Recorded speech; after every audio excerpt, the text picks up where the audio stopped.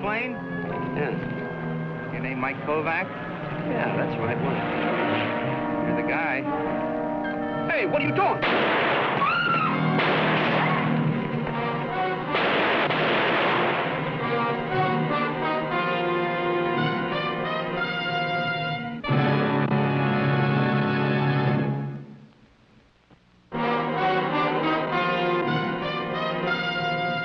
Man with a Camera,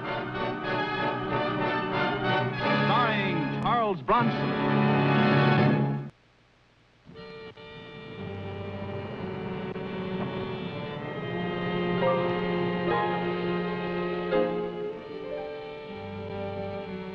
You're alive, boy.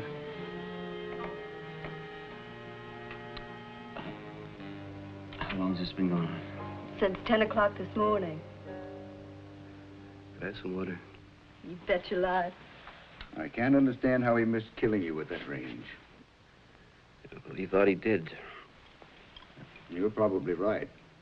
You got one here and came out here, flesh wound. The other one glanced off your skull. Thanks. You'll be up in a day or two. Right now, you need some rest. Thank you. By the way, I'm Dr. Todd. My name is Kovac. I know that. You're the biggest bang that's hit Arco in 20 years. Arco? That's the name of our town. Oh.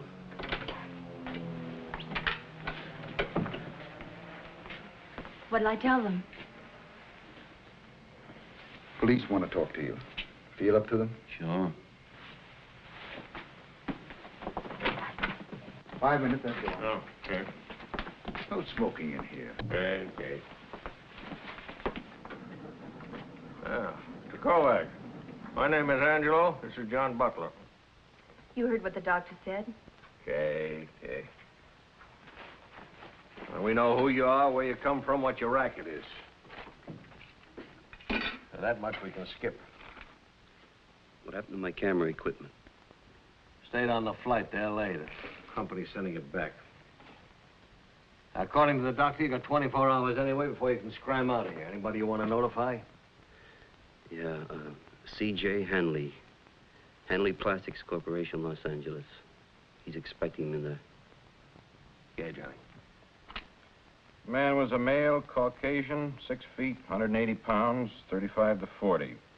Gray hat, gray suit, black shoes. Glasses, probably nearsighted. Okay, Mr. Kovac? Sounds like it. Nothing you'd care to add to that, Mr. Kovac? Like scars, or his walk, or voice, or accent? No, nothing. He was driving a sedan. The color was gray with blue trim, Mr. Kovac. Make unknown, license unknown. Dozen witnesses, not one of them would try for a license number. Can you beat it? The gun was probably a .38 revolver. All right, Johnny, we skipped that part of it. What's the guy's name, Mr. Kovac? I don't know. I never saw him before in my life. Never.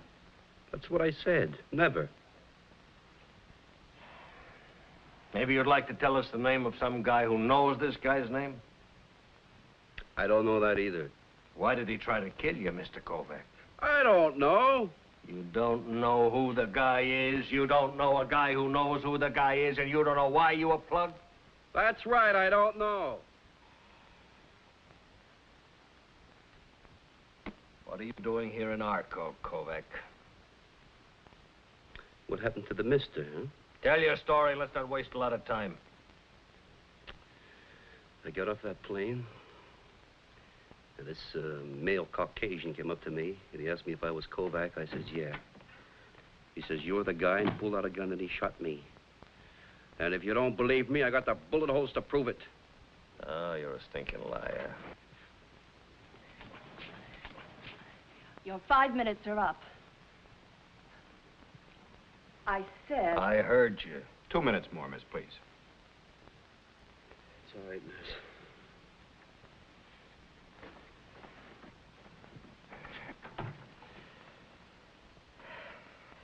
Doctor said no smoking, Angie. Okay.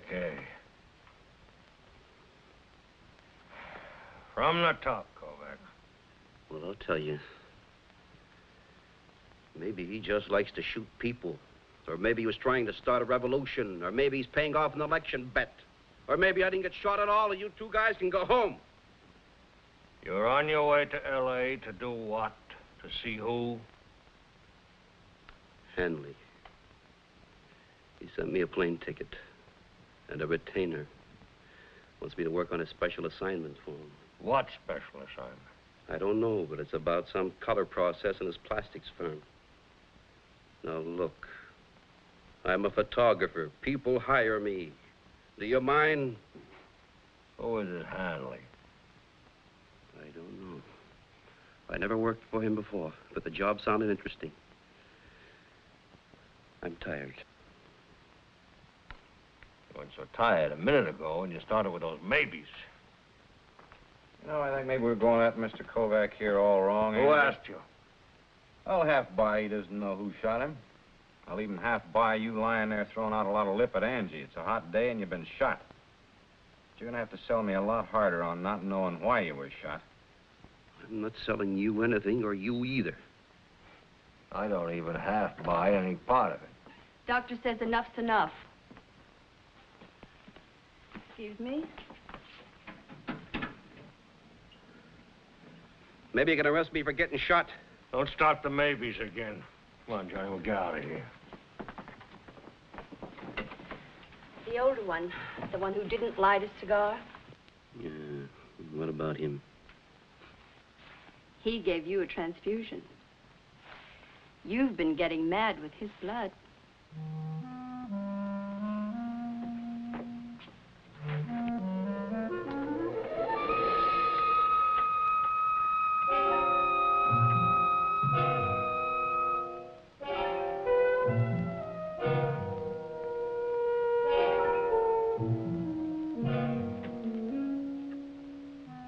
Have a nice sleep.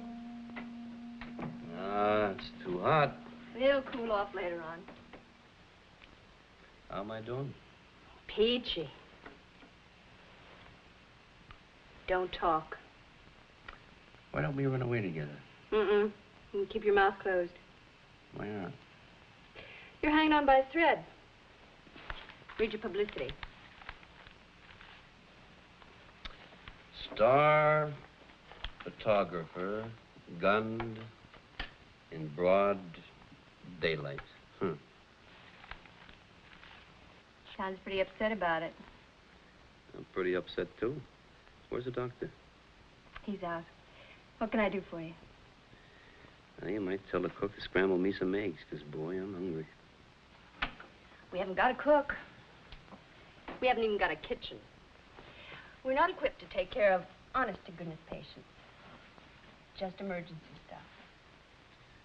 You want me here alone? Mm-hmm, just like in the song. Look, I can run over to the terminal restaurant and get you something. Only take me a minute.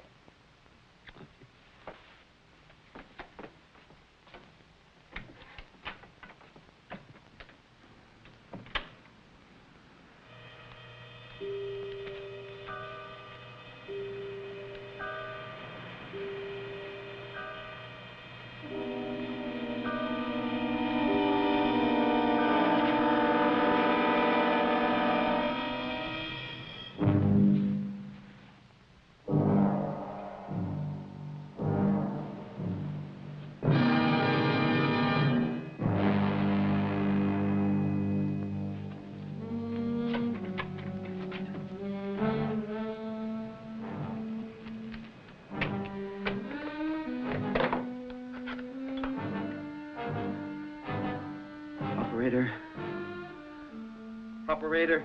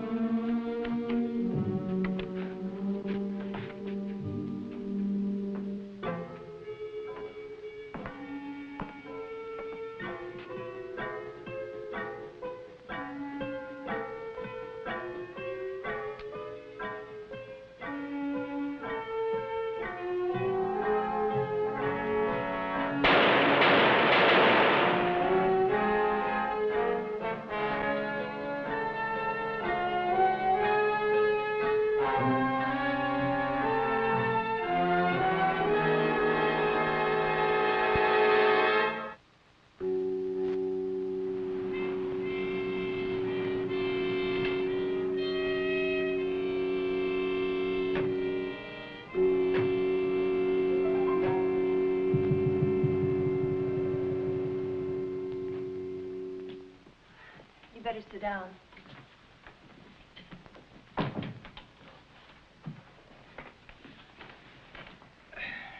Why won't you help them? Why don't they help themselves? You know, everybody acts like I'm #1 suspect around here. You can ruin this whole town. What? Figure it out for yourself. A man like you, known across the country, comes here and nearly gets killed. Now, there were a dozen witnesses, and yet the police didn't make one arrest. How does that look for our cause? Like the police department isn't looking too hard for somebody to arrest. Not a pretty spot for the chief of police. This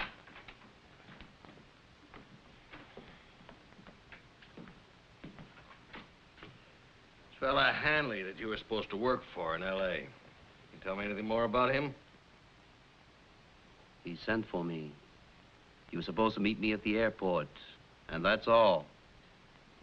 Well, I checked with the L.A. police, and they say there is nobody by the name of Hanley operating anything resembling a plastics business anywhere around Los Angeles. Anything you'd like to say about that? His check was good. It's a cashier's check that was bought from a bank in Beverly Hills. There's no firm name on it. There's not even a signature except the bank cashier's. Doesn't strike you funny? Why should it? Well, it'd strike me funny. It'd strike him funny. How come? Chief, I didn't even know your lousy little town was on the map until my plane landed here. They told me it would be a 20-minute layover. Did you check that? Yeah, I checked it.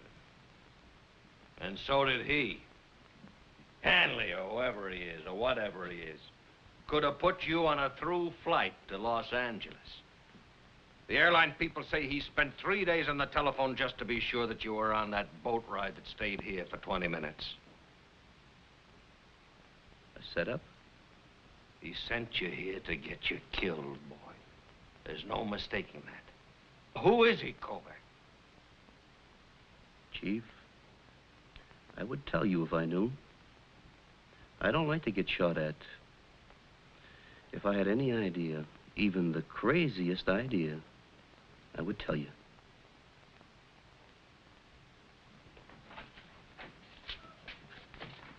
Ah. Your luggage got back. You'll stay here the rest of the night. Well, maybe I don't want to. I say you stay here. Am I under arrest, You're Chief? under protective custody. I don't know if this guy is mad or drunk or dopey or what. I do know he's out to kill you. It's my job to keep you alive. You'll be able to travel tomorrow. I order you out of town in the first plane. Till then, she can hold your hand. Chief? Huh? Those reporters. I'm busy. But they know you're here, sir. They want to see you. You'll have to give him a statement, Angie. Okay. They know about him? They know there was another attempt. Okay. Johnny, I'm going to tell him Kovac died 10 minutes ago. You boys remember that. That's the way we're going to play it. What's the idea? The idea is that I've got exactly 31 men to police 7 square miles of town 24 hours a day. Take 5 times that many to do the job the way it should be done. And these men got to eat and they got to sleep. I pulled 2 men off just to stand guard over you. That's 2 hands less I've got to find the guys trying to kill you. But you'll be safe as long as he thinks he finished the job tonight. Well, what happens afterwards? I told you. I order you out of town tomorrow. I mean, what happens when you tell the newspapers that I'm dead and they find out later you were lying? What do you care about that? They'll pan-fry him. We'll have a new chief by the end of the week. Johnny, you always did talk too much. You never did talk enough, Angie. I got a better story for you to give to him. Hmm? Can you hold him off? Why should he? Chief, I got a picture here of the killer. You got what? I took it tonight. And you just remembered it? You haven't believed me. Well, maybe I haven't believed you either. So we're even. The jury is still out on you, Kovac. I got a developing tank over in that luggage. All right, shake a leg. Well, I'll need help. You got a police photographer handy? Why bother? I'll take it to the lab. No, you won't. This film doesn't get out of my sight. Okay, get Mac.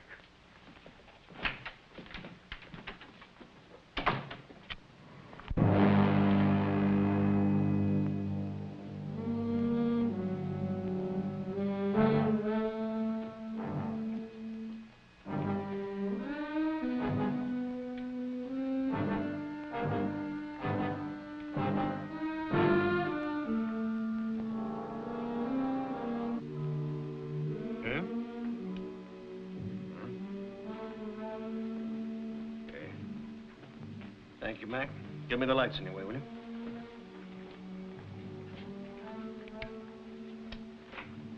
You make them?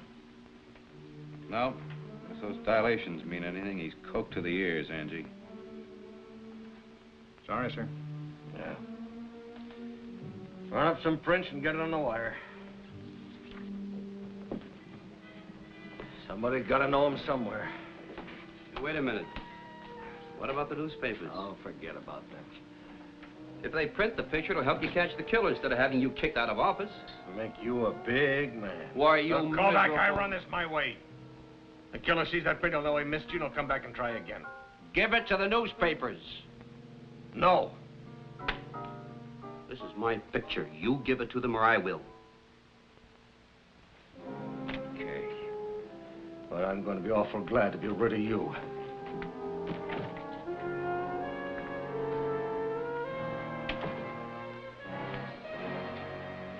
Boy, I don't understand him. He can't understand you. You're not going to sleep with your pants on, are you? What? Unbuckle, boy.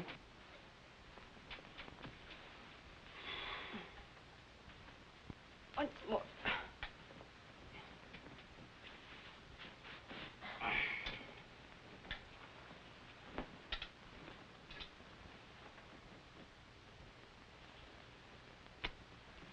What's that for? Call it an apology. I'll be right out on the couch if you need me.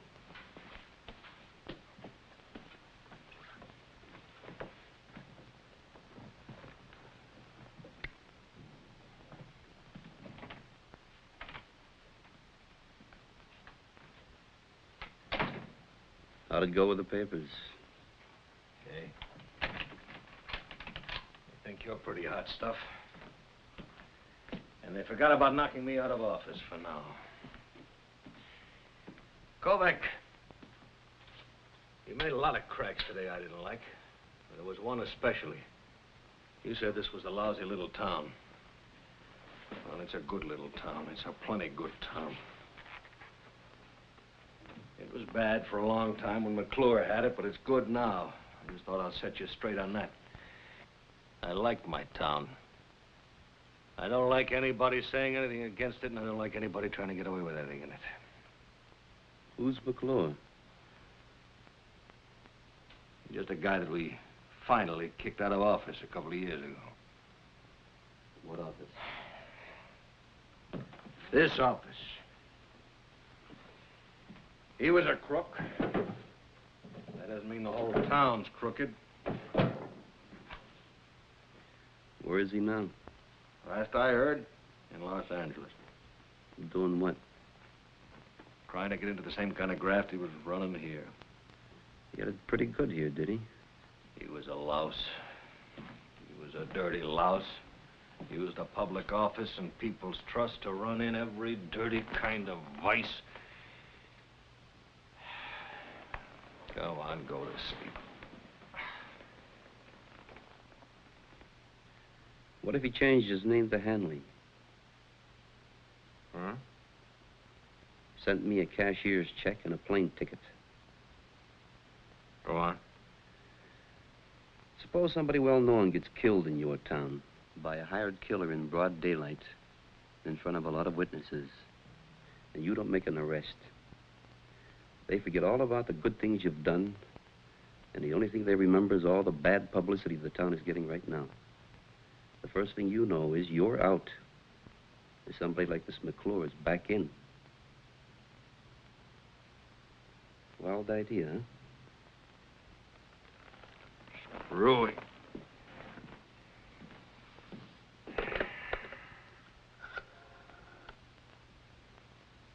Johnny, get Los Angeles. Tell him to pick up McClure. Any charge, just so the cashier in that Beverly Hills bank gets a good look at him.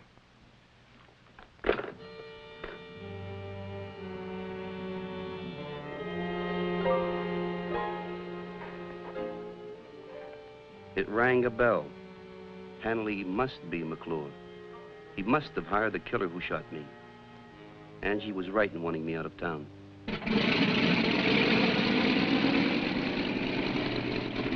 Here's your ticket. It's on the city of Arco. New York police will meet you at the airport.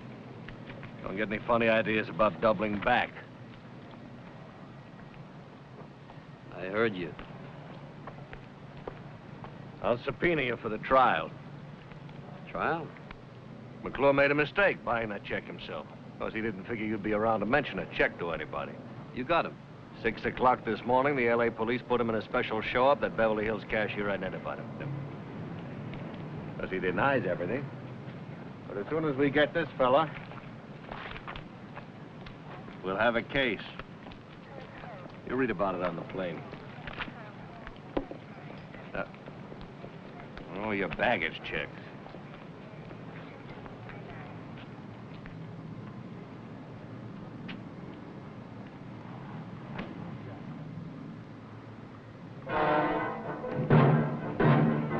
Hey!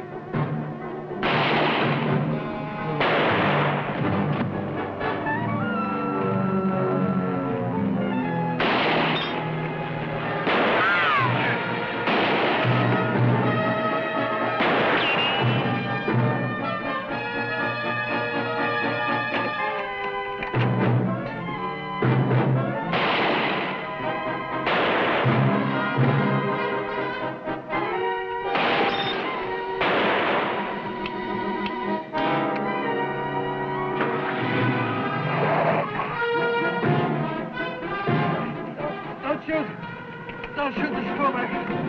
Don't shoot. Help Kovac. Help him.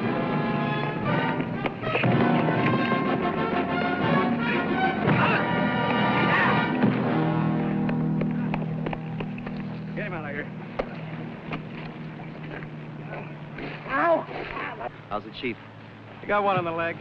They're taking him to the first aid hospital. Oh, maybe I can give him some blood or something. Okay? Okay?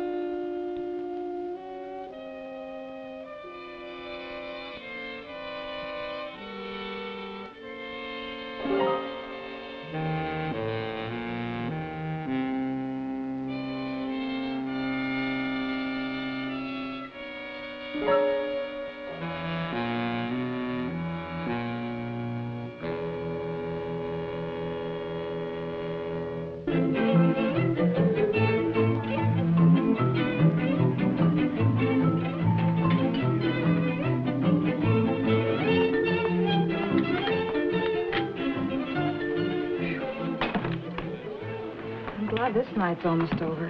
Everybody acted like a fugitive from justice. How's with you? Not bad at all, Clara. A couple large family parties from out of town.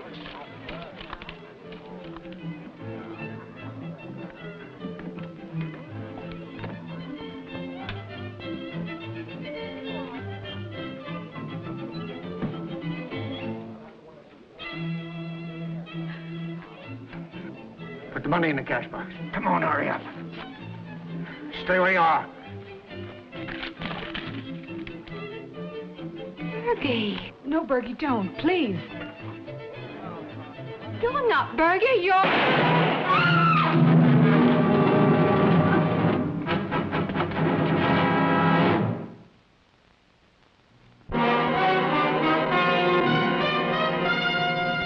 Man with a Camera. Starring Charles Bronson.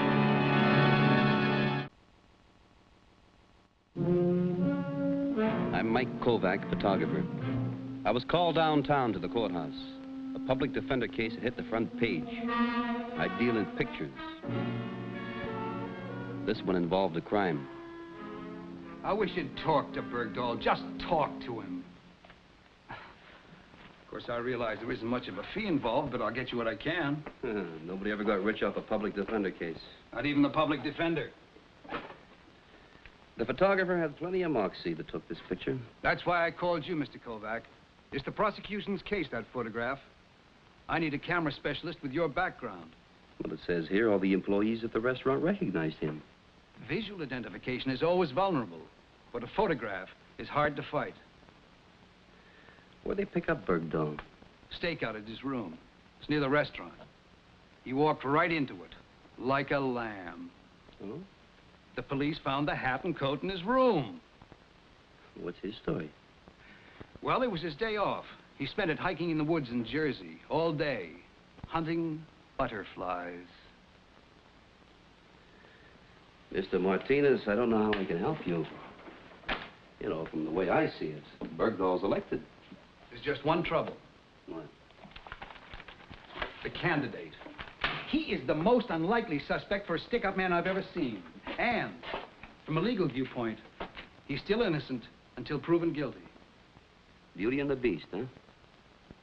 Well, I'll go down to the cage and take a look at that beast. But I don't even know how to hold a gun, Mr. Kovac. If you'd put one in my hand right here, I wouldn't know what to do with it. If I put a gun in your hand right here, they'd know what to do with me.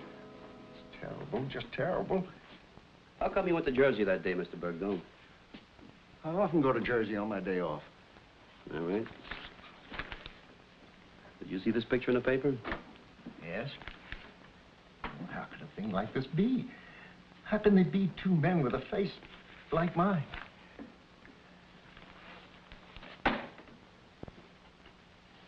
What about Maria? Maria? She may die from that gunshot wound. Oh, no. No, how could I shoot Maria? I love Maria.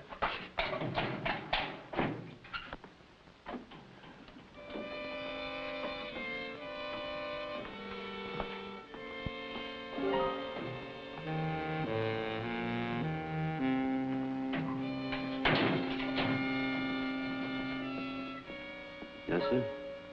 I believe that.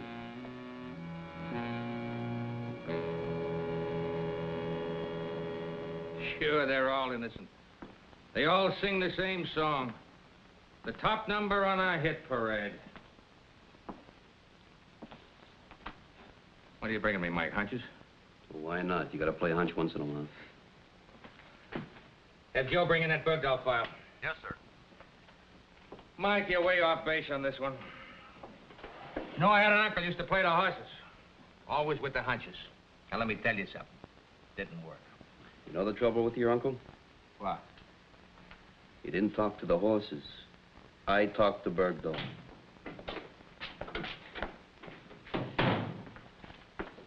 Thanks, Joe. Bergdahl can't pry his way around this pile of evidence. Identifications, the coat, the picture. See what I mean?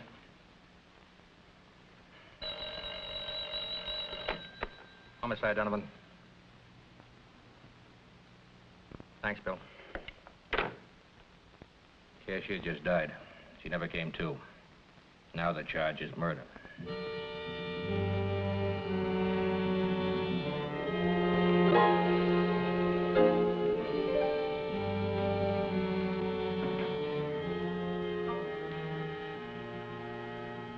Sorry, sir, we're not open yet. Hi. You the photographer? Yes. Oh. My name's Mike Kovac. I'm working with Timothy Bergdahl's attorney.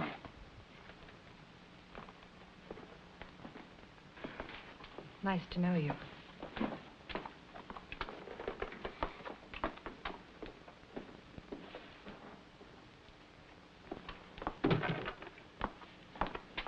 Did you say Mike Kovac?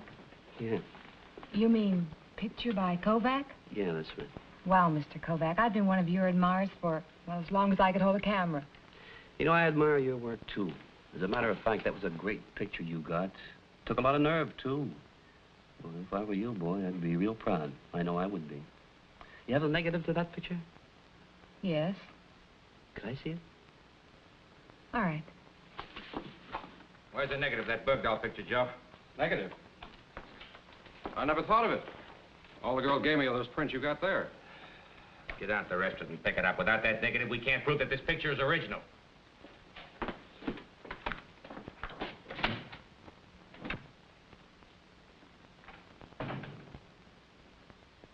Thanks, Claire. I'll get it back to you. Hi. Hi, Ed. Did you get the part? No, it was just a bit. Told the director to give it to somebody else. Oh, this is my boyfriend, Ed Minnis. This is Mr. Kovac. He's working with Timothy's attorney. Oh. Why'd you give him the negative? Well, it's because I'm interested. You know, pictures don't always tell the truth. What do you mean? We all saw it, didn't we? Yeah. Well, you sound like you're ready to convict him. What's the matter with you? Are you so positive you'd send him to prison for the rest of his life? Unfortunately, Mr. Kovac, it's no longer just a question of a jail sentence. It's in the paper. Maria died in the hospital. All right. Let's have that negative. He's got no right to it. Clara, we'll get this negative back. It's from the police. She'll get it back now. Come on. You want this negative, you come and get it.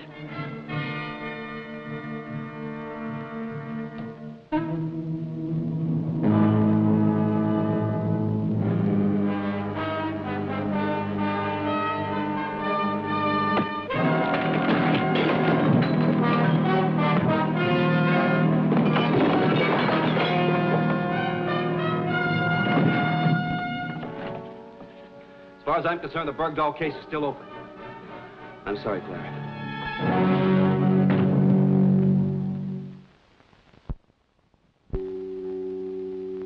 Nothing on any of them. What about the photographer's actor friend?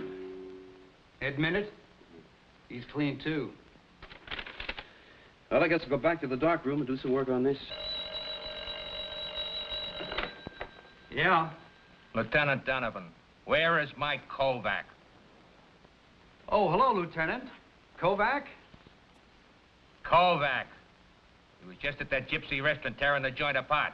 Do you know where he went when he left there? Why, no, Lieutenant. I don't know where he went from there. Do you expect him at your office? No, I don't expect him here. Well, for your information, he picked up the negative of that picture. That's material evidence. Well, now, wait a minute, Lieutenant. It's debatable whether or not that's material or defense evidence. Tell Kovac I want that negative. All right, Lieutenant. I'll tell Kovac you want that negative. I'll give him the negative, I guess. But I want a couple of hours with it first.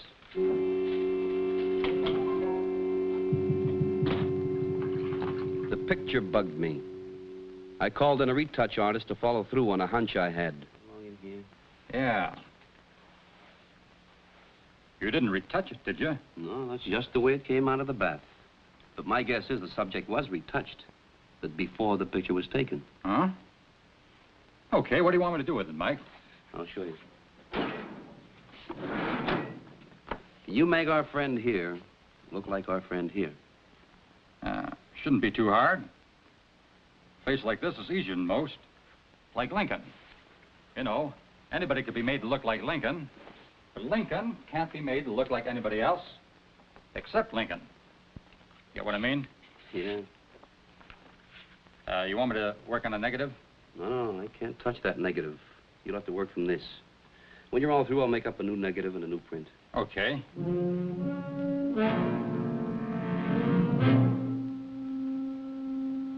So? So what do you think of it? So it's another picture of Bergdahl. Great big deal. What am I supposed to do with it? And where is my negative? Thought you might like it for your files, Lieutenant. I got a picture, remember? Don't you think this is a better likeness? Well, sure, but I'm not running a photo contest. The one I got's good enough for me. So you don't want this picture of Bergdahl? No, I don't want this picture of Bergdahl. So throw it away then, because this is not Bergdahl. What? What are you talking about? Are you trying to kid me? This is Joe Cristino, a butcher from the neighborhood that I grew up in. The picture was taken 10 years ago, Lieutenant. I retouched it, that's all. That's all. Now, look, Mike, If I can make a picture of John Doe look like Bergdahl, then why can't John Doe make himself look like Bergdahl? No dice.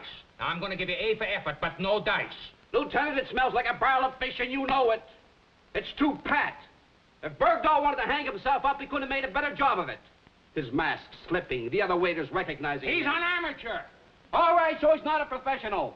And he may be simple, but he's not simple-minded. Mike, I've made 2,000 arrests in my time. It's been a long time since I pulled a bad one. Well, you're about due for another. Would you like to walk out of here or get thrown out?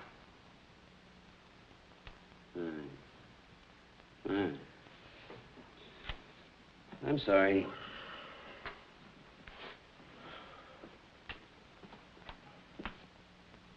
Bergdahl's going to get just what's coming to him by law. That's all I want, Lieutenant. Exactly what's coming to him by law, nothing less or nothing more.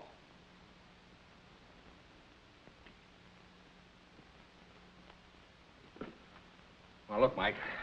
As long as you're here, we should do something for me. Sure, Lieutenant, what? I took some pictures of my grandchildren. Want to find out how you like them. I think they're good, even if I say so myself. Yeah, they're okay. Oh, no, I want an honest opinion. You know, I want to know how the, what do you call it, the composition, the light and shadow stuff, huh? What do you think? Lieutenant, if you want pictures of your grandchildren, you let me know and I'll take some. Okay, it's a deal. I leave the picture making to you, so how about leaving this case to me, huh? Now, where's my negative? It's back at my apartment. I'll get it for you.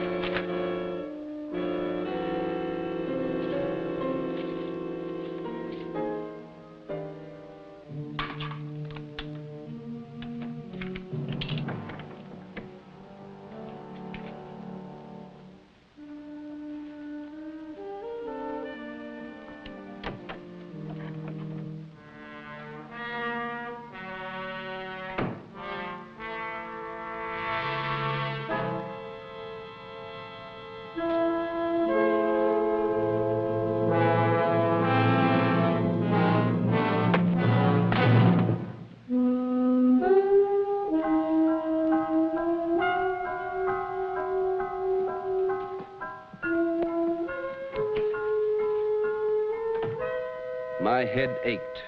Oh, how it ached.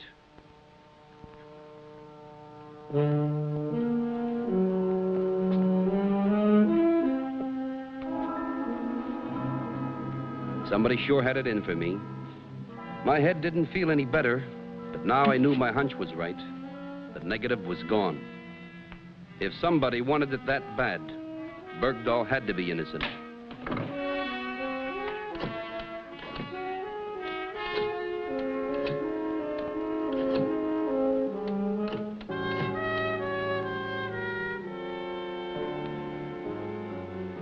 Listen, Lieutenant, this is Mike Kovac. You better get over here right away.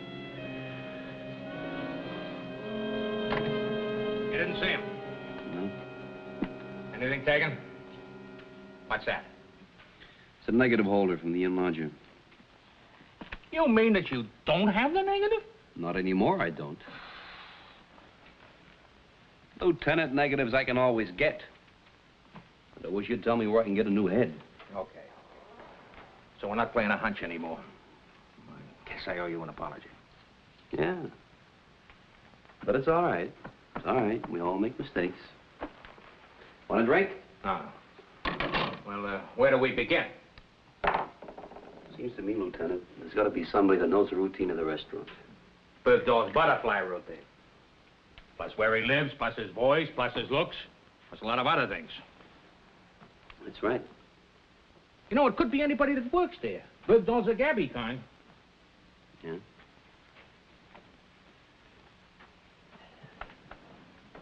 Say, anybody else have a day off the same time as Bergdahl? I don't know. Could be. Anybody could have sneaked out of there for an hour. Bergdahl's place is that close. It's possible. Hey, that big, tough-looking waiter. Oh, I know the one you mean. Nah, he's too big. The other waiter's too skinny. The rest of the people I saw around there are all too young, so where does that leave us? What do you mean, too young? Why do they have to be old? Well, not old, but somewhere around Bergdahl's age. With that makeup and in that light, anybody could have put on that act. Act? What do you got, Mike? Clara's boyfriend, Ed Minute.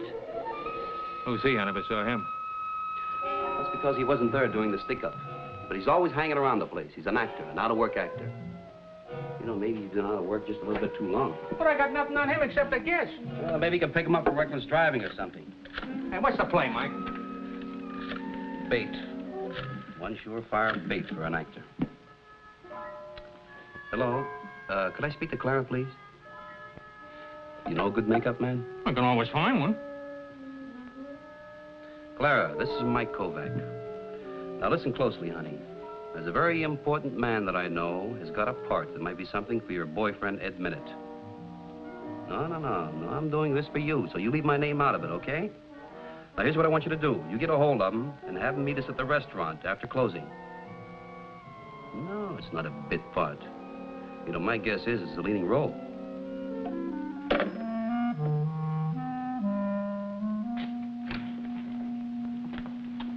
Stay by the door. Let Minute in when he comes. Right. Over here.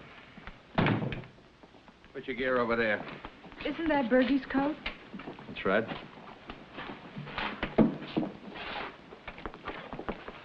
But I don't understand. You told me... I know what I told you, Clara, and I'm very, very sorry. And I can't say anything more now. But tell me something. Is this the lighting that was in the place at the time of the shooting? Yes? This looks like him, Lieutenant. Okay. You folks will know pretty soon what we're up to. In the meantime, I just want you to relax, keep quiet. Kovac and me do all the talking.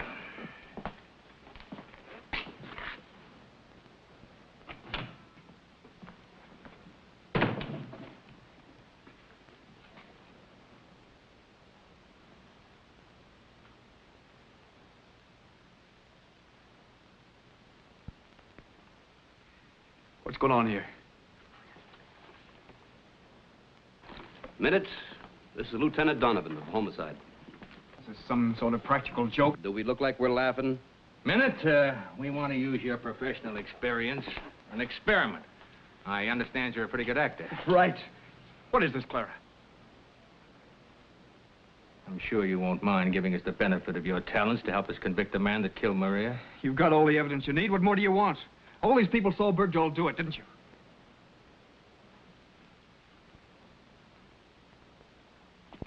Well, didn't you?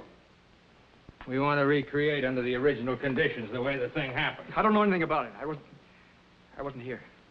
Oh, we know you weren't. Mind trying this on for a minute? Look, I'm in a hurry.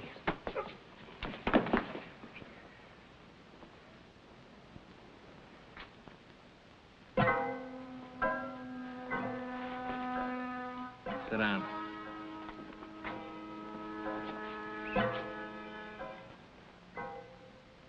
He's all yours.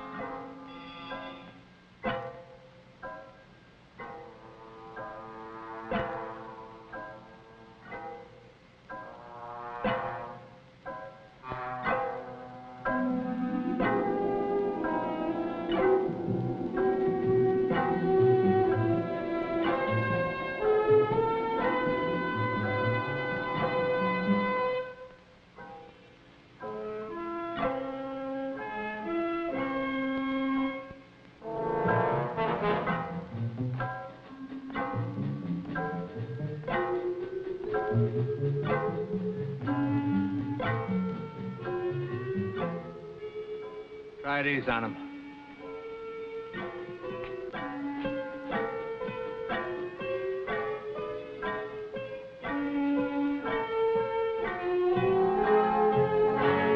Eddie!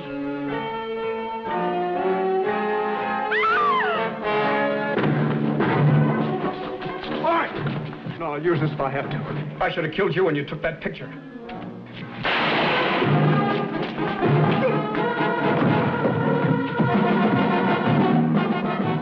Don't tell me where to send the picture.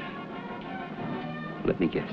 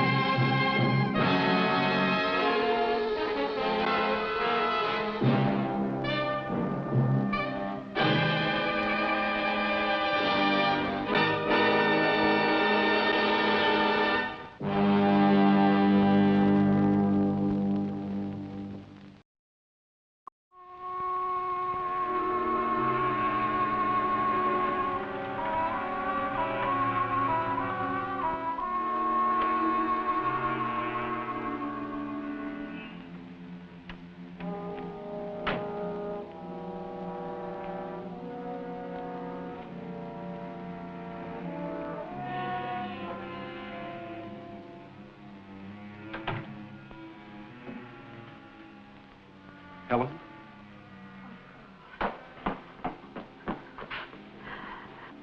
Darling, you're trembling. Something's happened. What do you mean?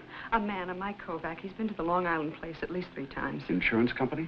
I don't know. He says he's a photographer. Well, they believe I'm dead, don't they? He's in town, Carl.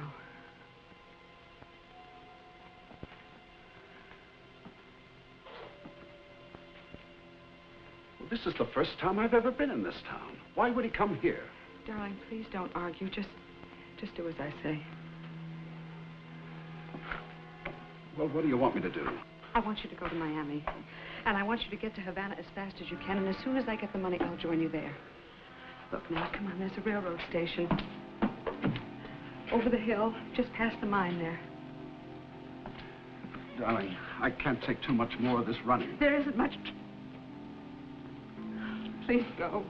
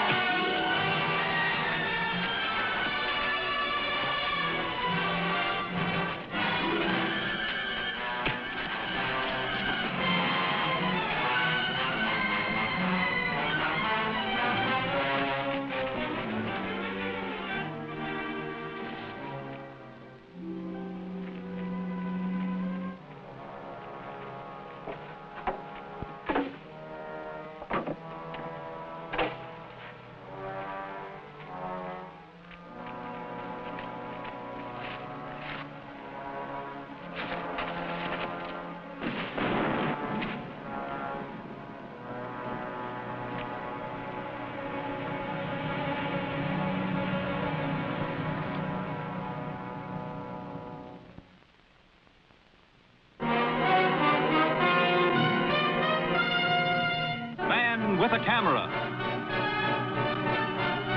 starring Charles Bronson.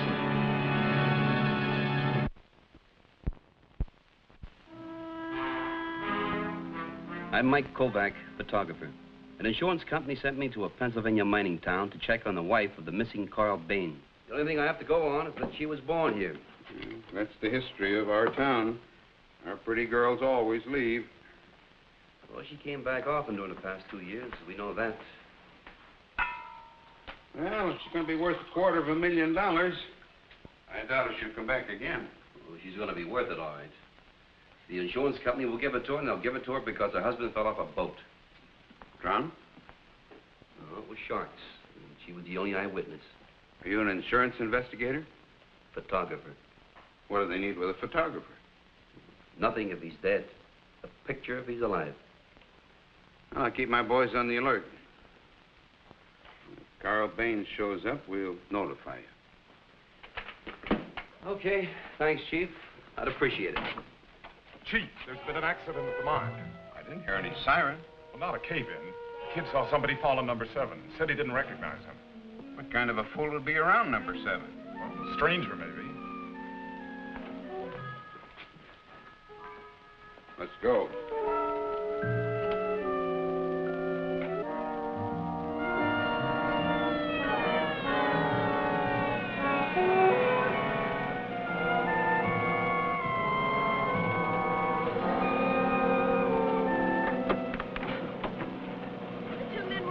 Then one of them was thrown into the hole, and the other one threw a box in after him. A box? Looked like a box. A couple of tramps probably heading for the railroad. You sure you didn't recognize them? Would have said if I had. Well, how were they dressed? Like men. Well, if you think of anything, be sure to tell me. Yes, sir. Well, let's see how they're doing.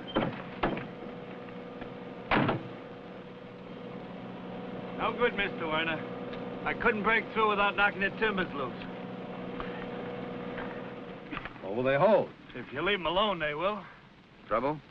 Yeah. This is Mike Kovac from New York. George Werner, engineer for the mine. What are the chances of getting him out? Well, we got to find out if he's alive first. Otherwise, we'll leave him there and cover the hole over. I won't risk a man to bring out a corpse. Can you see him down there? 65 feet down, Mr. Kovac. We tried lowering a man, but the timbers are jammed. We can't get through. How can you tell whether he's alive or not? By dropping a rope. If he's alive, he'll pull on it. You know, maybe I can help you there. I can go back to town and get some equipment and rig this camera to the end of that hook. Then I'll set it up so that I can trip the shutter from up here. Well, how'll that help? Well, at least we can tell whether he's alive or not. He's got an idea, George. It's all yours if it'll work.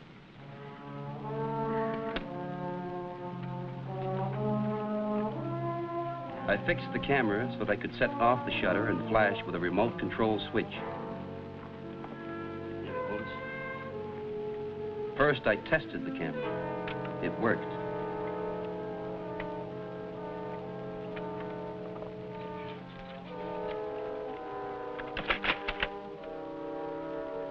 Then we lowered it down into that hole and took a picture.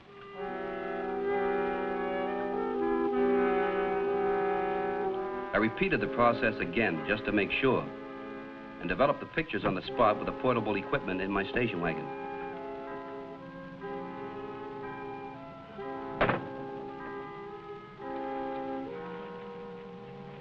Here you are, Chief. Whoever he is, he's alive. How do you know? Well, this is the first picture here. And on the second picture, the flash must have startled him because he moved his hand from here over to here. And incidentally, that box is a suitcase, you see.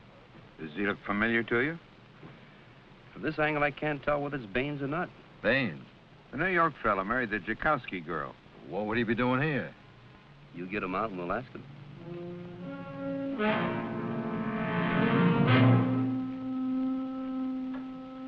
Yes, sir, we'll manage to get through to him somehow. We're up against rock. Well, we may have to blast to get through to him in time. Yes, sir. I'll keep you posted. Blast? If you want him alive, we will, Mr. Kovac. Well, won't the concussion start another cave-in? That's a chance we'll have to take. Sure.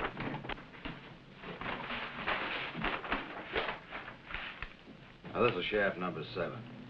The timbers were dislodged when the guy fell in the hole. It's a miracle they didn't follow him down.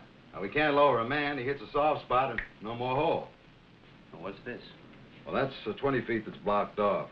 We used to connect. Well, how long will it take to get to him this way? Chances of getting through to him that way without causing a cave-in is about 1 in 10. How are you going? From here to here? Well, that looks to me to be about 300 feet.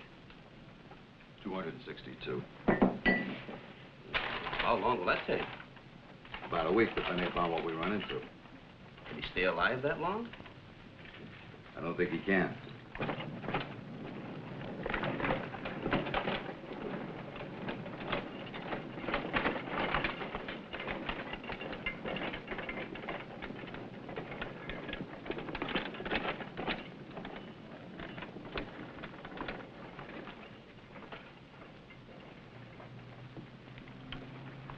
How's it going? Slow. My name is Mike Kovac. We know who you are. I was talking to George Warner, and he told me it would take about a week to get him out that way. He knows the mine. He says it'll take a week. That's how long it'll take. The guy will be dead by then. We hope not. Well, you know, there's a short way. You can get him out in under a day. How many children do you have, Mr. Kovac? I'm not married. I have 4. Why are you so interested, Mr. Kovac? Friend of yours? No, he's wanted for an insurance fraud. We dig him out, you put him in jail. If he's the man I want, yeah. Well, he can't spend the money down there.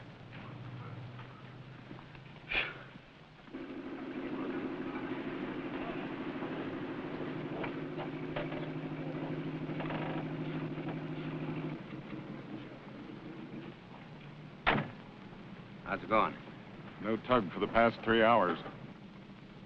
You managed to get food and water to him? Well, we got water to him, but he didn't drink it. Did you figure out why? His arms might be broken. They might be pinned down. We don't know. No food, no water. Dark as night. Tell you this, he's scared. Who wouldn't be? No, it's going real slow. It may be Baines, I don't know. Look, all I know is we're trying to get a man out of that hole. Just a second. If you locate Helen Baines, let me know. And I'll call you back same time tomorrow. Yeah, okay. I'm sorry. They said it would be all right if I came up. Oh, come in, come in. I was just talking about you. Make yourself comfortable.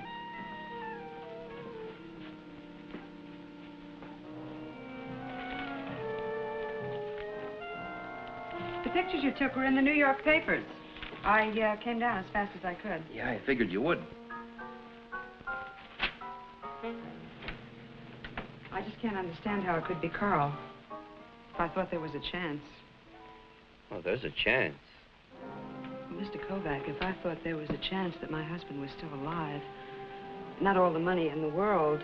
You're not gambling for all the money in the world. Just $250,000. Well, do you think that money can stop a person from being lonesome? No. But it can buy a lot of people who are willing to listen to your troubles.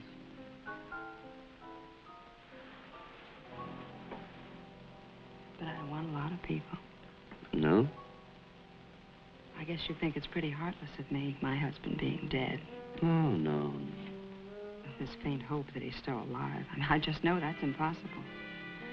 If he's dead, you get all that money. Well, I won't even get that unless... Unless what? Unless you tell the insurance company that that isn't my husband. That Carl is really dead. You can't even distinguish his face in those pictures. Be a real friendly thing to do.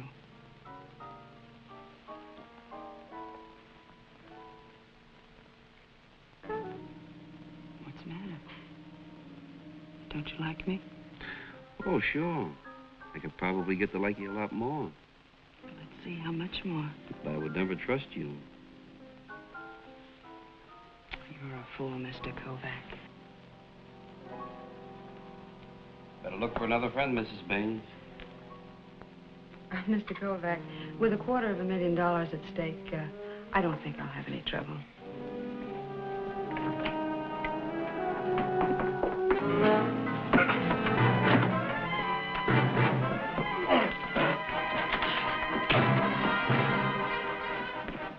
Not the face!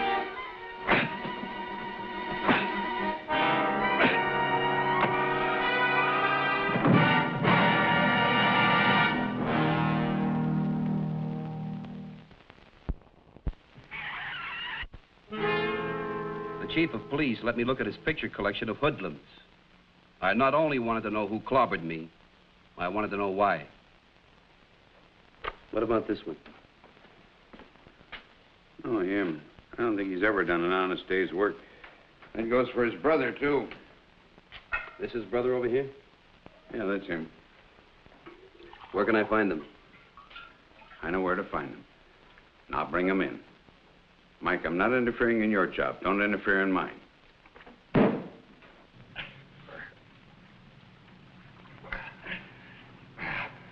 think the guy is dead. Why do you say that, Jan? You know what it's like to be chopped down here? Yeah. That's why I say it. Also, we won't have a choice to make. We got no choice anyway, except to do what Mr. Werner tells us to.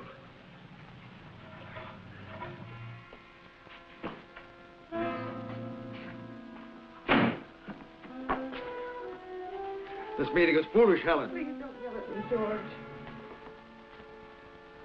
The Kovac connects us. You'll know who's in the hole and who put him there. Scared George. Oh, don't crack up now. Well, what was the good of having him beaten up? All he wants to do is to get Carl out of that mine. Then I think we ought to help him all we can. To get Carl out? No. Get Kovac in.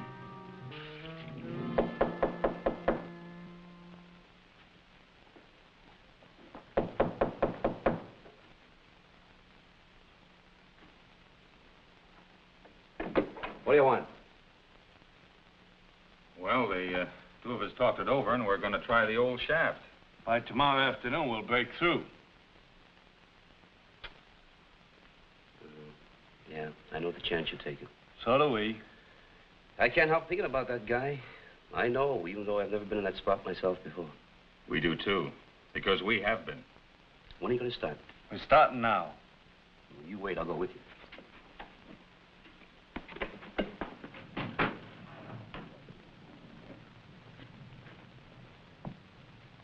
Well, you don't know how many times I expected that tunnel to cave in last night. Oh, it could still happen. Look, Kovac, this is no kid's game. They're in there because you shamed them into it. They're in there because they were once trapped by a cave-in themselves. You think a man who has been in one would deliberately try to get caught in another? It's a small hole, but we've broken through. Where's Stan? He's bracing the hole.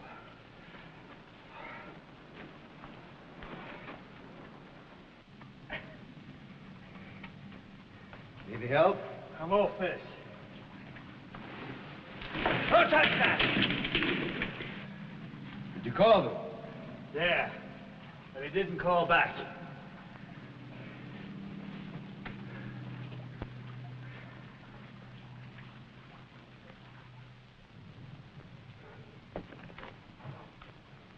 Make the choice, Mr. Kovac. What do you mean? How long will it take a man to get to him? 10, 12 minutes. Another 10 minutes to pry him loose. Twice as long as that to pull him out. Depends upon the water in there. How long will the bracing hold? Who can tell? Well, with the pressure on it, if it isn't jarred, maybe an hour. What happens when it collapses? When the whole thing goes. Now, do you understand, Mr. Kovac?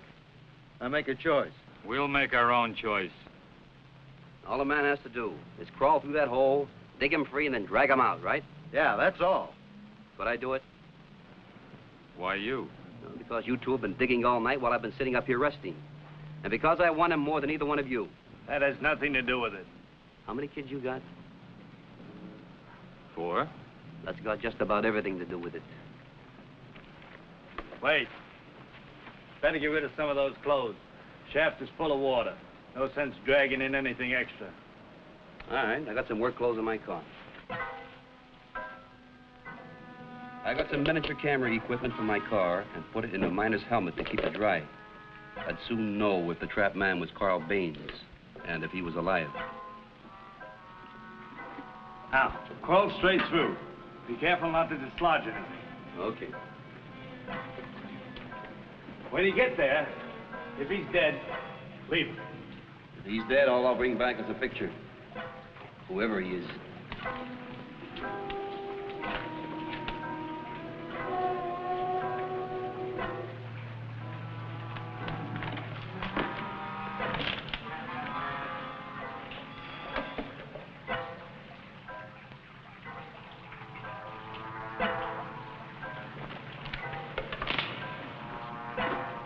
You stay here, Stan. I'll get some blankets.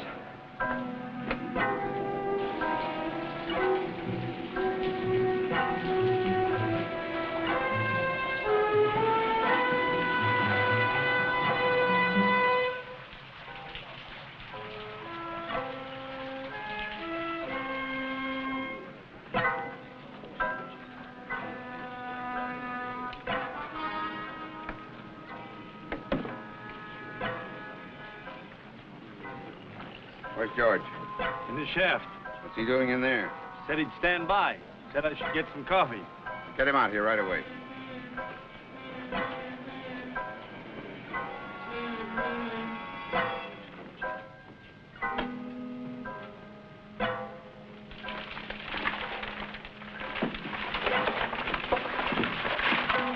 What'd you do that for? Keep away from that beam. I only wanted to see if it was weakening. I'll watch it, Mr. Werner. You want it outside.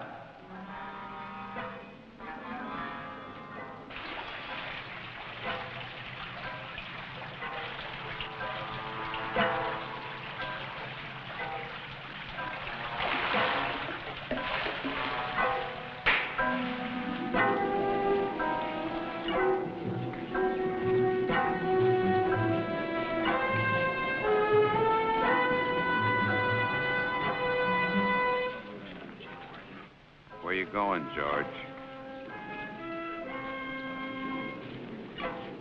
No play.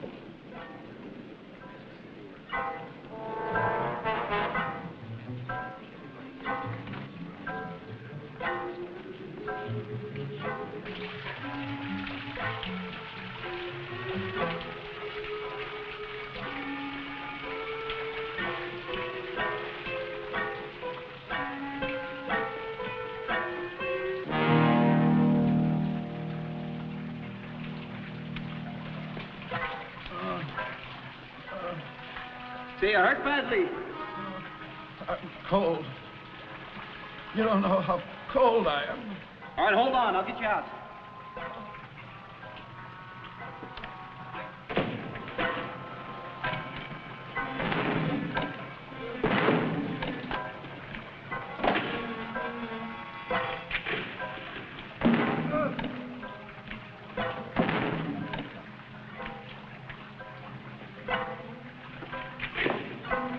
You grow beans. That's right. All right, now look. I'm going to drag you through. Watch you don't kick the walls.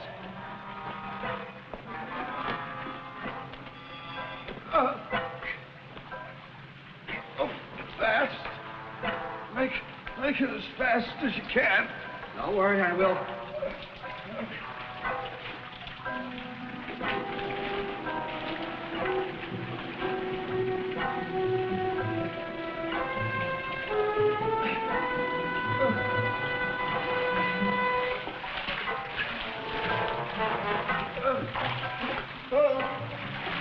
The whole place will cave in. I can feel it.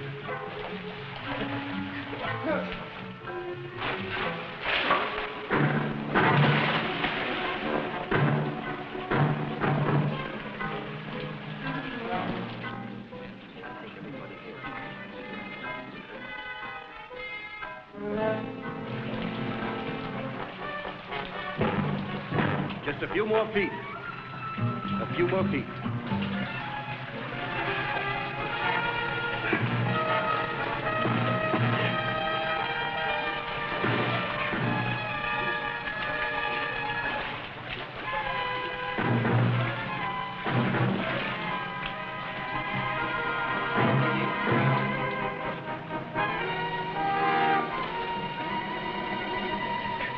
Hey! Somebody give me a hand here! Get him out here.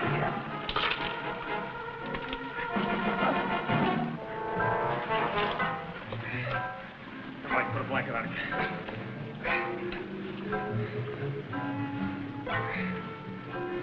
One for you.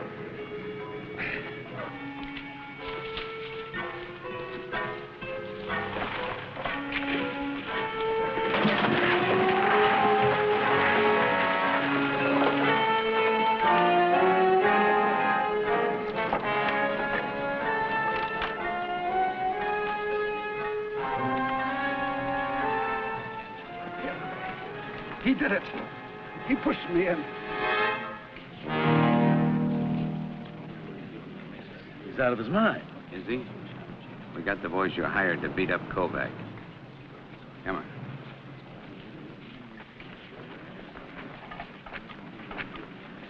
Carl.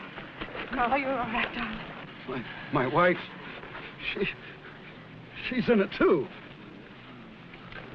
Carl, don't say things like that. He's delirious.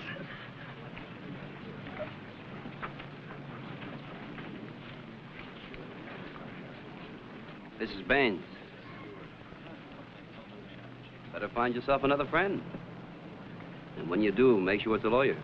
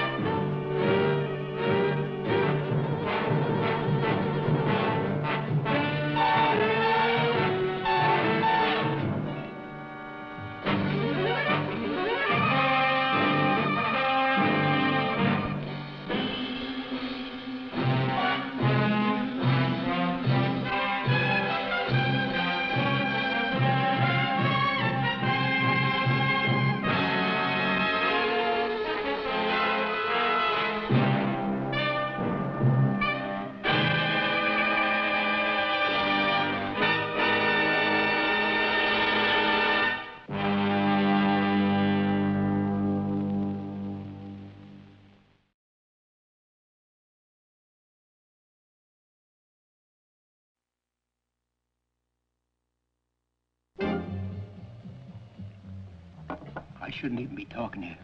They find out what I'm doing, they'll hang me out like one day's wash. Sure they will, Manny.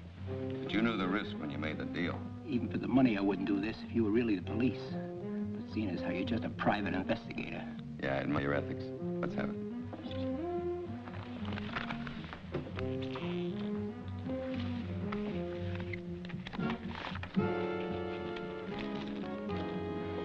Keep it down. It's all there.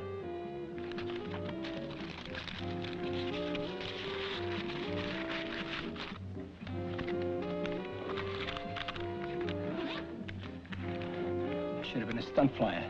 Less risk and more money. Not even so much as a thank you. That's a cross you must bear, Manny. Nobody loves a stoolie.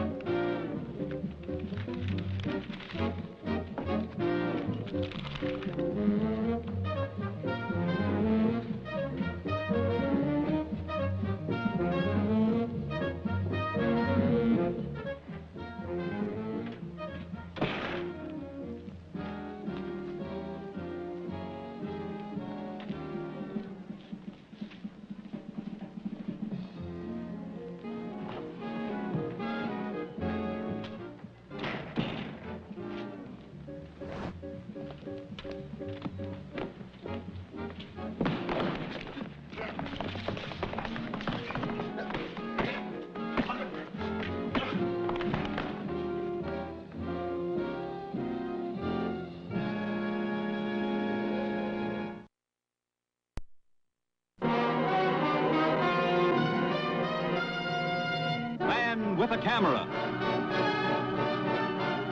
starring Charles Bronson.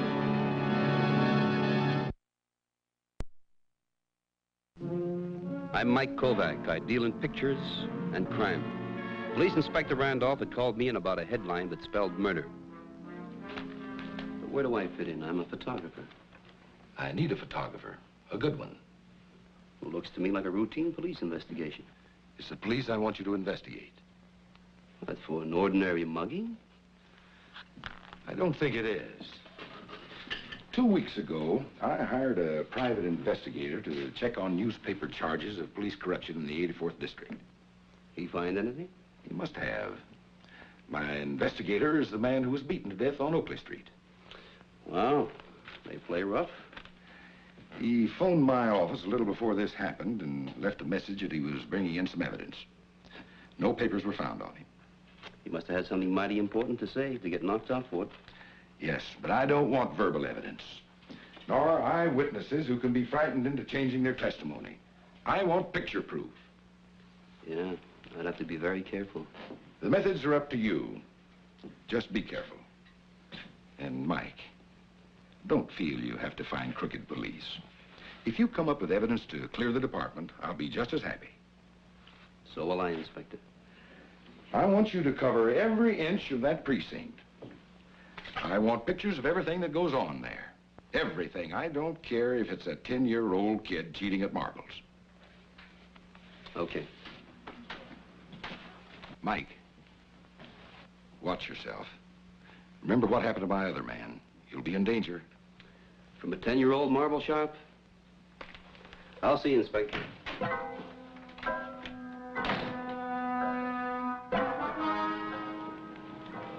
First thing I did was look the district over.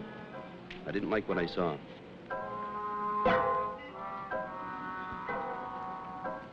Hi. Cab, mister? Well, that depends. On what? If I have someplace to go. Well, make up your mind, mister. I can't arrange your social life. Well, I thought maybe you could. Where's the game tonight? No game. The Yanks are in Boston, and the Dodgers don't play here no more. Come on, you know what I mean. Sure I do. Why don't you try further uptown, copper?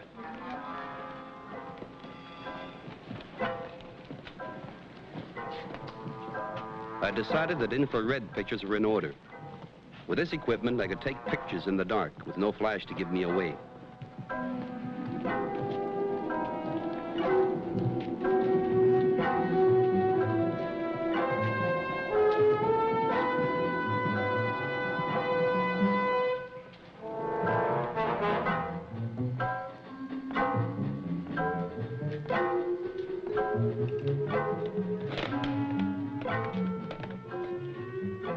If stolen goods were involved, a pawn shop was a good place to check. Something? Yeah, I wondered how much you'd give me for this equipment here. Well, that all depends.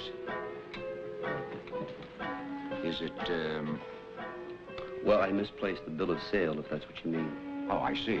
Well, in that case...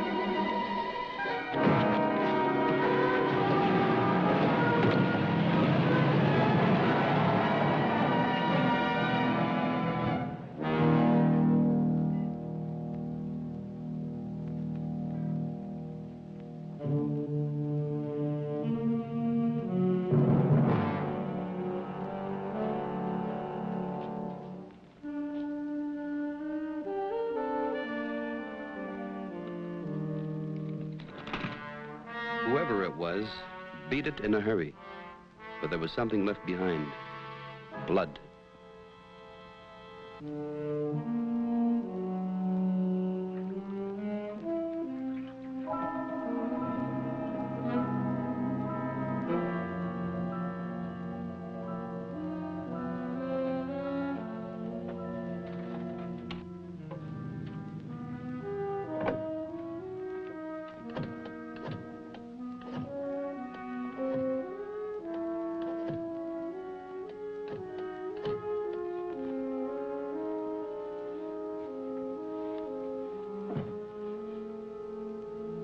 Inspector, this is Mike Kovac.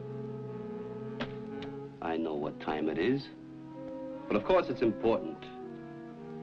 Yeah, there's plenty happening in that district. There are B-girls working the bars, and at least one pawn shop is fencing openly, and I'm sure of gambling. And Inspector, if you're worried about a crooked cop, you can stop worrying, because I think he got in a fight over the split. Yeah. All right, good night. Sure, nice and clear, but you can't see the man's face, nor the face of the officer. You can't read his badge number either, but I was shooting blind, using infrared light. Now, the camera can see into the alley, but I couldn't.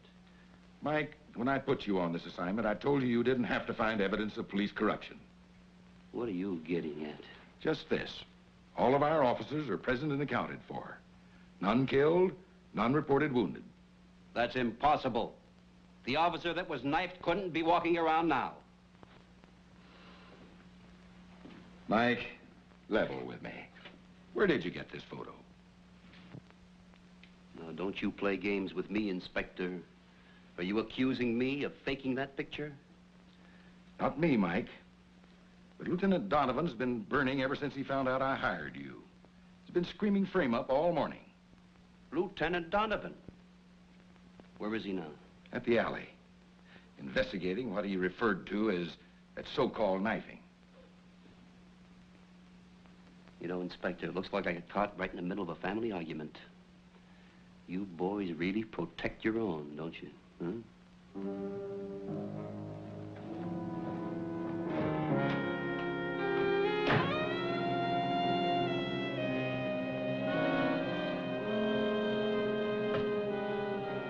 I'd say Kovac was standing across the street when he took that picture, Lieutenant. Yeah. The other two must have been standing just about where we are.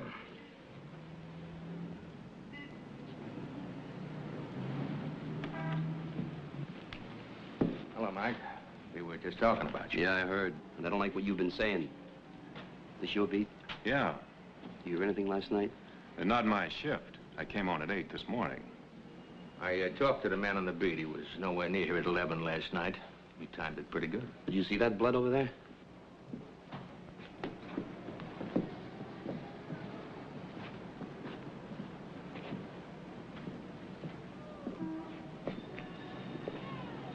No blood, huh? What's the deal, Mike? The inspector promise you a bonus if you come up with some evidence against the department? How come you're running scared, Donovan? You mixed up in this? Now, ease up, Lieutenant. Now, if he faked it, we'll nail him. Do you believe I staged that picture? Until we find a dead policeman, it's a possibility. All right. Suppose there was no officer involved. Then that means that somebody was posing as one. What is this, a confession? And you don't run up a uniform on a sewing machine. So he probably rented it at a costume rental house. We already thought of that. We're checking the costumers right now. Any more bright ideas? Yes. A girl bumped into me running out of this alley. Why don't you drop it, Mike? Look at it from our point of view.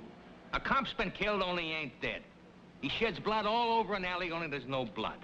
And to top it off, a phantom lady? She was solid enough to knock me down, and real enough to have graduated from Washburn High. How do you know that? She was wearing a little pin right on her dress that had a W on it. Well, if she gets in touch with us, I'll let you know. Oh, now, wait a minute, Lieutenant. Aren't you gonna look for her? Oh, I know where to find her. My grandson's got a picture of her in his copy of Snow White and the Seven Dwarfs. I was on a spot with Donovan. My only clue was that high school pin. At Washburn High, I got permission to look through the yearbooks. High school has changed since my time. They speak a new kind of language. Like cool. Like, beat. Like way out. Did you know that that's a 1951 book? When the chick you're hunting be a little old for that modeling bit? A soft focus lens should take away the wrinkles. Hey, like, why couldn't you use me, Dad? I really dig that flashbulb bit. I'm a real swinging dish. Shoot me, Daddy-o. Yeah, I will, later. Like, 2 years from now. What can you do with a square? This one.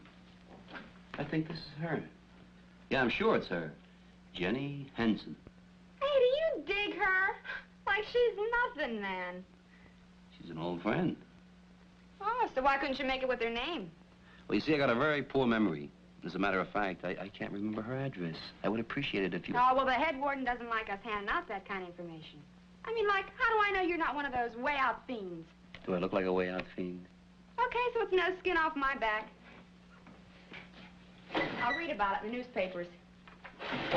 Well, this was her pad way back in the Middle Ages, before she split the campus. A science major. And what do you study? Jazz? I'm an English major, Daddy-o.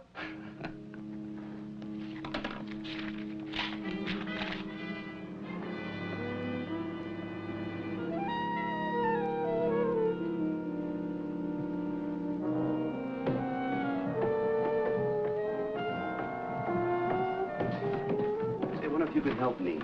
Maybe. I'm the superintendent of this building. Come to see about the back bedroom? No, I come to see about a tenant named Henson.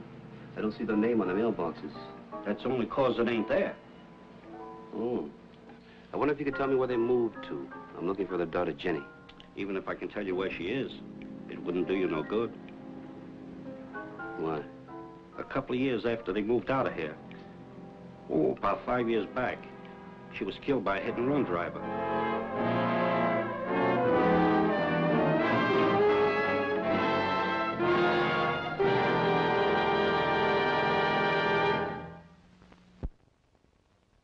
This guy gets more fantastic by the minute. First he comes up with a knife when it didn't happen.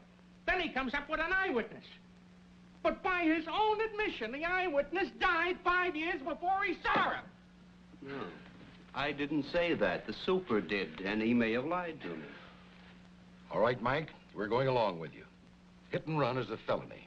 If the girl was killed, we'll have the record. The file on the Hanson hit and run, Inspector.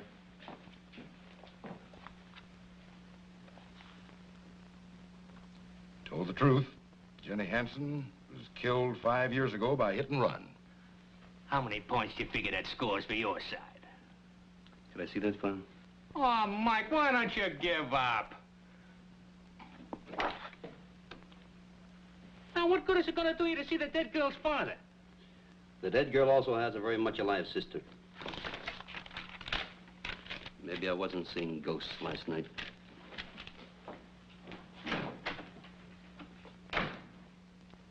Get the report on the costume rentals. No police uniforms rented recently.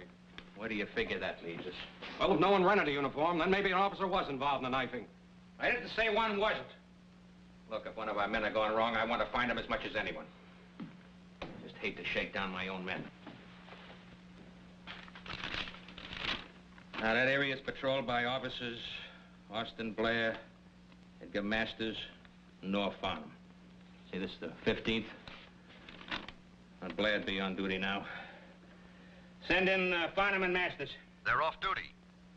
I don't care if they're off duty. Get them in here.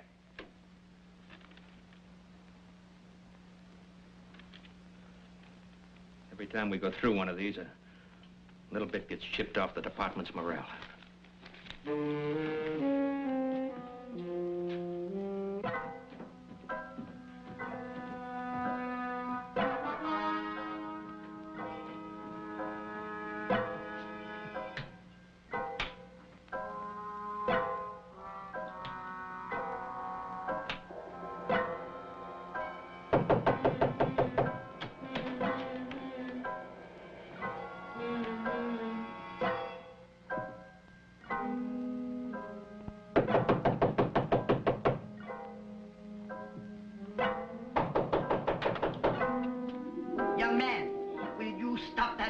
Pounding and use the doorbell? Well, I figured it might be out of order. I'm looking for Bunny Hansen. Well, it should be obvious by now that she's either deaf or not at home. Well, if you were to make the choice, which would you say? Not at home. Why would you say that? Because she never gets home from the department store before 6. Her shift doesn't let out until 5:30. Oh, yeah, I should have remembered. That's the store at, 22nd and Vernon. Thank you, Brandon. Young man, if you bring her home late, please try not to make a racket in the hall. We'll tiptoe, ma'am. Thank you.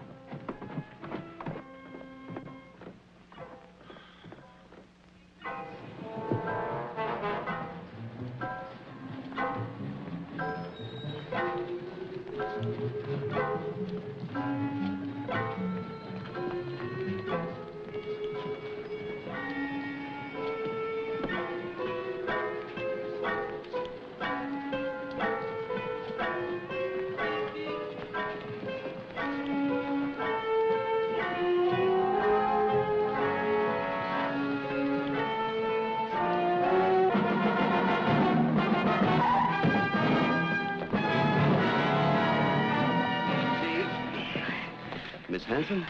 Let go my arm. I don't know you. Oh, yes. We bumped into each other last night in the alley. I don't know what you're up to, but you'd better turn me loose, or I'll call the police. You do just that. All right, mister. What is it you want? You're hurting my arm. Please, mister. It's just a family argument, fella.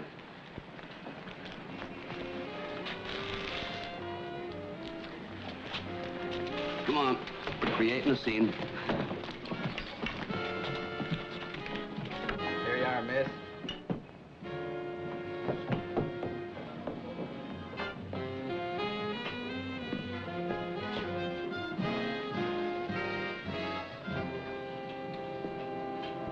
Yeah?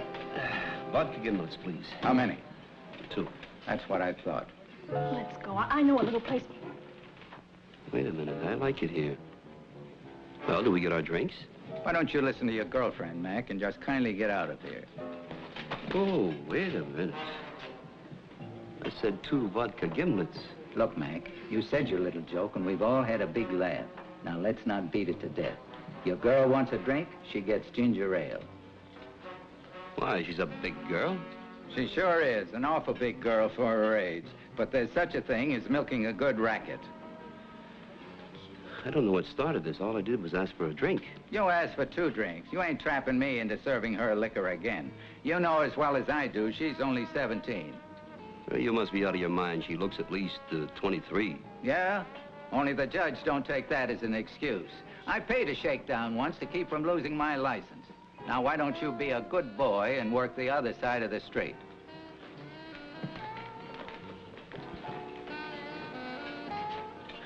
Well, you're lucky. You look 5 years older than your age. Is that supposed to be a compliment? In your case, it's a gold mine. You walk into a bar or a liquor store. They serve you, and then your boyfriend, or whoever he is, he can dress in a policeman's uniform. And then you shake down the owner. Who are you, mister? And what are you mixing up in this for? My car's right around the corner. Come on, I'll take you home. Come on. It's either home or the police station.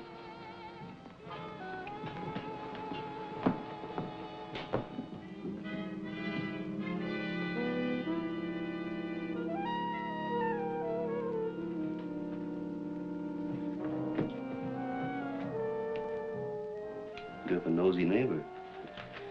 You don't want to disturb her, do you?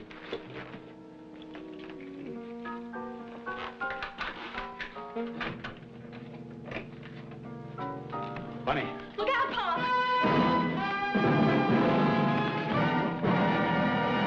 Who's this? I don't know. This is the way you always greet your daughter's boyfriends? With a gun? Are you a cop? No, but I can get them here pretty quick. For what? I know all about your shakedown racket. The way you posed as a policeman and followed your daughter into bars. Me posed as a policeman? Yeah. I got a nice, clear picture of you getting stabbed last night. Who did it? One of the bar owners you were trying to squeeze? Oh, so you're a news hound, huh? Look, fella, do I look like I've been knifed? Take off your coat.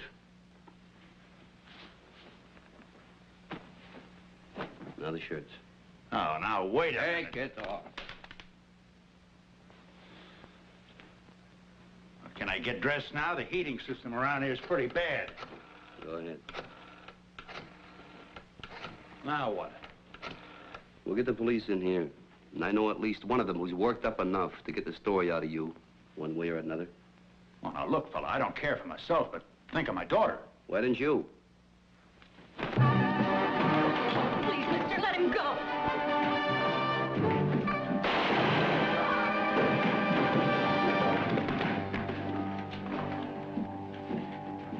Pop! Was that necessary? He's trying to get away. He's just a petty shakedown artist. You gotta have him picked up within an hour. Young man, you promised. Back inside. That's an order. Is something wrong? Just a scratch. Well, you're bleeding all over the place here. Said it was just a scratch. There never was anyone posing as a policeman. Who knifed you, Hanson? Still trying to alibi your fake picture, huh? Why did he do it, Blair? You try to cut him down on his split? Let's get going, Kovac. I'm taking you and the girl down to the station. Why don't you call a wagon? For what? I can take you in myself. Like you took him in? Well, I'm gonna make it hard for you. You want to get rid of us, you do it right here. Don't think I won't, Kovac. Stay down there. This is police business. I said it's police business. So is this Blair.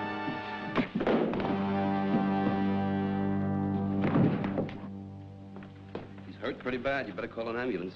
Calling.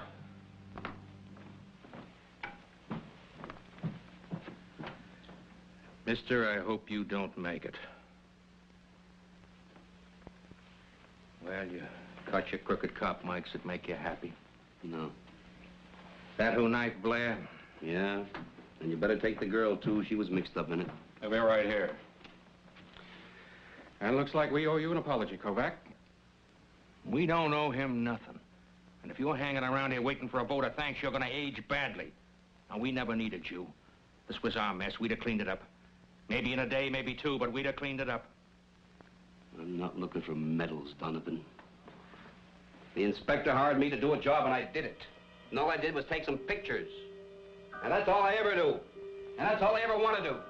And Mike, buy you a cup of coffee?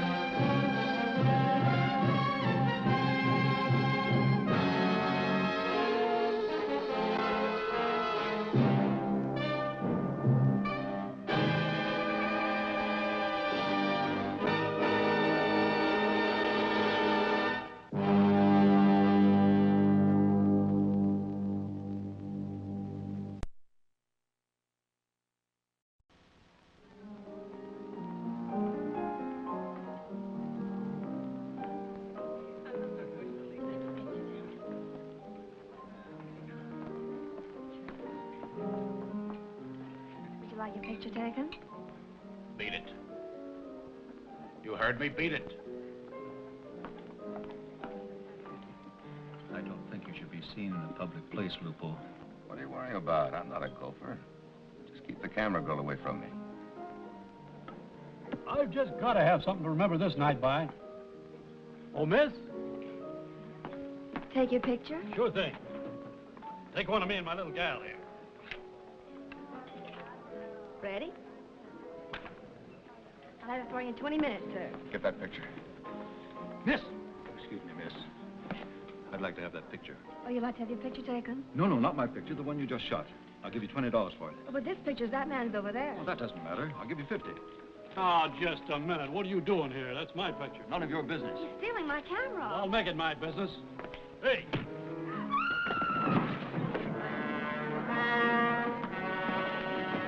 Get that picture. Come on, let's get out of here. This is starting out like a real Texas evening.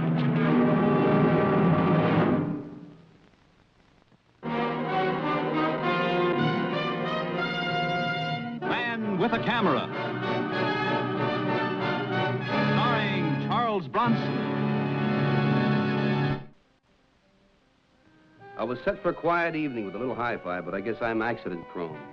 Trouble always seems to find its way to my door. I'm Mike Kovac, photographer.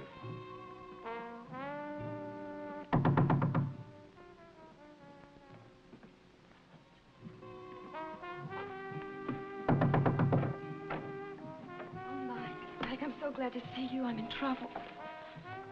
Take it easy now. What's the matter? And then this man jumped the price from $20 to $50. And this other man hit my customer when he tried to help me. Who was this guy? You ever see him before? No, I don't know. There were 4 people. Were you followed? I don't know. This way.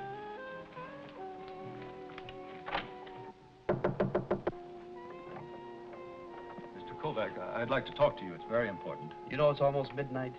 Please, I'll be brief. All right, you're in. Thank you, Mr. Kovac. I'm sorry to intrude, but I believe that you may have a negative in your possession. It's meaningless to you, but very important to me. That's all. I'll come to the point, Mr. Kovac. I'm an attorney.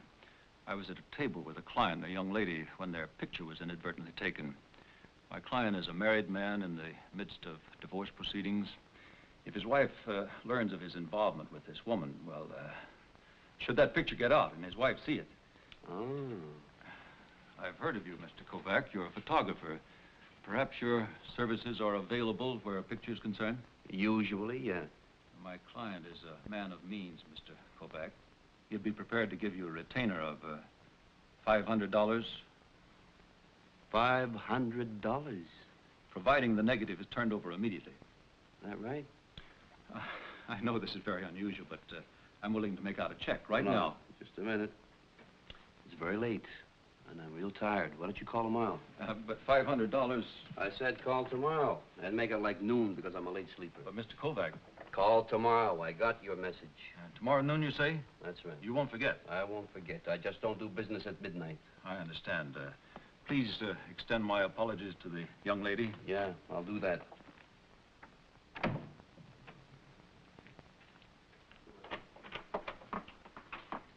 Now it's $500. Let's find out why.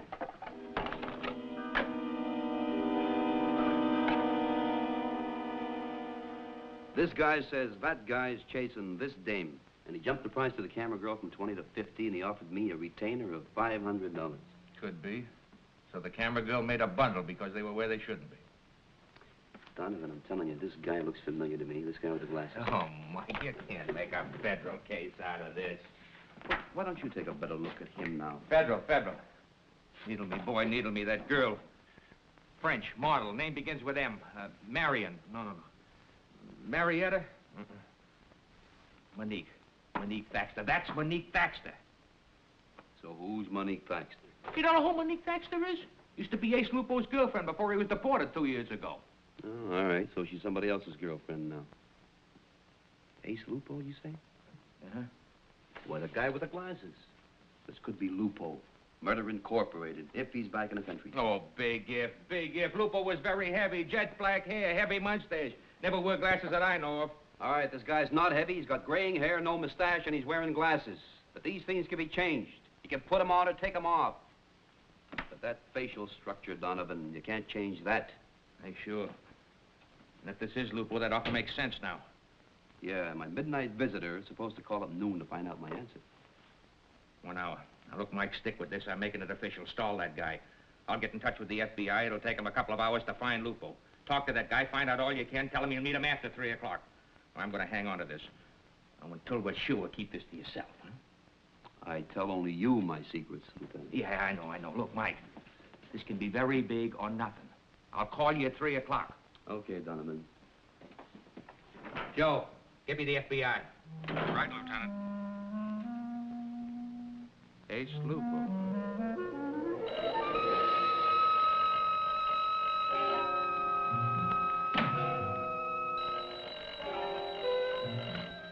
Hello? Mr. Kovac? Yeah. I was to call you. When may I come by for the negative, Mr. Kovac? I have your 500 retainer. Who am I talking to? Is that important? Sure, it's important. I don't accept jobs from anonymous employers. It really doesn't matter, Mr. Kovac, who I am or the identity of my client if... All right. But I can't see you till after 3. After 3? But you told me you'd sell at noon. Is that now? I said call at noon. Now it's after 3. I'm busy till then. After that, I'm free. All right. See you then. I knew my stall sounded weak, and if Donovan was right about Lupo, I could expect some rough stuff.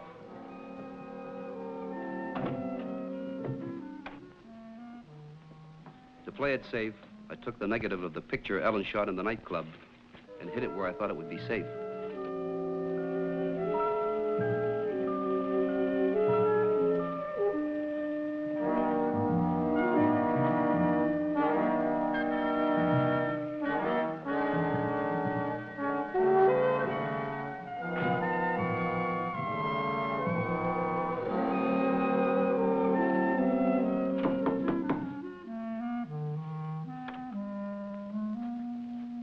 Hello, Mike.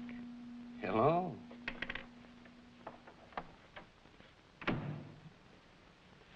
You looking for someone? You. Yeah? Well, that's the nicest thing that's happened to me all day. What about? To find out if you work for my, fiancé?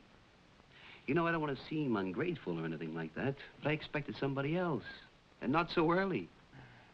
I like to be early. No surprises that way. Here's the money. The negative, please. What happened to, He's busy. Well? Why is it worth so much money? I'm a homewrecker. Isn't that what the man said? Well, that's just about what he said, yeah. Then believe him. And it's all tax-free.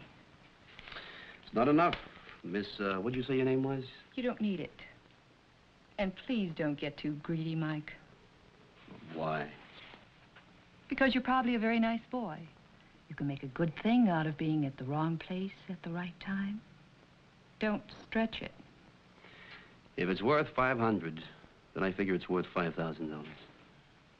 You should have quit at $500. Why? Because at that price, maybe you didn't know.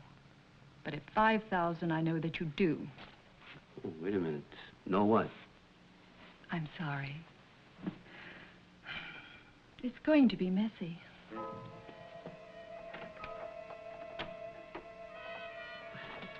Hey! You forgot this! Hey, now, wait a minute. The negative, Mike? You know, we were just dickering here. I got greedy, all right. So let's bargain. Yes, indeed you were, Mike. We thought you were stalling, that's why we came a little early. But I still hope that you hadn't made any prints. Prints of what? The negative, Mike. What negative? Now, the lady asked you nice, Mr. Kovac. Now, you want to get smashed up? No, I don't want to get smashed up. Then tell the lady. I gave it to a friend.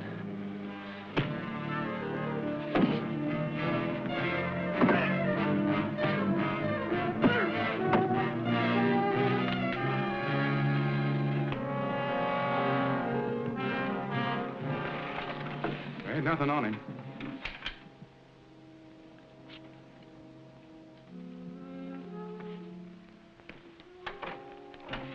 Here's his darkroom.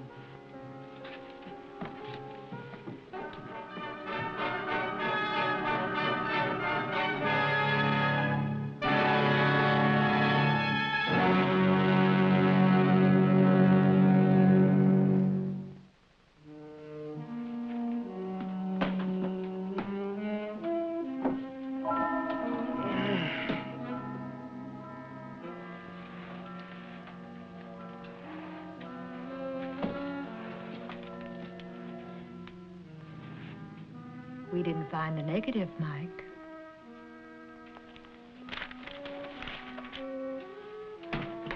Feeling better? I feel lousy. A blonde and two goons walk into my life and make it miserable. Where is it? Where's what? No, Bev. We're not going to get anywhere that way. We'll take him with us. Unless, of course, he remembers. Remembers what? The negative, silly. What negative? You're being very foolish. All right, you're going to travel.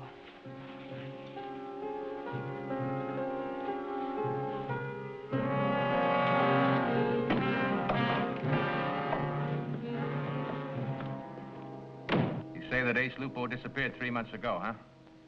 Haven't any idea where he is now? Well, I've got a photograph of someone that I think is him. He was in this city as of last night. Uh-huh. All right, I'll send the picture and details over right away. Thank you.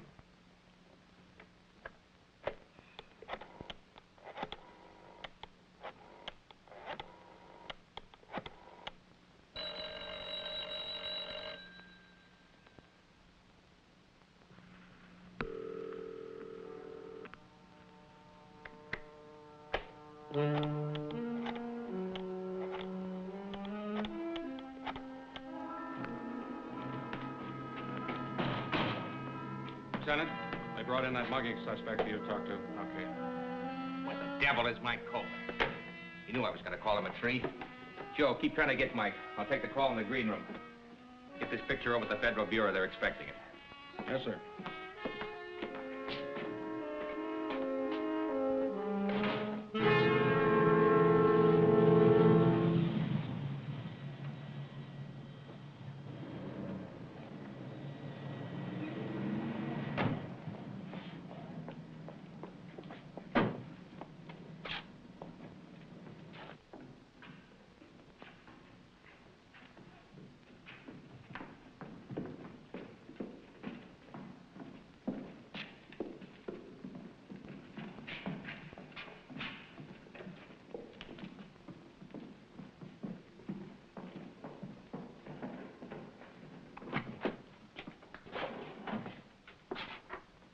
Oh, hello there. Why'd you bring him here? Because he knows about Mr. Lupo. Won't turn over the negative and may have tipped off the cops. Mr. Lupo won't like this. Well, you know something? I don't like it either. Shut up. Wait here.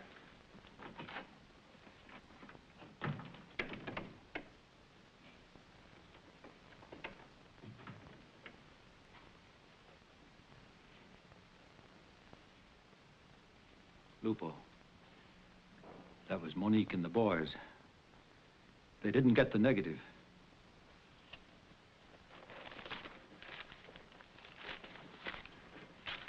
No negative? No, sir. I told you to get it from that girl last night. I tried, Lupo. You know that. You tried. Come on, are you a Boy Scout? I don't pay you to try. I pay you to do. I don't like Kovac having that negative any better than you do. I've got a reputation to think about. I've got a respectable practice. Nobody knows. That you're fronting for me? No, nobody knows it. But this Kovac's gonna find out. Then what good do you think you'll be to me? Well, she couldn't get it from him either, Lupo. And now she's brought him here. Brought him here? That stupid dame? All right. I'll get it from him. Send him in. Inside. Hey. Shut up. Well, what else could I do? He knows. You got something I want, fella. Yeah, that's what I figured. Now, why don't we just talk this thing over? Biff, go pour a drink and bring me an aspirin. I got a headache. What's your pleasure? Not thirsty. You're not very sociable, are you? That's not why I'm here, is it? It's no wonder I got a headache. I got to do all the thinking around here.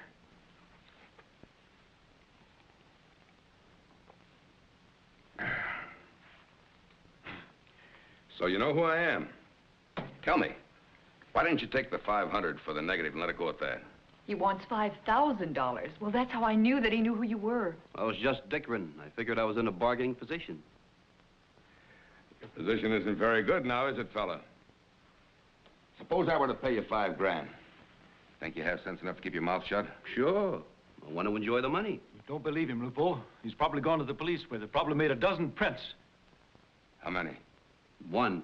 That's only because I'm naturally curious. All right, I'll pay you $5 grand for the negative and the print. Not now, you won't. It was $5,000 before the beating. So make it 10. How do we get it? I gotta go back to my apartment. Oh, no. You stay here. I'll send one of the boys. Yeah, then what? You box me up one of those crates out there? All right, I'll make you this kind of a deal. I get the negative and the print. You get 10 grand, you go free. Now, if the cops don't come for me, I'll know you had sense enough to keep your mouth shut. But if they do, and if they get me, remember, I got ways of catching up with you, understand? Sounds all right. If you mean it. Of course I mean it. I give you my word. I get the negative and the print. You get 10 grand, go free, okay? No. You worry me. Look, I said that was it. You know, I could get rid of you right now and take my chances. What's it gonna be, boy? Well? Hey, you know, this is a pretty nice apartment. Did you decorate it? Good taste. I'm artistic. All right, fella. What's it gonna be? You tell me where it is, I'd send one of the boys for it. You go free. You don't tell me, I'll see to it that you have plenty of trouble starting now. Look, Lupo. All right, boys, that's it. Wait a minute. Okay. I'll take your word. All right, fella. It's better. It's another floor mat in my car. It's a station wagon parked in front of the building I live in. Keys, please.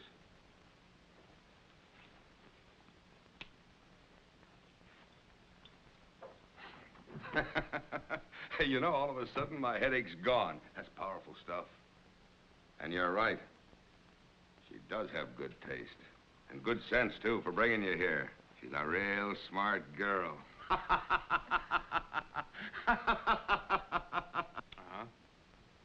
Okay. Yes, sir, I'll tell him. He'll get right back to you.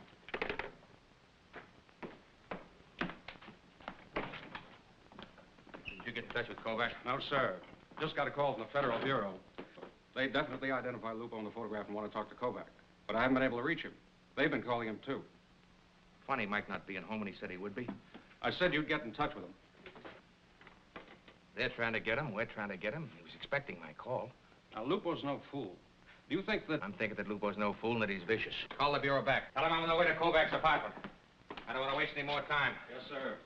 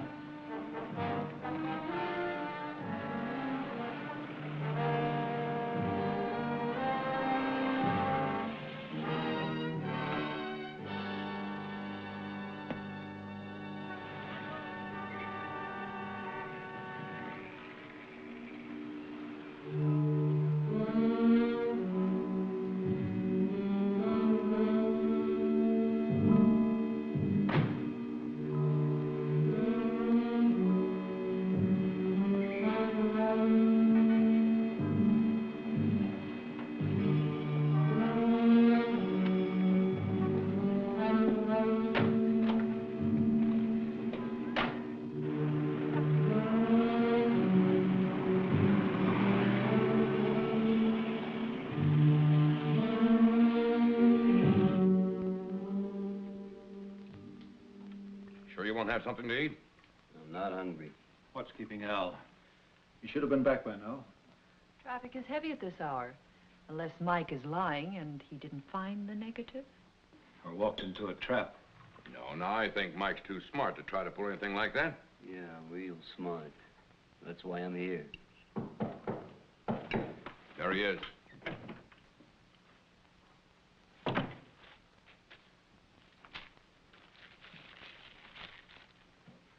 This is it, all right.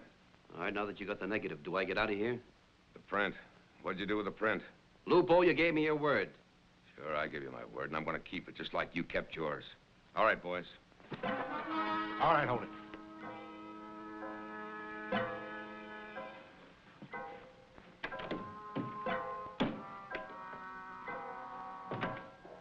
Lupo, the police will find him. Quit worrying about it. The boys know what they're doing. They'll put him in the deep freeze.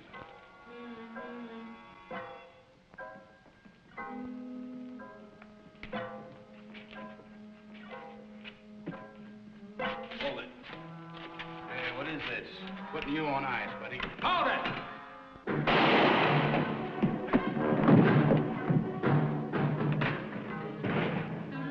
That was a shot. Sure. As soon as it gets dark, the boys will dump him in the river. Wait a minute. If the shot was inside the icebox, we couldn't hear it. But we did. That was an outside shot. You're right. One of those guys outside your pop and tailing me. What you doing? I'm looking for this guy's gun. Hey, there he is. Duck down.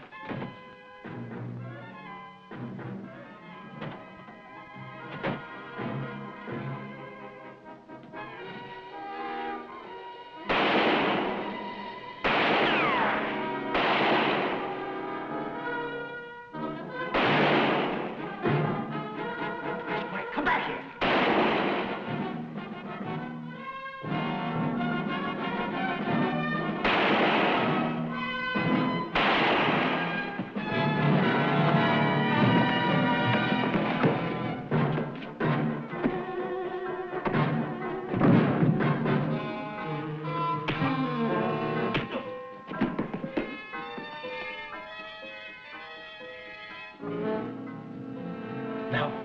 All right, get up. Donovan, get him.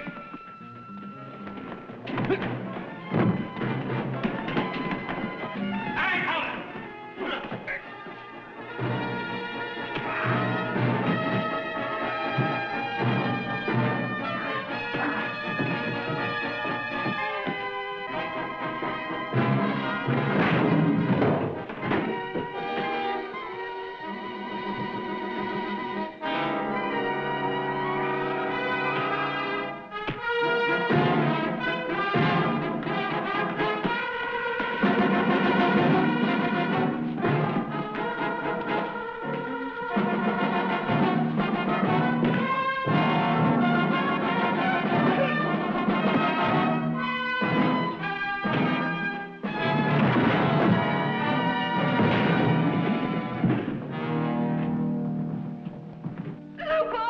Mike, you all right?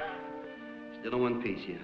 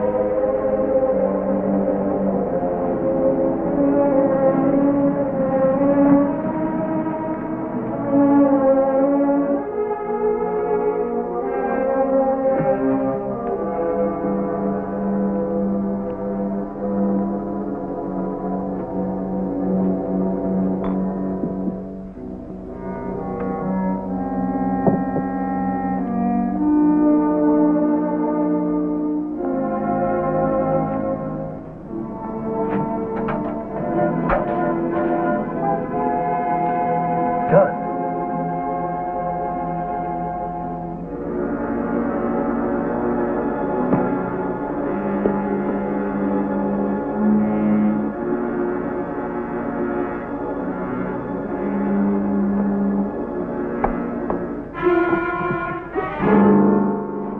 Where is it? Where is what? Get out of here, both of you. I'm quite serious. Where is it? When my husband finds out Maybe about you'll think twice when he does find out.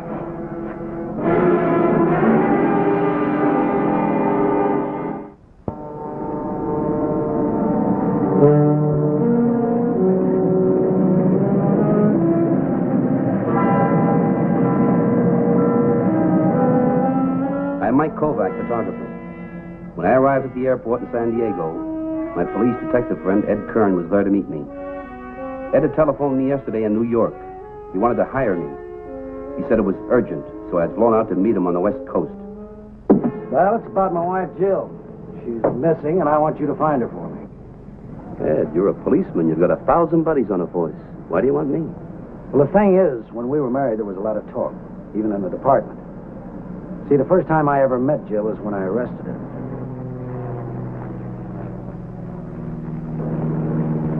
She was working for a cheap chiseler who was running a phony escort service.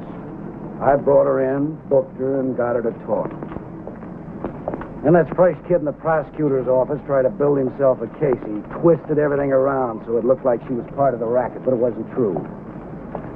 She was just hungry and scared and broke. Then the newspaper said I married her to avoid testifying. Did you? No. No, I didn't. What's this? Look, Mike, I love Jill. That's why I married her. It's why I called on you. If I turn this over to missing persons, it'll be in the newspaper tomorrow, and they'll drag her right back through that muck all over again. Well, that's fine. It's okay. If it brought her back.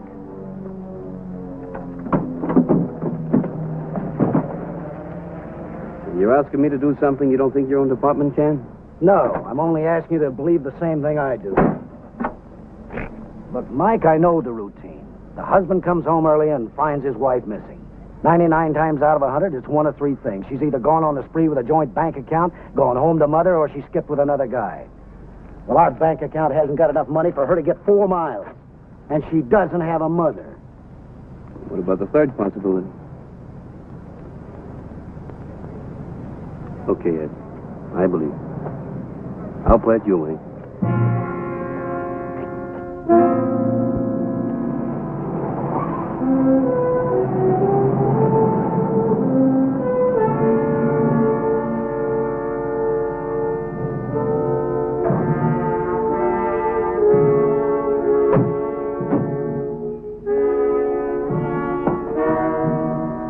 Last time you saw Jill was when? Day before yesterday. She drove me down to the station to catch the train for L.A. I got back yesterday noon. I didn't even call her and tell her I was getting back early. Look, Mike, she just wasn't here. She hasn't been here in 2 nights. Take it easy. Easy. That's easy for you to say.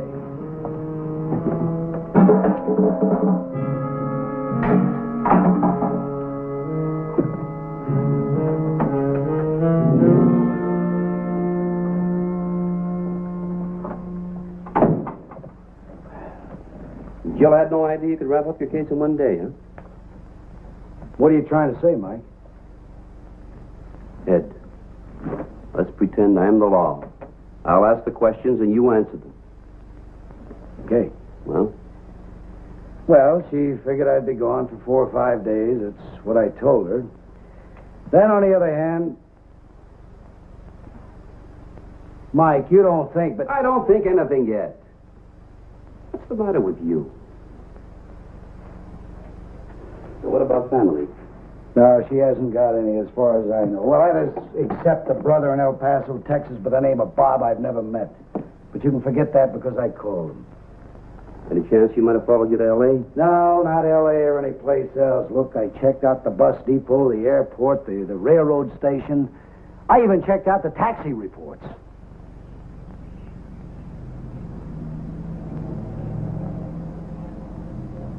Look, Mike, this is my wife, Jill. I'm married to her. I know how this girl thinks. 2 years next month.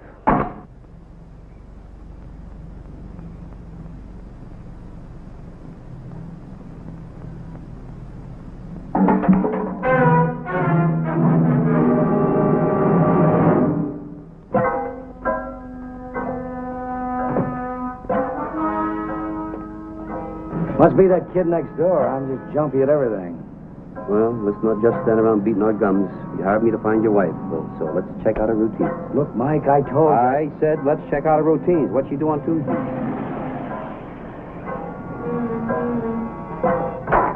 I mean, she comes in here same as every Tuesday, only her wash isn't ready. But maybe an hour, the truck will be back. So she says, okay, she'll take her car to the station down the block and have it washed and lubed. Well, like I said, an hour. Only her wash is here and she never shows up. What else she say? Like what?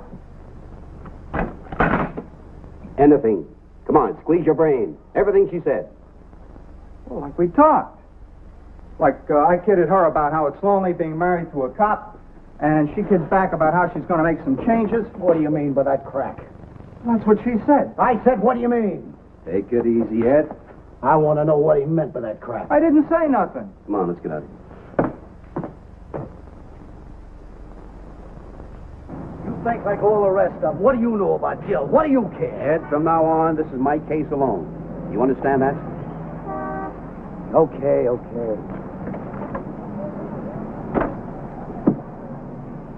Mike, I'm scared. I'm really scared. You haven't got time to be scared. What do you mean? We either get a lead in the next couple of hours, or you put out an all-points bulletin. I can't go to the department. I told you I've decided what... You haven't got the right to decide. Now, I'd like to use your car. I gotta check that gas station, a couple other places. I'll drop you up at headquarters. Sure. Oh, Mike. Better drop me off at a house. I gotta testify at a hearing, and I've been in this for a couple of days. Mike, you gotta find her for me. No matter where she's gone or why. You gotta find her.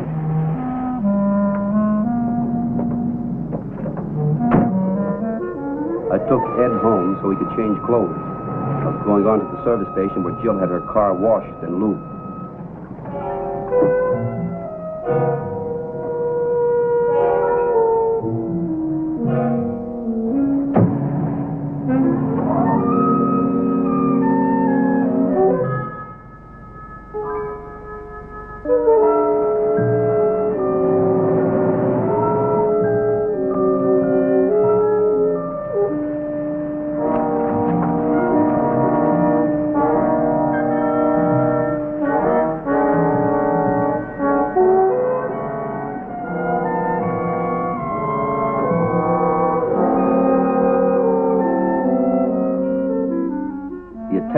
Car wash remembered Jill. She was a regular customer.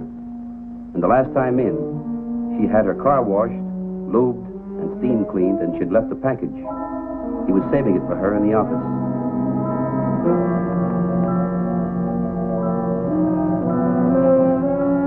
I took it off the front seat when I washed the car. Forgot to give it to her when she left. You'd think she'd come back for this had she known she lost it, wouldn't you?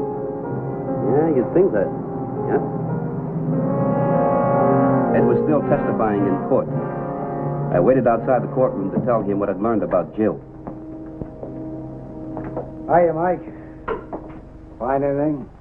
Well, maybe something, maybe nothing. But I know where Jill went after she left you off at the station. Where? Tijuana. Tijuana? What for? To buy this. Maybe it's a present for you. You know, Tijuana's only a half hour from here. This is the bill that says 1 pair of initialed cufflinks.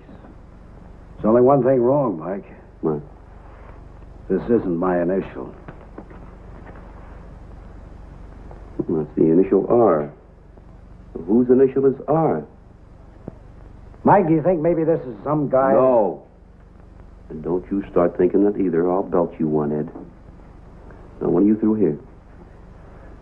Oh, I have to wait till they call me. When you're all done, hang around the office. I might be calling. Yeah, sure.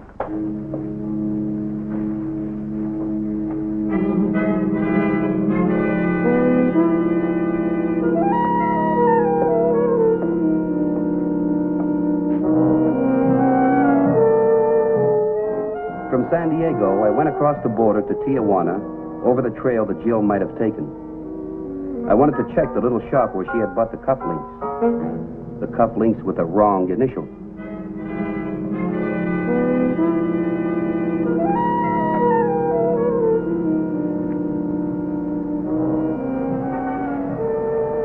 There's something I can show you? Looking for the manager. I am the owner. Oh, you're Mr. Ganser. Yes, that's right. Remember the woman that bought these day before yesterday? Well, we had so many customers. Another shop, perhaps. Your shop. Signed and dated. Yes, apparently you're right. This is my handwriting and the lady's name and address. The customary duplicate form, protection for the tourists. Yes, I do remember her now. Excellent taste. Hand-buffed silver, the cufflinks. A birthday gift. For who? Oh, of course I did not ask her. I'm sorry I cannot be of help to you.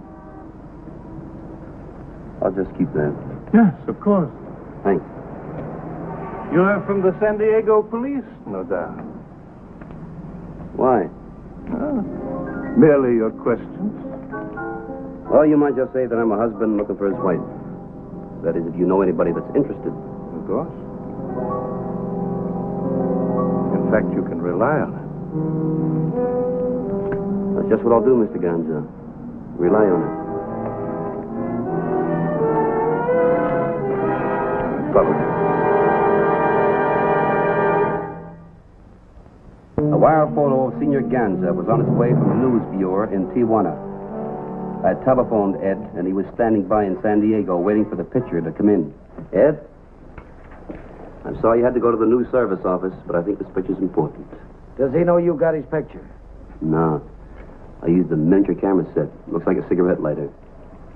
Now, this is the dope. Carl Ganser. Ganza.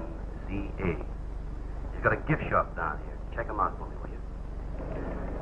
Find out where he's from, who he is, and if he's mixed up in any border rackets like dope, hot cars, even parakeets. And Ed, don't get your hopes too high, but I threw out some bait, and I think maybe they swallowed it. But it's still just a guess. Hey, Mike. Hold on a minute. Down there by that hat stand.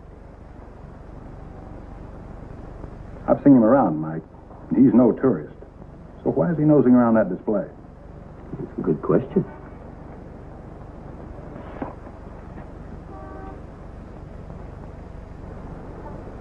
Oh, yeah. Gan's shop.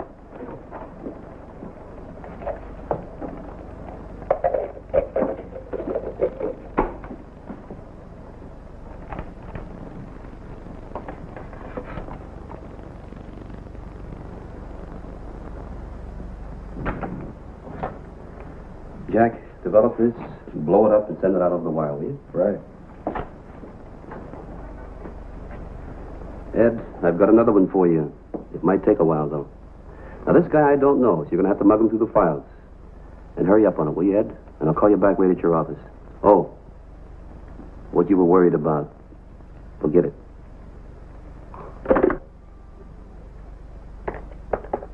On my way back to San Diego, I stopped at the border to check out a hunch with the customs authorities. Kovac. Sure, New York, right? Right. You on a case down here? Oh, just sort of checking out a theory for a friend. Smuggling over the line here? Well, I don't say it can't be done. But that's why we're here, to stop it.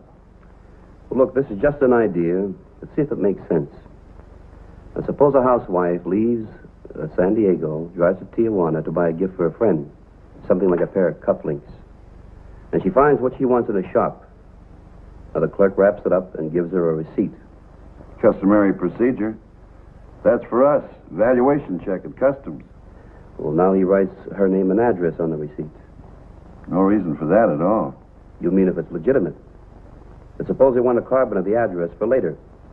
While the clerk is wrapping the gift and making out the receipt, another man is hiding something in her car. Now, she innocently crosses the border and goes home. And later, the smugglers go to the car, take the stuff out, and just walk away. Not out of the car. They wouldn't take a chance on her finding They more than likely tape it under the car.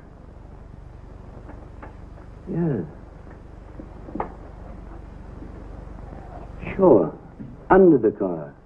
Would it work? No. Why not? We've got boys below the border that know when shipments are going to be made. We usually know just when and where to look. Well, suppose you didn't know when and where to look. Our housewife could get through, right? Mm-hmm. Thank you.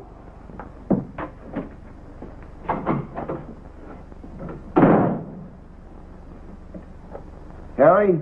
Yes, sir. Listen, have the boys start checking under more cars. Under the car? That's right, under. I don't care how much time it takes.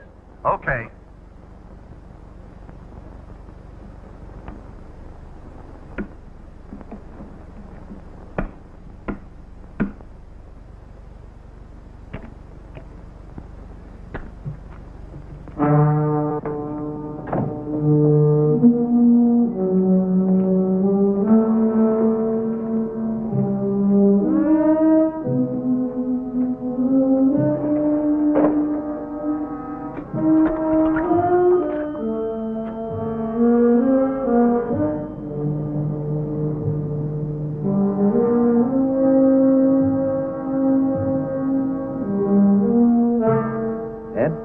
Mike, the rundown on Gonza doesn't show much. U.S. citizen, no felony convictions, no known connection with the rackets. The other guy's something else again. He's a tough baby.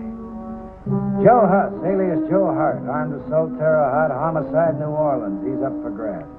That figures. Ed, these are our boys, all right. We'll have to make the move at your end. Now, listen. Give me a half hour, then head for that car wash where Jill had her car cleaned. What happens to you? Well, I'm going to let them catch the mechanical rabbits. And I got a hunch you're not going to like the taste. Okay, Mike.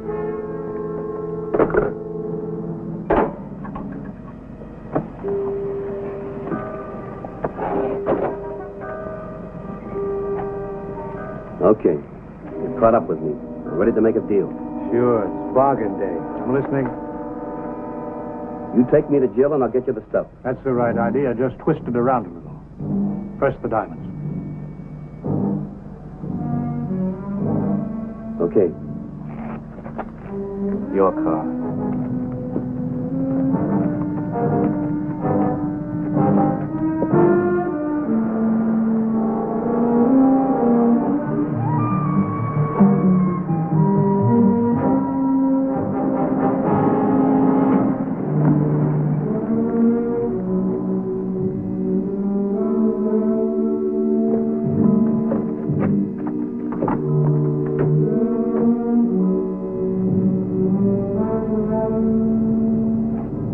What are you trying to pull, my friend? Why here?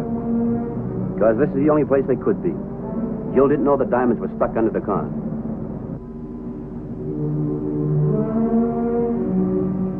I had told Ed to meet me at the car wash in half an hour. But he wasn't around. I'd have to stall.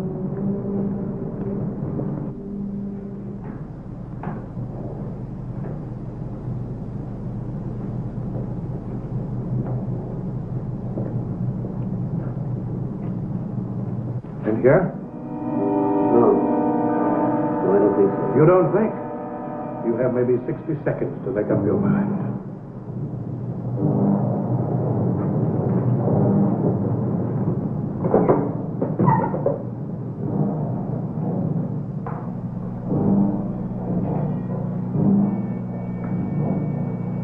Let's see. Jill had her car steam cleaned. Must have happened then. Yeah.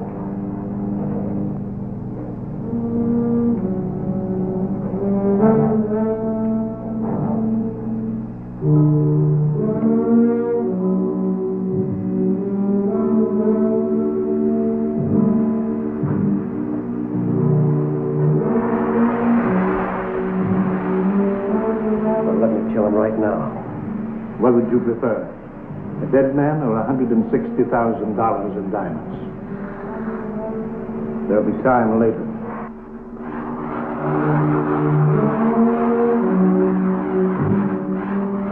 This whole setup smells like an act to me.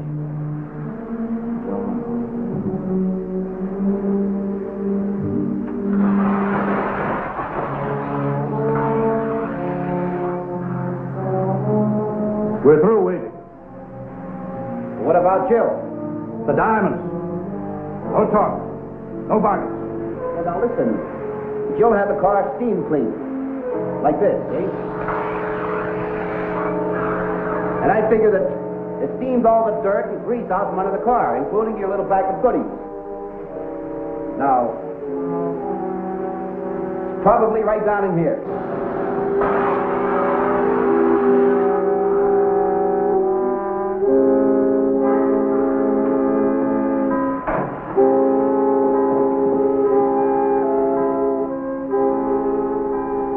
There's nothing here.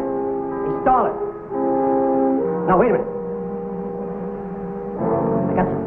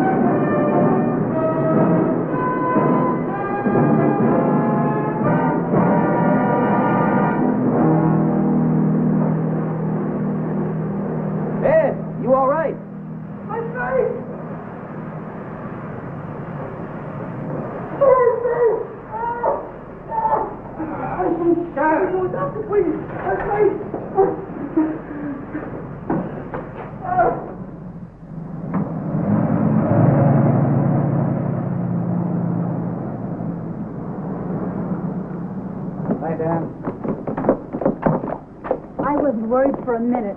When a girl's married to a detective, what you got to be afraid of?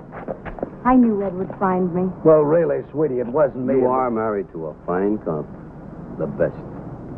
Jill, I think this belongs to you. Oh, Bob's present. Now it'll be late for his birthday. Bob's? Sure, Robert. Her brother. What a great cop I am. Yeah, what a great cop you are. I asked you to meet me at that car wash. Where were you? I was there, Mike. I thought I'd lay low, maybe they'd spill to you. And if they had shot me instead? Well, that's the chance I had to take. You had to take.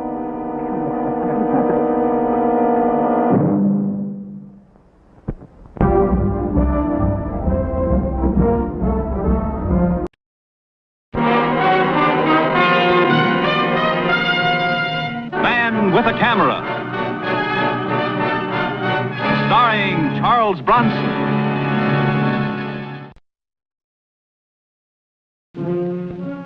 I'm Mike Kovac, photographer. A deputy district attorney named Martin Denny called me in on a murder case. He wanted some pictures taken. Not of the killer or the victim, but of a witness he had in custody. I've been this close before, Mike.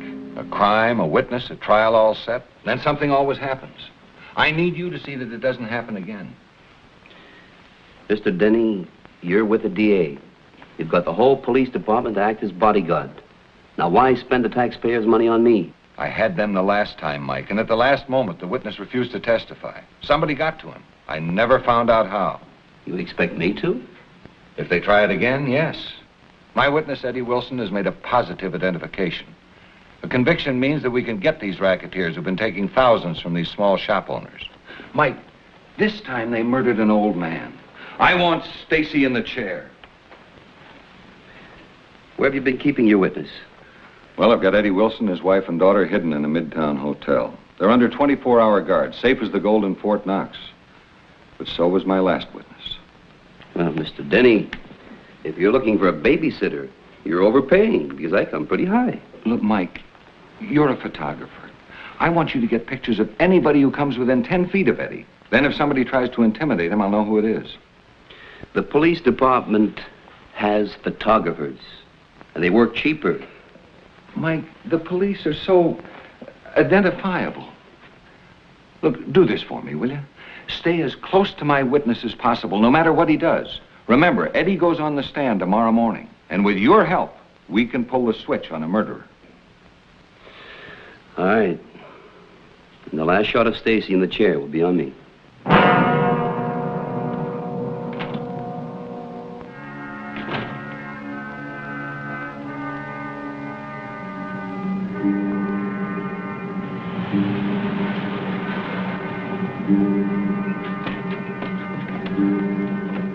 We knew there'd be a big mob out front. This way, no sweat.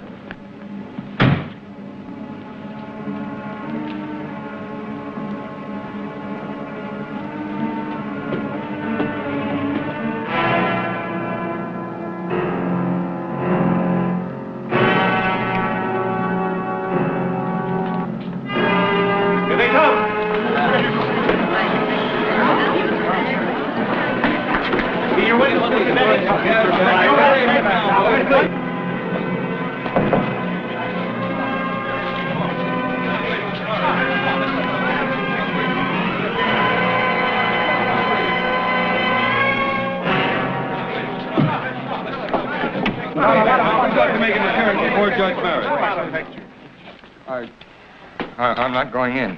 What do you mean? What are you talking about? We're here. I'm sick. I tell you, I'm sick. I can't talk. You've got to. I tell you, I can't. All right, officers, take him back. What is it? What's wrong with him? Well, gentlemen, this is very unexpected. What's the matter with him? Well, you heard the same thing I did. My witness is sick. I'm sure that Judge Merrick will give us a continuance. Excuse me, please. Well, what is it? We have a right to know. How, Mike? How? How did they get to him? He wasn't alone for one single minute. No mail, no phone calls, no nothing. Mike, I could take an oath that there wasn't any possible way in which he could have known anything about the attempt on his life. Do you understand that? No way at all. Now, how did they reach him? Yeah, take a peek. Will you turn that light on, John? That answer your question? Okay, Mike, you did your job. Johnny Patch, the enforcer. And if we pick him up, his story will be that his neck itched, so he scratched it. Mike, I got 24 hours in which to show cause why my star witness shouldn't be released. And when he goes, there goes my case.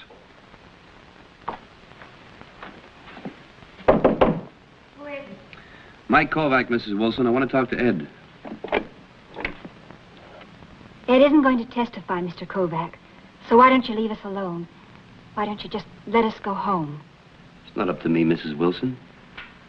Ed, can we talk to you?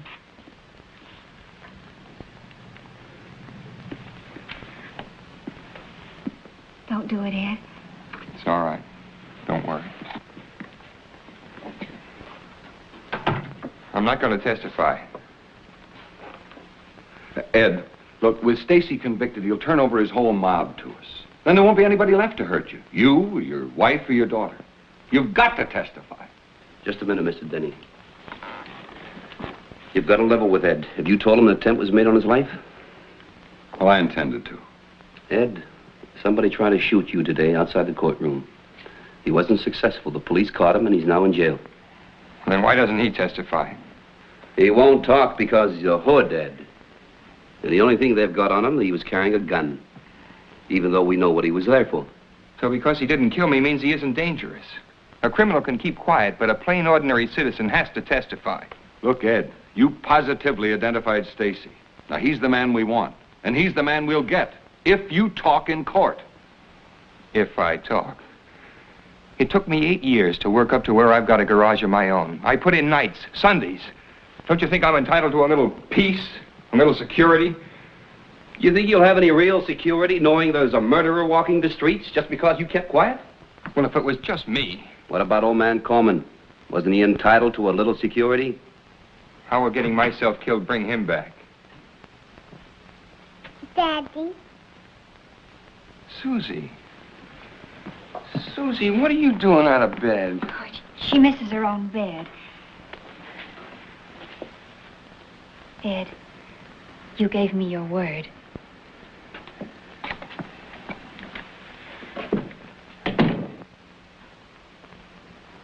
She's so scared she's sick. And you want me to get up on that stand. Ed, we can't make up your mind for you, and we're not going to force you. Mr. Denny here now is leveled with you, so you level with us. Answer one question. You have a wife, a little girl, and a business. How did you get these things? I worked. Yeah, you worked. But you had a protected opportunity. The law gave you a chance. Now, that same law that protected you needs your help. Ask yourself, do you owe them that much or don't you?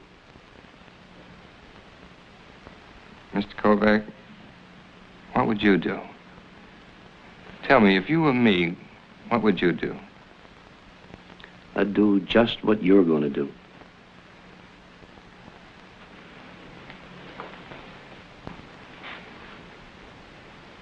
Well, let me alone with her, will you? Just go. I've got to try and make her understand. Ed, I've got to leave Mike with you.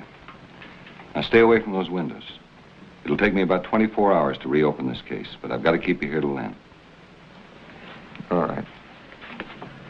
Ed, there's no turning back this time. You know that, don't you? I know.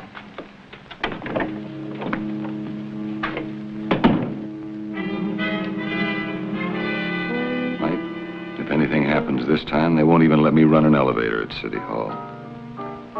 He'll talk.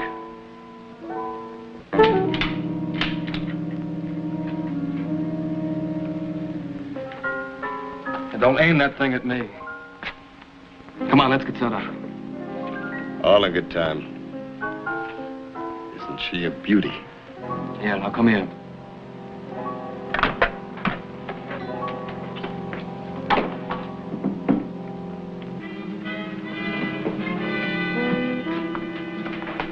Here it is there. Can you make it? Of course. That little baby can kiss any coin in your pocket at 1,000 yards. But she's got to be able to see the coin. It'll be dark. There should be shadows.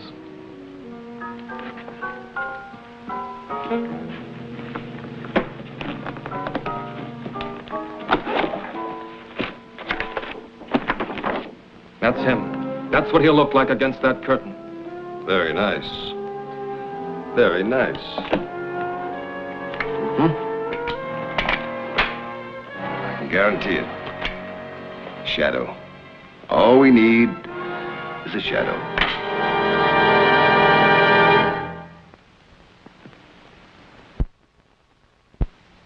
With only a few hours to go before Ed testified, we took no chances with the Wilson family.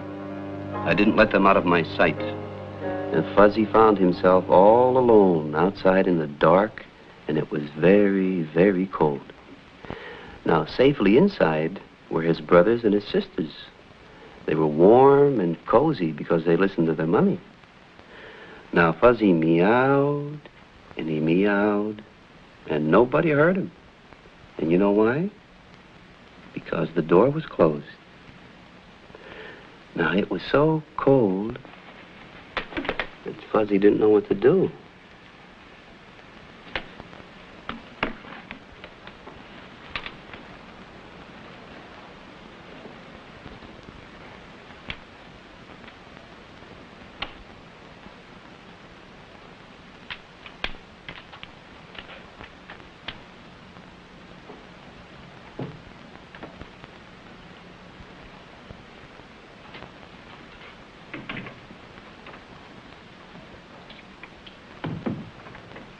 She's asleep. Just a minute. All right, go ahead. Who is it? A waiter. Hold it. Maybe you'd like to search through my broken arches. Sorry, orders. Okay, if I serve this stuff now? Yeah, go ahead. I'll do it. I'll help you, Mrs. Wilson. Thanks. Looks good, Ed. Come and sit down. I'm not hungry. You have to eat something. I'm going nuts around here. Police in every closet. And where there's no police, there's you. Tomorrow you'll be all through this. Will I? You think we can live like this the rest of our lives? Will they put a police officer in the house, a cop in my garage, someone to take little Susan to school? Eddie, please. Don't work yourself up like this. I can't stand to see it. What's going to happen to us, Mike? Why don't you go in and talk to her? Go ahead. Don't let her alone.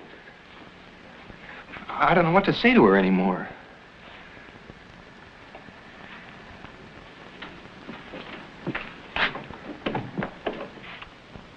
Shadow.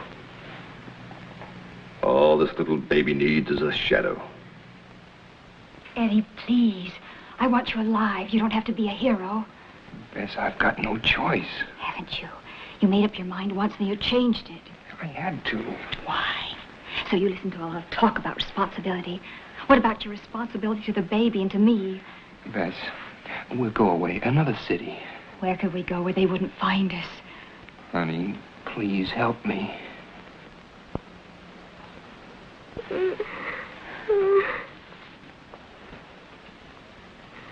She's so hot. There's no breath of air in here. Open the window, Eddie. We're not supposed to. Open it. That's him.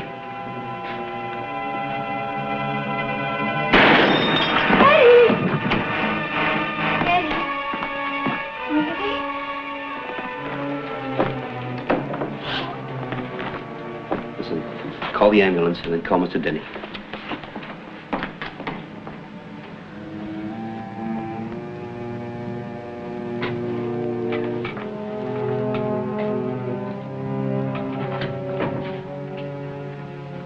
I don't know who pulled the trigger, Mr. Kovac, but you murdered my husband. Well, he's got a chance, Mrs. Wilson. We're doing everything we can to save his life. Why? So they can try it again. Can I see him, please? He's still unconscious. I just want to see him.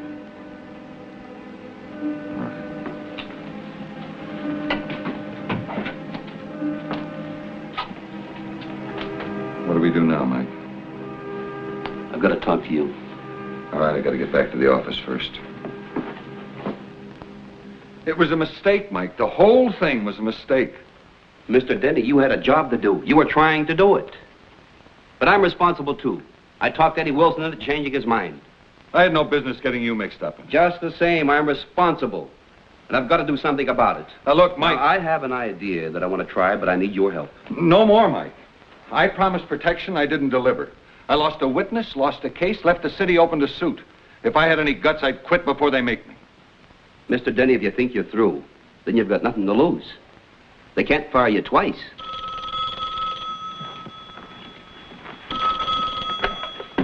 Yes? It's Judge Merrick. Yes, sir. Well, I do think that postponement is in order. No, sir, I can't say how long. The doctors are hopeful, but indefinite. Yes, sir. What was that? They asked the judge to dismiss the case? If Eddie Wilson dies, we've lost our witness, and we have to turn the murderer loose. Well, he hasn't, and they can't. I suppose the next call will be from the district attorney asking for my resignation. Then don't answer it, Mr. Denny. You've got to hold on to your authority as long as you can. Don't answer it. I've got to. Hello? Yes. Yes, thanks, Lieutenant. We'll come right away. It's Lieutenant Manis over at the hospital. Eddie Wilson just regained consciousness. Wants to talk to you.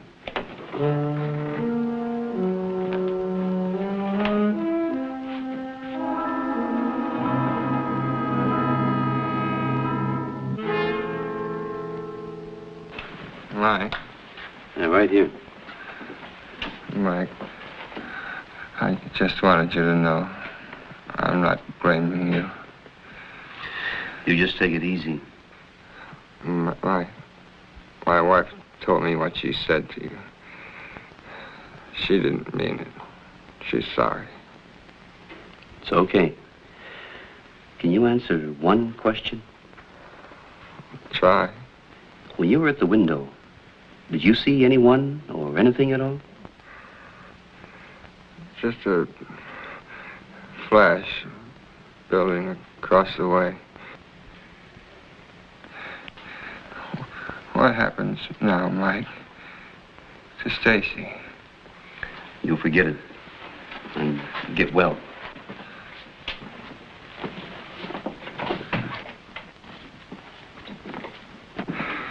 You know, Mike, my first job as a private citizen is going to be to kill Stacy with my own hands. Well, they haven't bounced you yet. Now, you listen to me. You've got informants. And you've got stoolies. Sources, right? Can you get them to leak a story? What story? You spread the word you've got another eyewitness and a picture of the guy that shot Eddie.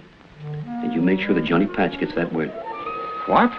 I'm a photographer. I was there. I was supposed to take pictures. Now, how do they know that I didn't get a telephoto shot of the guy in a window? How do they know what I saw? All right, so I spread the story, Mike. So what? Then you follow it up by hinting that you're building up a new case based on new evidence, and you're going to present it in court when the trial reopens. You're crazy, Mike. We've got nothing. What do you mean we got nothing? We've got bait. Johnny Patch is going to want to check out that rumor. He's going to want to know if I have really got a picture or if I really saw something. They'll kill you, Mike. They'll try. No, I'm not buying. What do you mean you're not buying? You have to buy. If you don't spread that story, I will. That'll leave you out on a limb. All right, Mike. We'll set the trap. Looks like I hired myself quite a babysitter. Yeah, well, let's go diaper up the killer. The DA's office put out the rumor about new evidence. The papers played it big. About me and a brand new picture that I really didn't have. I was setting myself up as a pigeon. I waited in my apartment to see who'd take the first shot. He's still up there. You sure? Jerry's covering the bank. If he'd have left, he'd have tipped me. Is he alone? I don't know. What do you mean you don't know? It's an apartment house. People move in and out. That's what I mean. I don't know. Now, look, I don't like this. This might be a trap of some kind. No, we've got to find out if this guy saw anything from the hotel window. We could have, you know. Yeah, and my picture. That's right. Let's go. Now, stay awake. If you see something that bothers you, just lean on the horn hard. Right.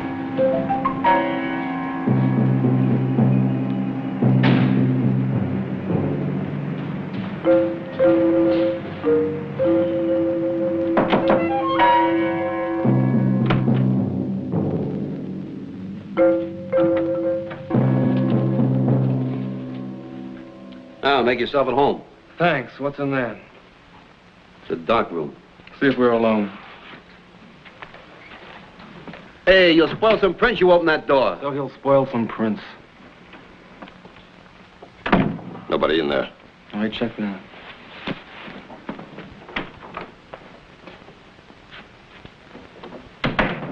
Bedroom, empty. I've got a 3-year lease on this place. So if you're thinking about moving in, hold your breath. Now, what do you two apes want? There's a rumor going around that says you saw something. Maybe you got a picture, too. Yeah, I've got lots of pictures.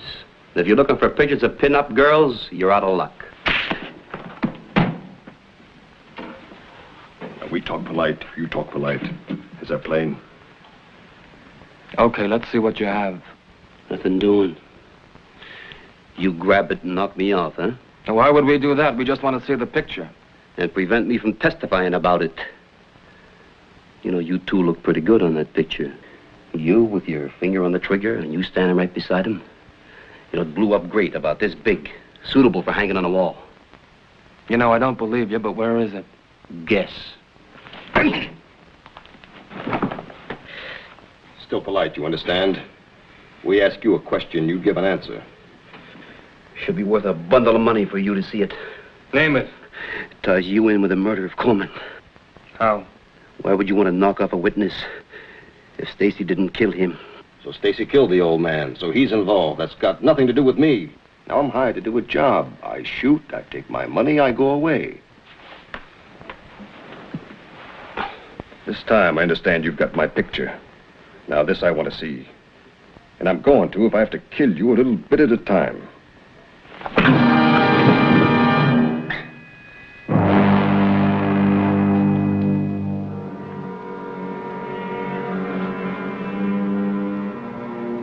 No picture.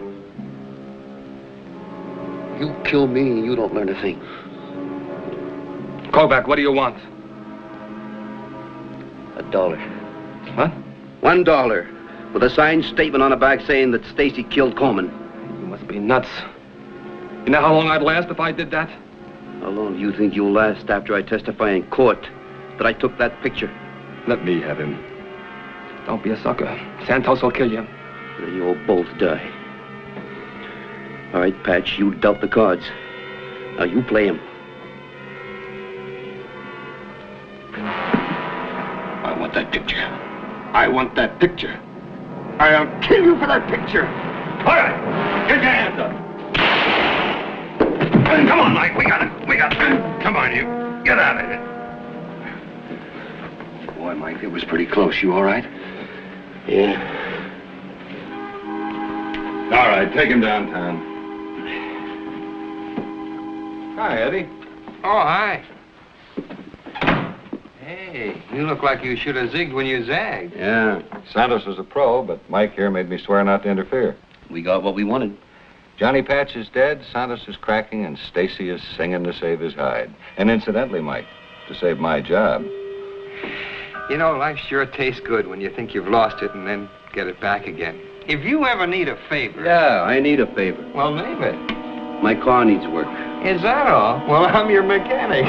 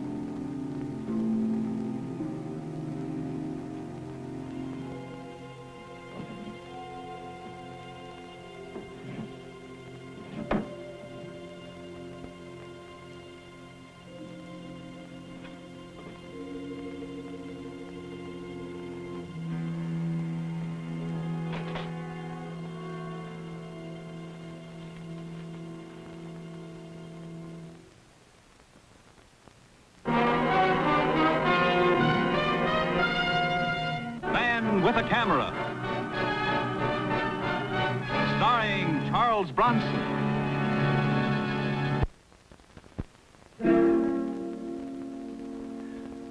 Miss Adams, I want you to get off a letter to Eddie Chris of the Atlas Heavy Equipment Company.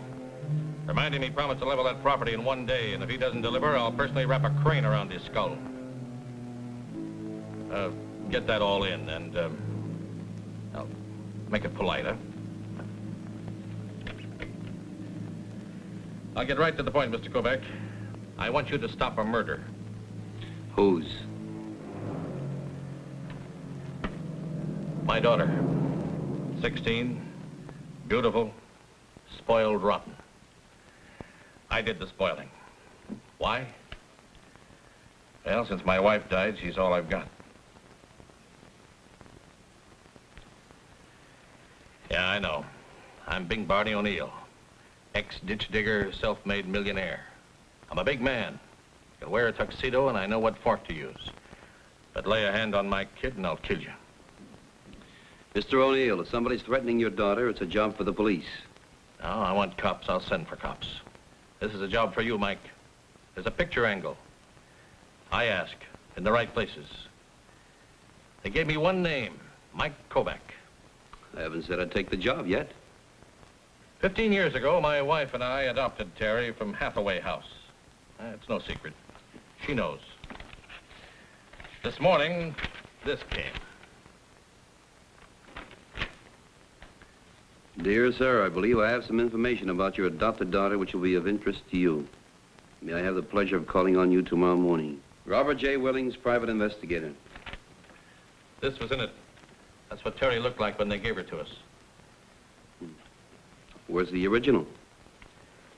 That's why I called you. The original of that picture is in the confidential file of Hathaway House.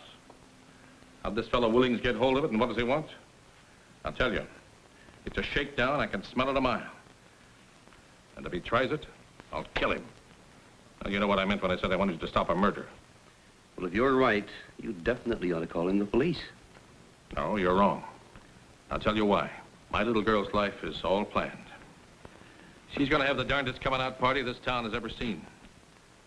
Then she's going to get engaged. Then she's going to get married to a nice boy from a fine family. At a hotel I now own, where 30 years ago I dug ditches for the foundation. Mr. O'Neill, the more you tell me, the more important I think it is that you call in the police. Police mean headlines, Mike. They'll smear this and spoil it. I'm not going to have it spoiled. This thing has got me all mixed up inside. I want to protect her and I want to kill. You're a man who understands these things. You've got to help.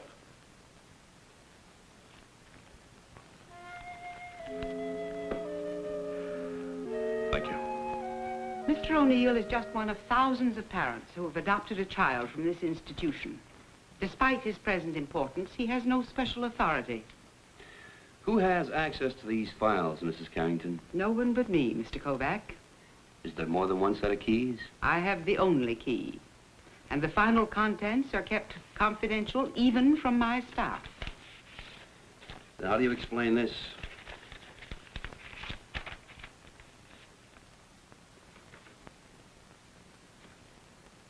Where did you get this? It came in the mail this morning. Mr. O'Neill asked me to check it.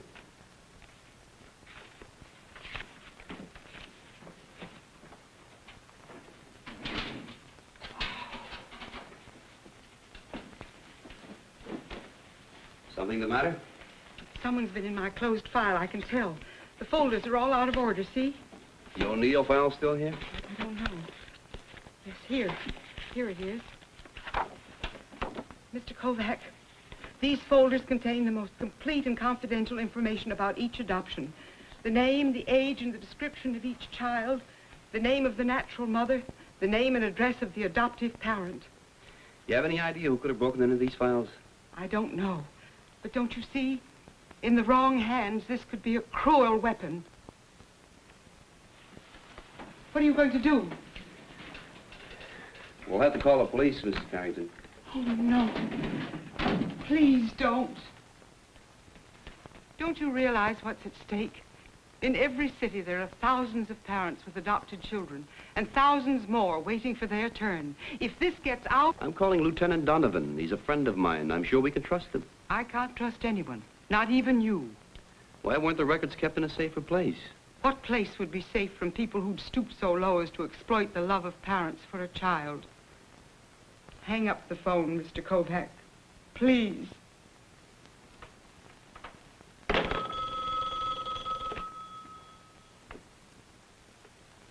Yes? Yes. It's for you. Kovac? What did you find out? I'll have to hold it until I see you. Well, that character Willings just called. Said he wanted to verify our date. It's at 10 tomorrow morning. You want a ringside seat for an execution. Don't be late. Mrs. Carrington, you've got to trust me, and I'll try to help you as much as I can. Now, tell me something. Has this place ever been broken into? Yes. About 3 months ago, my desk.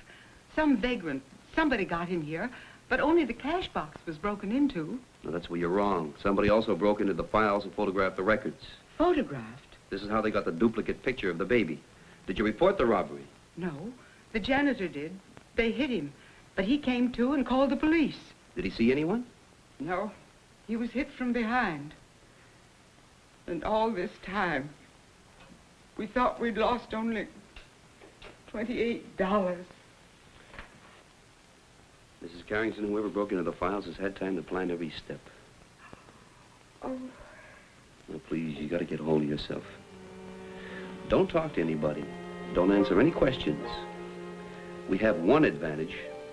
They think that nobody knows that they photographed the records or that a victim complained. Now, if you want to get in touch with me, here's my card. Thank you, Mr. Kovac. All right, then, Mr. O'Neill. You count me out.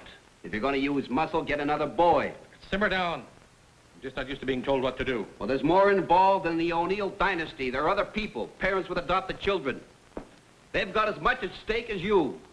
They don't know it, but I'm working for them, too. Okay, so I sounded off. Look, Mike, let's start even. Call your shot. You'll do what I tell you to do? Well, it's either that or I take a walk and you get yourself another boy. Okay. You tell this ditch digger where you want him to swing a pick. The first thing to do was obvious. Get a look at this fellow Willings, hear his story, and get a picture or two for identification. I thought I could talk to you alone, Mr. O'Neill.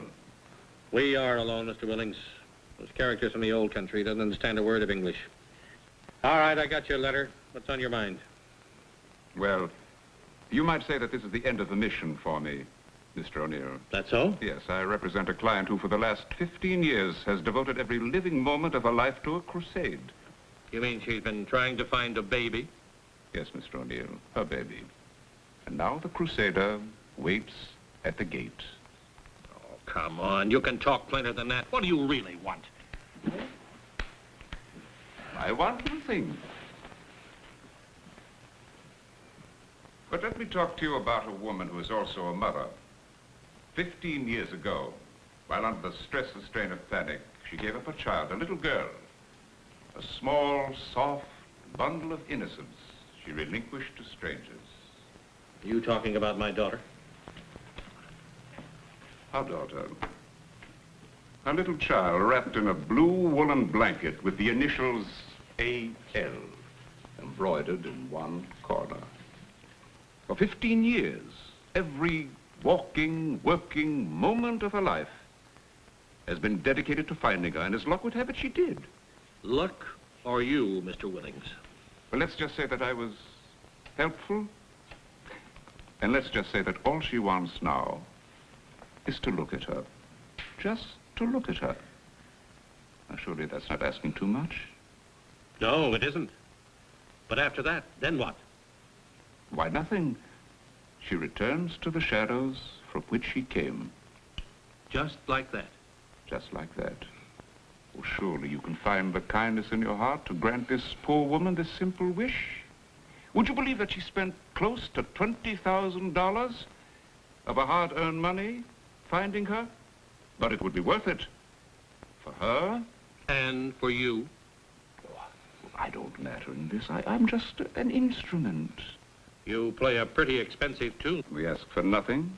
Material, that is. We realize that as a natural mother, she has no legal claim whatsoever. The answer is no. Of course.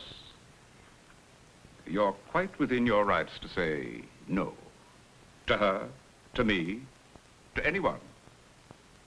You mustn't spoil the plans you have for pretty little Terry. Where does a man like you come from?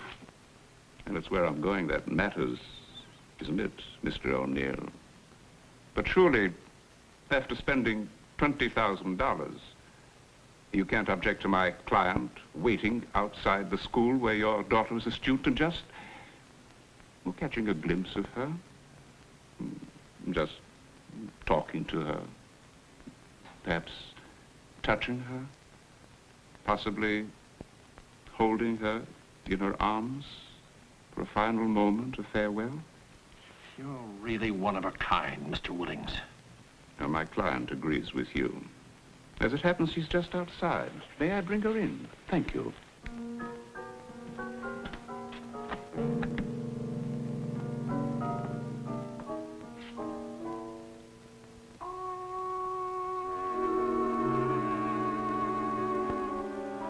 Names are not important, Miss Stromere.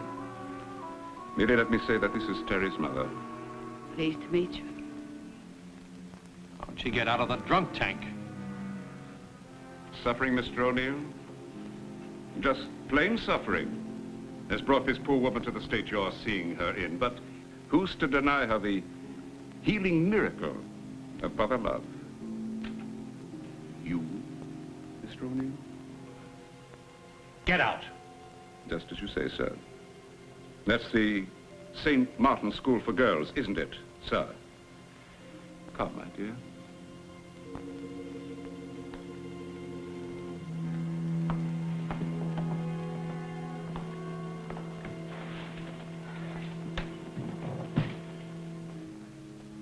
That dirty, miserable chiseler. It's embarrassment. $20,000 worth of embarrassment. Well, what are you going to do about it, Mike? Well, I don't know. I haven't dealt with anything like this before. You better do something fast. A woman like that with my Terry.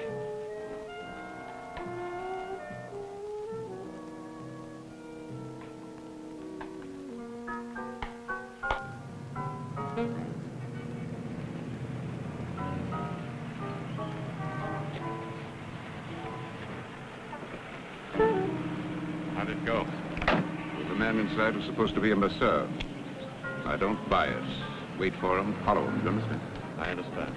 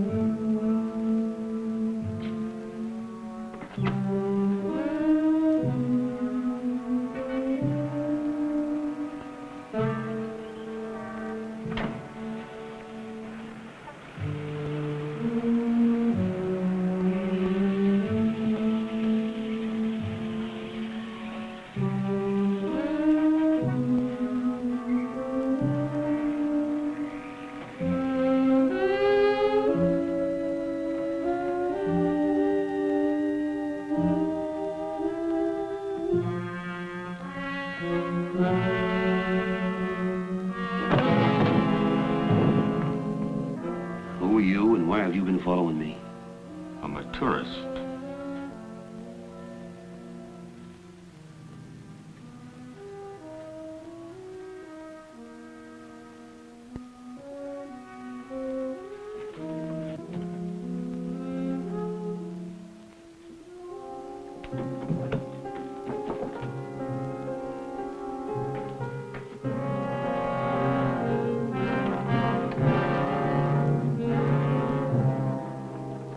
Didn't make much sense over the phone, you're making even less now. There's no reason why I shouldn't stake out the O'Neill place and pick up Willings and the woman. We don't know how many others are involved in this shakedown. You pick up Willings and the woman, the others just take off with a duplicate file.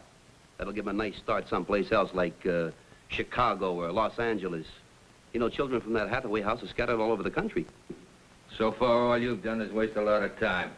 You shot a whole lot of pictures. Some hood picks up your camera case, gets away with it. You're batting zero. That hood picked up a camera case full of flower studies in color. But he didn't get this. You know, sometimes you must even surprise yourself. Okay, I'll take it down to the lab and see if I can get a make on Willings and the woman.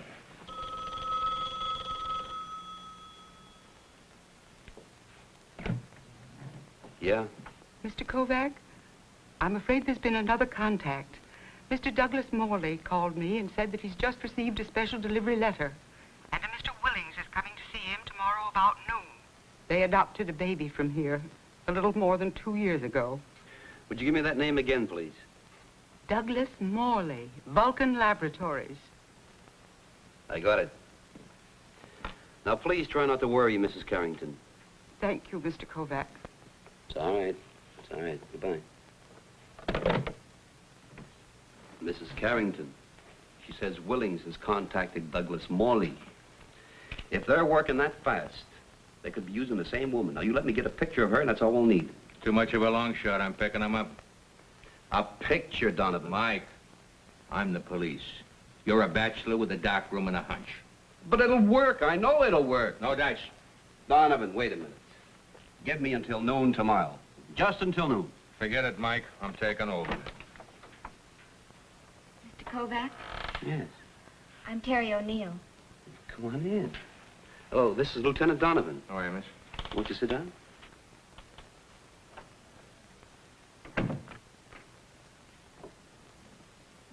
Weren't you supposed to keep the police out of this? How did you know that? I saw and heard everything that happened in my father's den. I told him I was there. Mr. Kovac, is that woman my mother? Well, Terry, I can't say. I don't know. Why is my father willing to pay this woman $20,000 just so she'll go away? What? $20,000? Has he paid it yet?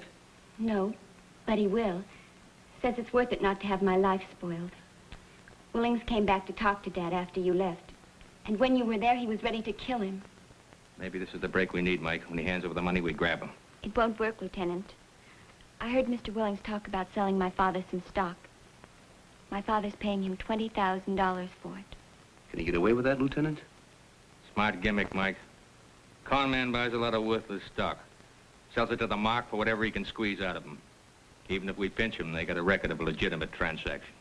You mean to tell me the victim pays $20,000 for worthless stock? Stupid. Hard to prove illegal. Mr. Kovac, she's not my mother, is she?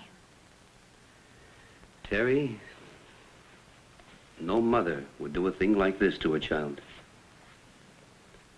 Donovan? Till noon.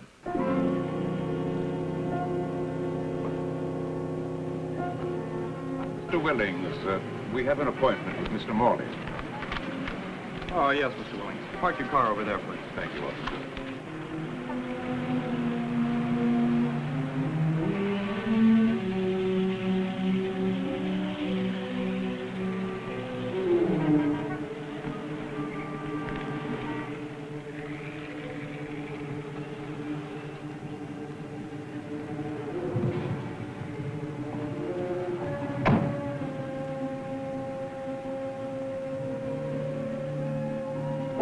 I got another picture of Willings and the woman without revealing myself.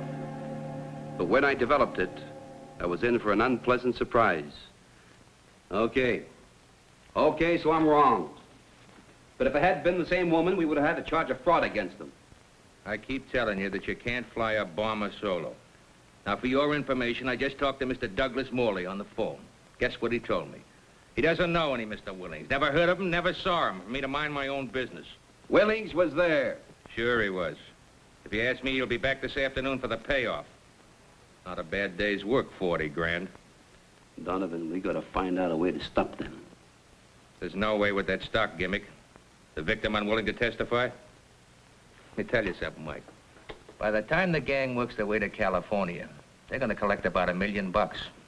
They sure know how to make photography pay off. Well, wait a minute. I must be blind. Donovan, take a look at this. You see anything? Larger version of what I saw before? No, here and here. It's the same woman. She changed everything. The hair, the makeup, the clothes, but not the earrings. You've made a very shrewd deal, Mr. Morley, and profitable in more ways than one. With this money, this unhappy woman who gave up a child in a moment of despair will be able to travel away from the scene of her unhappiness, and in time, her wound will heal. Mr. Willings, you remember me? Can't say I do. Quite a coincidence, huh, Donovan? What are you talking about? Who are these men? This woman happens to be not only the mother of Terry O'Neill, who was 17 her last birthday, but also the mother of the Morley baby. And she's willing to forget both of them at $20,000 apiece. Come on, you two.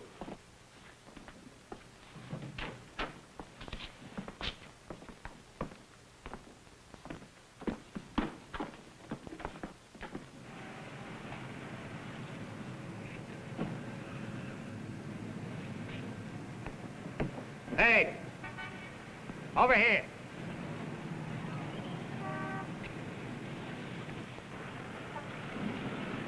Lady, you'll be better off if you tell us where the copies of those files are. Give me a break and I'll tell you everything.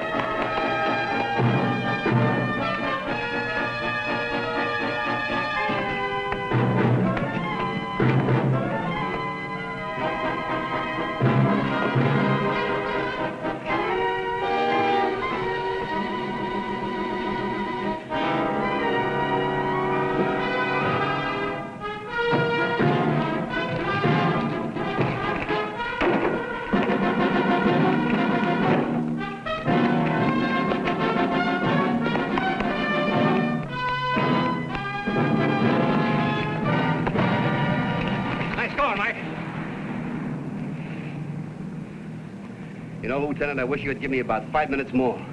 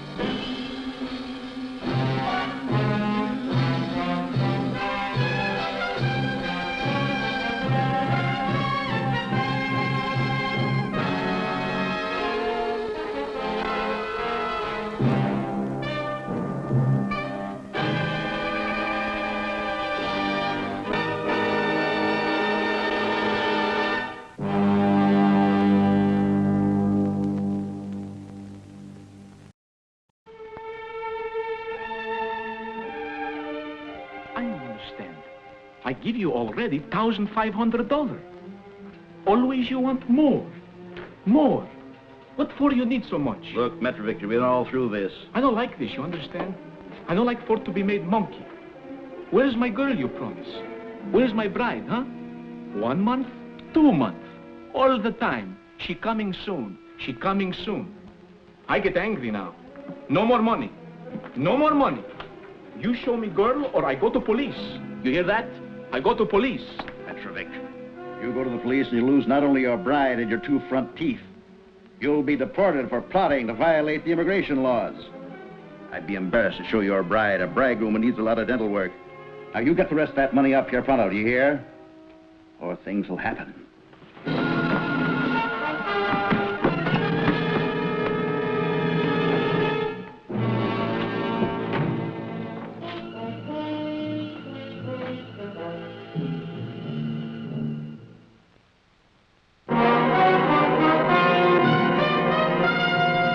Man with a Camera, starring Charles Bronson. I'm Mike Kovac, photographer. A friend from the old neighborhood, Father Ehrlich, telephoned and asked me if I could help out a member of his parish. He said it was a delicate problem. It had something to do with love. I don't like be pushed around, you understand? I don't make trouble. I good citizen, Father, but I no like be pushed around. How'd you find out about this place, Mr. Metrovic? My name is Jan. They have, how you call it, advertisement in all country paper. I called you in, Michael, because Jan doesn't want to go to the police. Why not? You afraid of these men, Jan? No, I no afraid. I want girl. Mr. Fowler tell me girl coming on boat. I don't want police to stop. Why would the police want to stop her? They told him at the marriage office that the quota for his country was full for 2 years. In order to get the girl into this country, they would have to make arrangements. They want money for immigration man, for ticket, for steamboat captain. $1,500 now. And you call yourself a good citizen. You know you're breaking the law? I am lonesome man, Mr. Kovac. American girls not like foreigner like me. Jan, my mother married a foreigner. Mr. Fowler say he try very hard to find American girl. Then he show me picture. Then letter from girl Anna to me, how she want to come and be my bride. Very pretty girl. I don't blame you much. Beograd, huh? It's Belgrade, capital city you call it. Belgrade. You know this street in Belgrade? Oh, yes. How about the photography shop? It was the picture that made me think of you, Michael. You work with the police. You know how to do things like this. I persuaded Jan he would be better off to spend some of the money he has left for you to find out if there is going to be a bride. Oh, I don't expect you to work for nothing, Mr. Kovac. I pay you what I can. I'll tell you what, Jan. If I get your money back for you, you can pay me out of that. But if your girl gets here, you can invite me to dance at your wedding, okay? All right. I'm going to take this picture with me. But don't worry about it. I'll get it back to you. He nice man. I like him.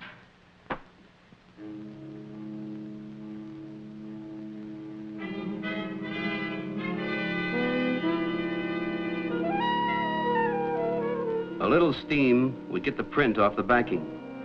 The supply companies were putting out new types of photographic papers these days. And I wanted to compare the paper of the photograph Jan Metrovic gave me with the type I had been using.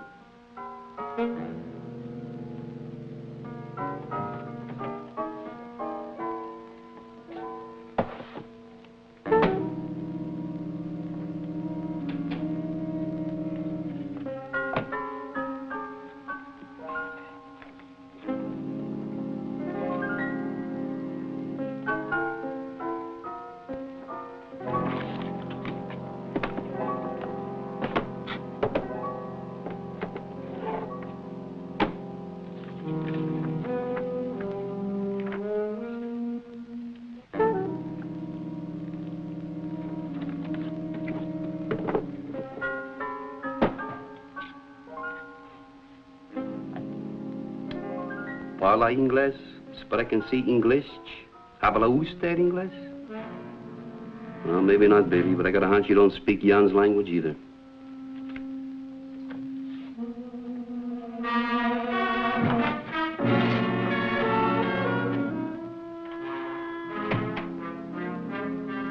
Yeah, I know the paper, Mike. Happens to have an embossment. It's a new one. It's good and cheap. Yeah, I'll bet it is.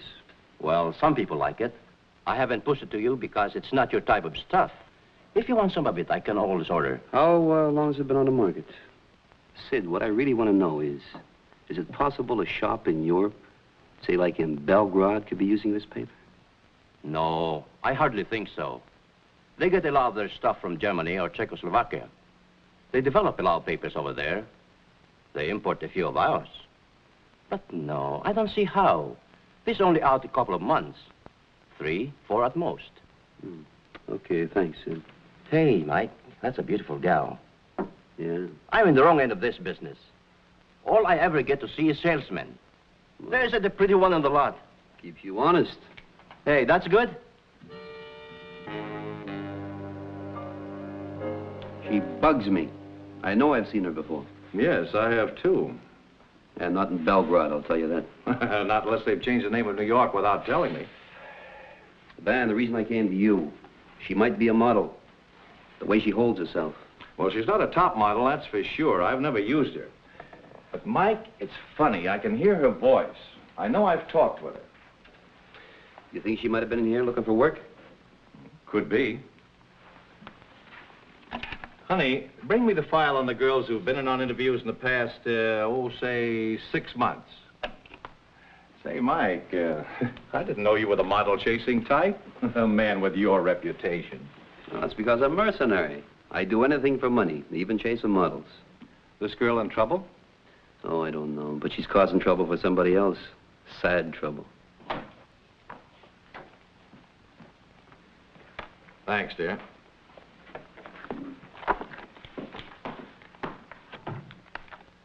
Oh, there are a lot of girls in this city, Mike. I don't want a lot of girls, just one. Yes, I know, but, hey, how about this one? Yeah, that's her. Her name's Jane Cowan. She's brought in here by one of my regular girls, Joyce Whitman. Say, I remember her now. She's Joyce's roommate. Pixie face, good figure. I wonder why I know... Oh, I know now why I didn't use her. Why? She can't sit still. You know the type, Mike. A model has to take directions, not give them to the photographer. Where can I get a hold of it? There's a rush? No, time's money. Honey, where's Joyce Whitman working today? Okay, honey, that looks pretty good. Let's see how the light is here.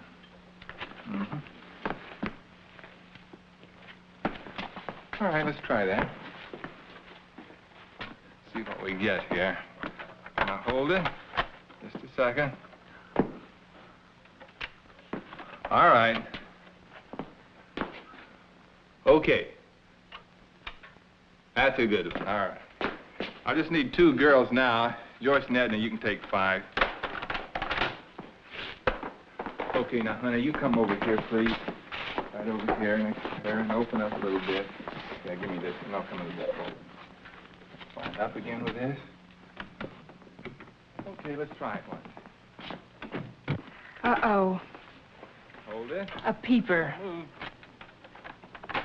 See a second. Are you sure you're in the right place? No peepers allowed? Well, hello, Mike. Hi, Max. Sorry to bother you. Oh, that's all right, Mike. Any time. It's all right, Joyce. This is Mike Kovac. Mr. Kovac, I'm sorry. I didn't know Joyce? Joyce Whitman? Why, yes, Mr. Kovac. Oh, I'm looking for your roommate, Jane Cowan. Jane, she's here on this job with me. Do you have some work for her? She could sure use it. She's already working and doesn't know it. When it's convenient for you, Max. Okay, girls, take 5. Janie, come here a second, will you? He wants to talk to you. Jane, honey, this is Mr. Kovac, Mr. Mike Kovac. Hello, Jane. So? Oh. This your picture, Jane? Yeah, it's me. Is that a crime or something? I mean, don't I have enough clothes on or what? Who are you anyhow? Well, take it easy. I just want to ask you something. Go ahead and ask. I got nothing to hide. Well, what I wanted to ask, I already know the answer to. But were you ever in Belgrade? Belgrade? Where's that? Someplace in the Catskills? Catskills.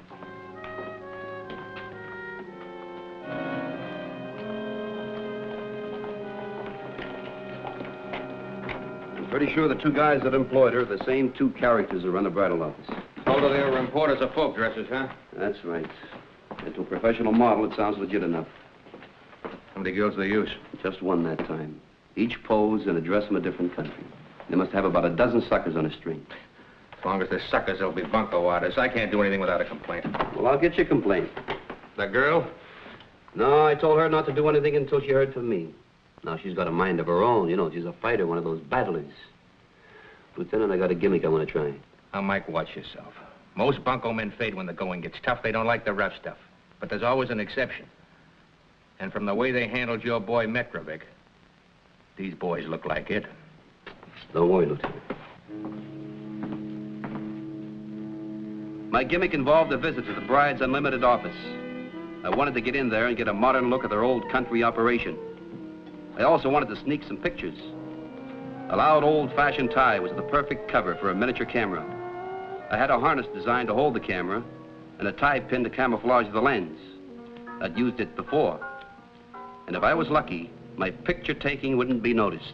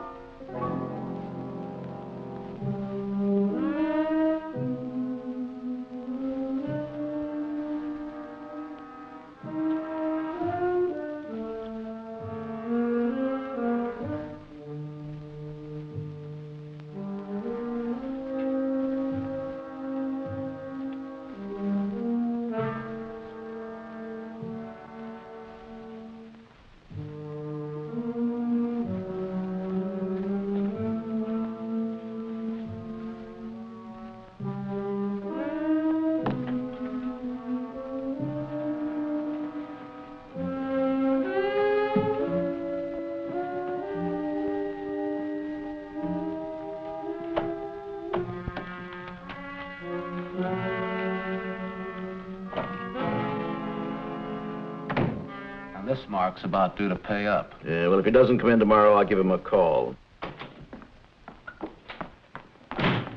All right, Buster, I want them all. I beg your pardon, miss. Just what is it you want? The pictures. The pictures, remember? Mr. Smart importer of folksy dresses. I want them all. You're making a mistake, young lady. Is that right? That's right, so why don't you just leave? You want me to just blow up and disappear while you make monkeys out of little foreigners with my pictures, huh? Come on, gimme. Ed, will you open the door for this impetuous young lady? Who's leaving? If I go out here, do you know where I'm going? There's a social organization in this town called the Police. Ever hear of them? I got a bulletin for you. They're interested in your type fella. Look.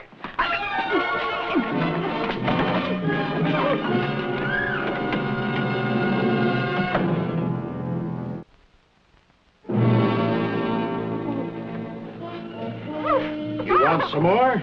Keep it up and we'll fix it so that you don't make any sound for a long time. Let's get out of here. Now, there's no hurry. This chick hasn't been to the cops yet. In 2 more weeks, we could have cashed in good. I really ought to take care of her. Hey! Somebody's home. Watch her. I'll get it. Hello, my name's Adamski. Adamski, eh? Fowler's mine. Nice to meet with you. You put this for paper? This the place I find wife? Well, now, Mr. Adamski, It's all right. I be a good customer. Want wife from old country. These women's in this country too weak. Too much ice cream, cake. Adamski, he work like horse, want woman like horse. But the nice one. Well, I don't know, Mr. Adamski. A girl like that's not easy to find and get over here. You know, there's a quota. Wait. Don't tell me about these things. Money, she buy everything, huh? I got plenty money. You get right woman for me, and I don't ask how. Mr. Adamski, it just so happens there's a beautiful girl in Warsaw dying to come over here. You know, with the right kind of, you know what? I might be able to get her on a plane tomorrow. Is that right? You got picture? I sure have.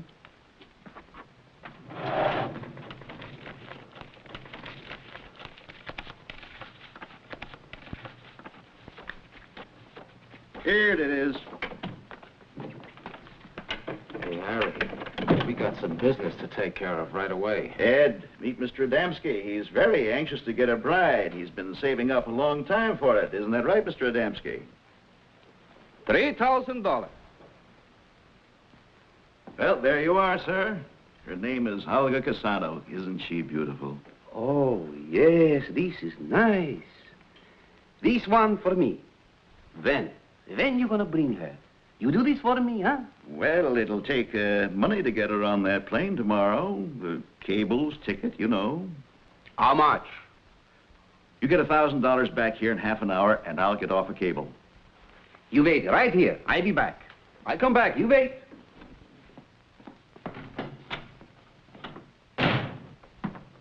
Are you out of your mind? We can't wait around for that mark. We gotta get out of here. Relax. For $1,000, I'll wait around a half hour anytime. And that girl in there's giving me an idea how we can pick up some more quick. Stay with her.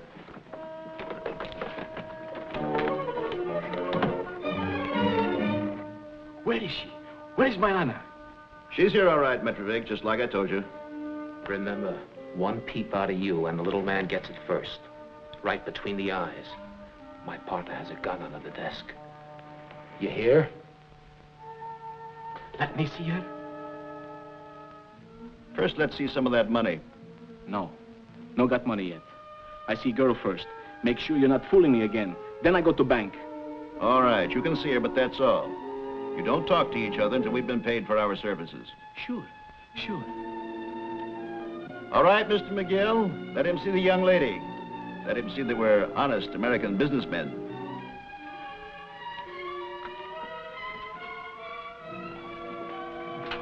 Remember, one sound and that gun goes off.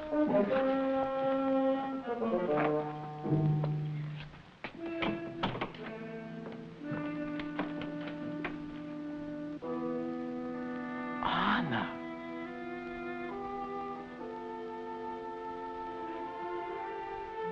My little Anna.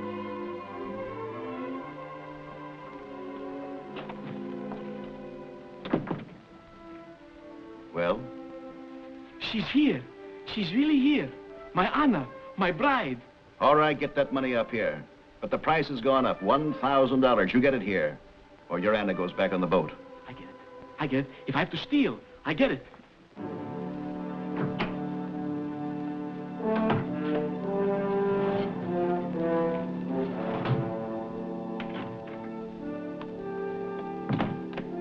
He's gone. Tie up that doll and tie her up good.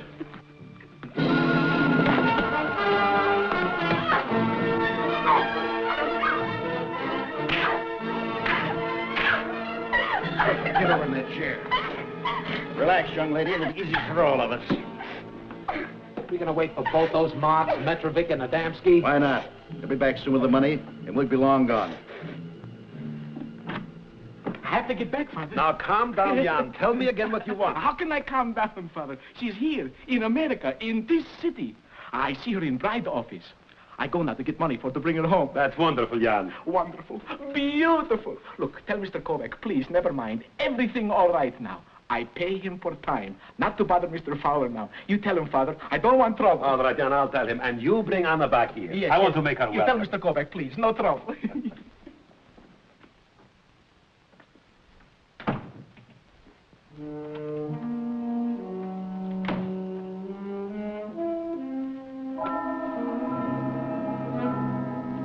Now I had another picture of the little model in a foreign costume. I also had some shots of the operators of Brides Unlimited that I had to develop and get right over to Lieutenant Donovan.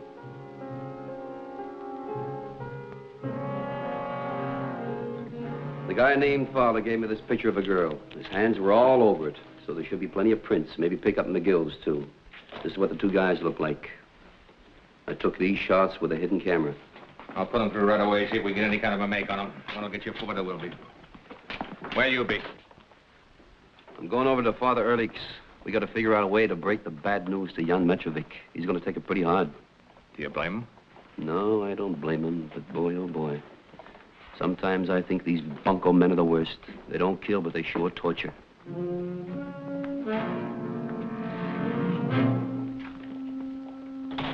But that is what he said to me. The girl is here. He asked me to tell you. Well, exactly where did he see her? In the bridal office. What? That's what he told me. The girl in the picture he saw in the bridal office? He said, don't bother Mr. Fowler. Everything is all right now.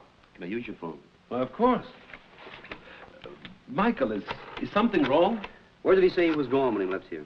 To get some more money. That figures. Joyce, this is Mike Kovac. Well, hello. How are you? I'm fine, fine. Look, I want to talk to Jane. She isn't here. Can I take a message? Where did she go and how long has she been gone? I don't know. She left a note saying she had to take care of something. I think it was about those pictures. Is anything the matter? Well, there wouldn't be if she had done what I told her to do. All right, thanks, Joyce, and goodbye. Well, Jan's girl is up in that office, all right.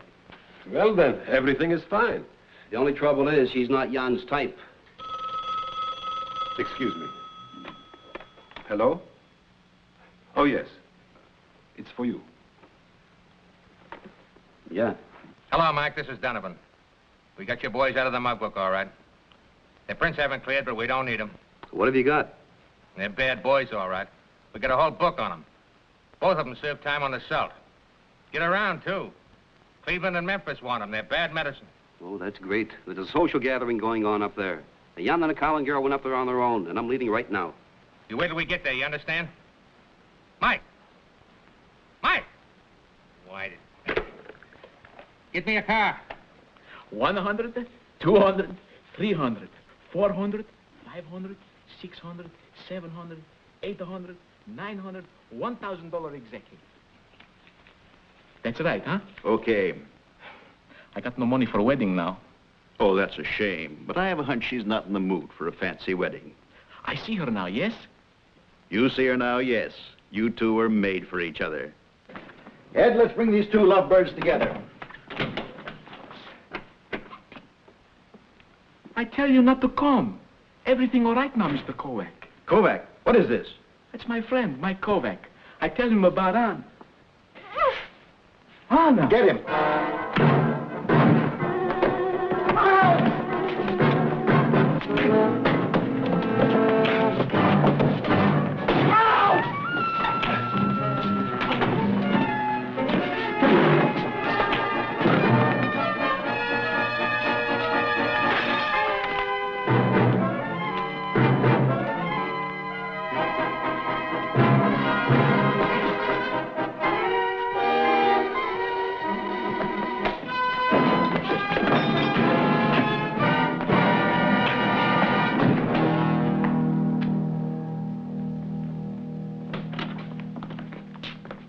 Donovan, I got a complaint. Assault with intent to murder.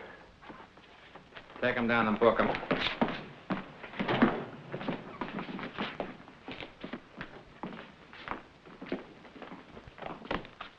How is he? He's coming around.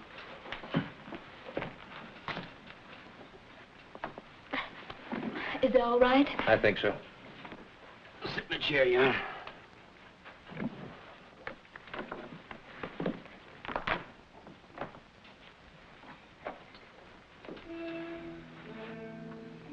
Anna. It is you, Anna?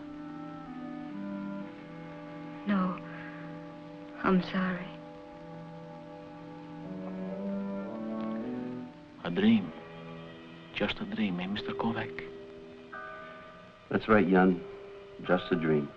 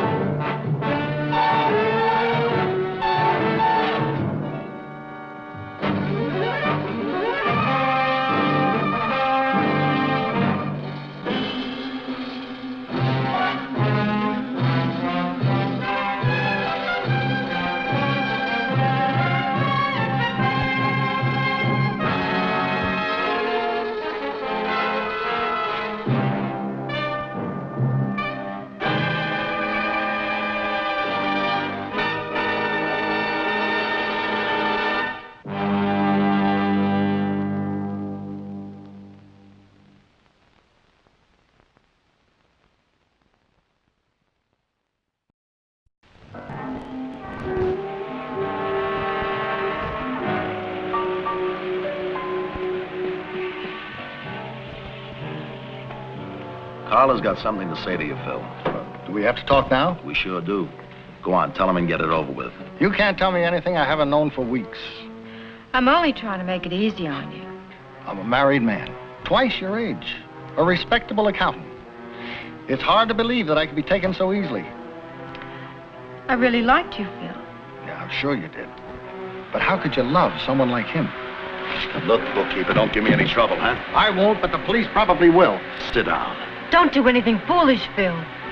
For the first time in a long time, I won't. You're not that much of a fool. Look, I've been your accountant for 2 years. I know every inch of every lousy racket you're in. You don't know what you're doing, Phil. I said I'm going to get out. I meant all the way out. Once more, I'm warning you. Forget it and be at my office at 10 in the morning. At 10 o'clock in the morning, we'll both be in jail and...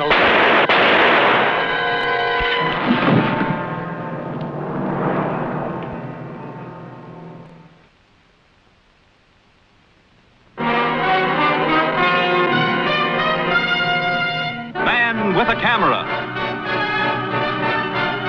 Starring Charles Bronson. I'm Mike Kovac, photographer. I get a lot of calls from people who want help and think a photographer can help them because pictures are involved. But sometimes the calls have nothing to do with pictures. Mike Kovac? Yes. I'm Mrs. Mason, Phil Mason's widow. Come in, please. Come in.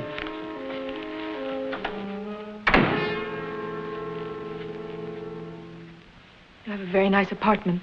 Thank you.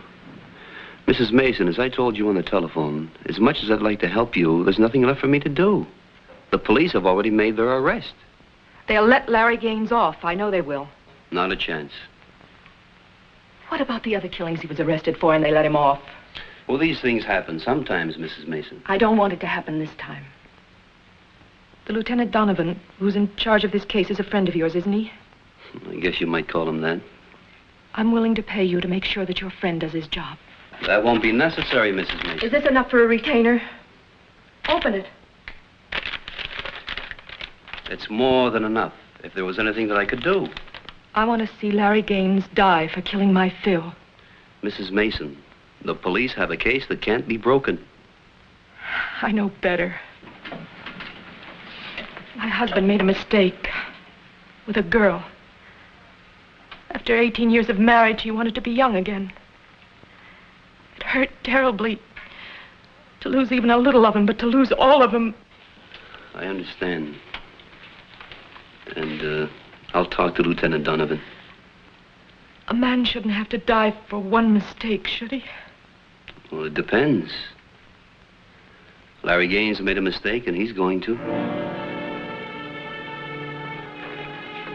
Count it, Gaines. If a man can't trust the police, who can he trust? Count it and get out. You're being very unrealistic, Lieutenant. The DA released me because he thought I was innocent. Gaines, you're a killer.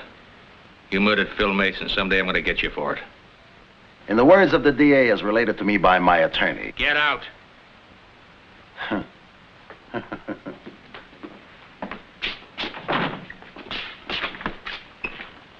So quick. Quick is the hand of justice. If you fellas are ever at my club, the bill's on the house.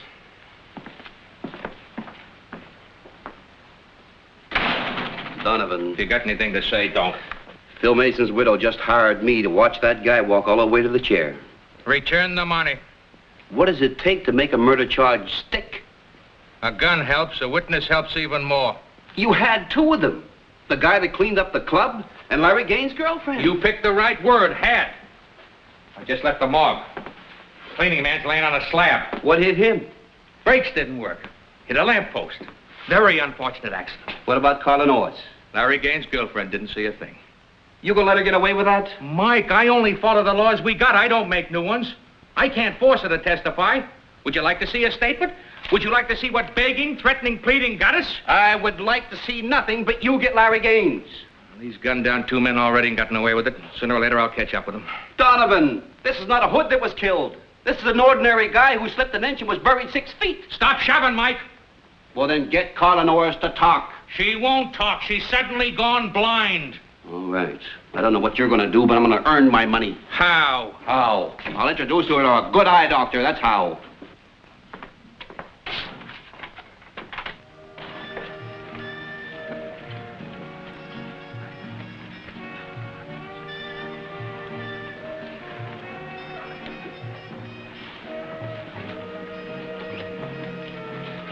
Mr. Kovac? Yes. I got your card. Sit down, sit down. I was told you prefer champagne. Yes, thank you. If you want to sell me publicity pictures... No, I take family portraits. If you'd like to see a sample of my work, I have a very nice picture of the Phil Mason family. The husband, the wife.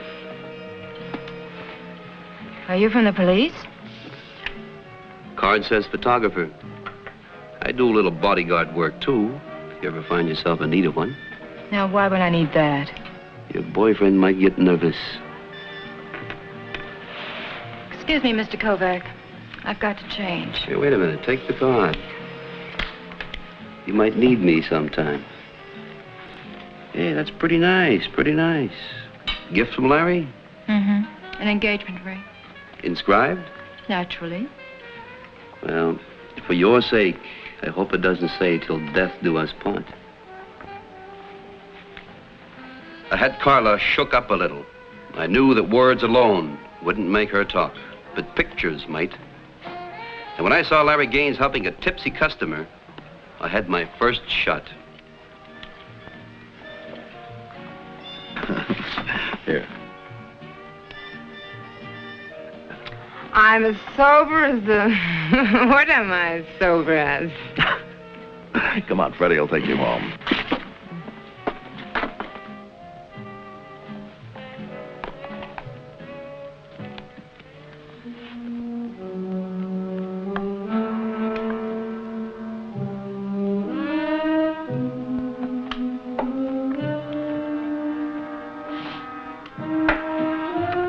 Pictures sometimes lie. A little cutout, a little retouching, and this one should at least start an argument.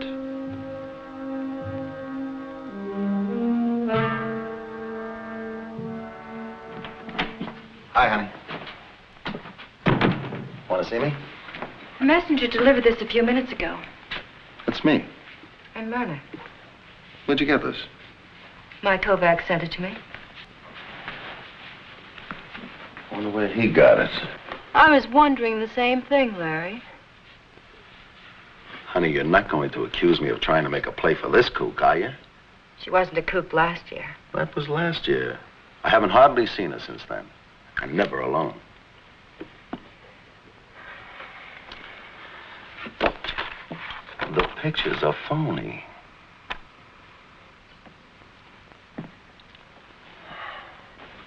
Come here.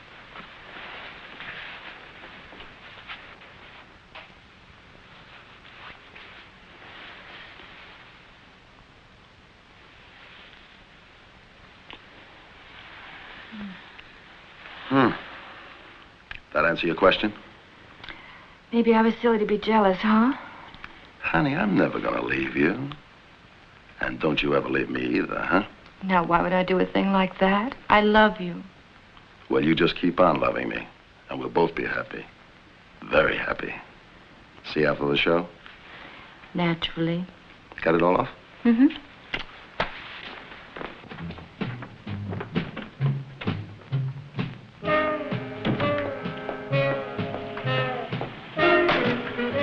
I followed Larry Gaines and photographed his routine using a sequence camera, an automatic.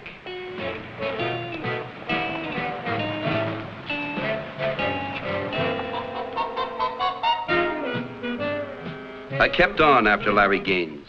He led a fairly dull life, which I was trying to make interesting.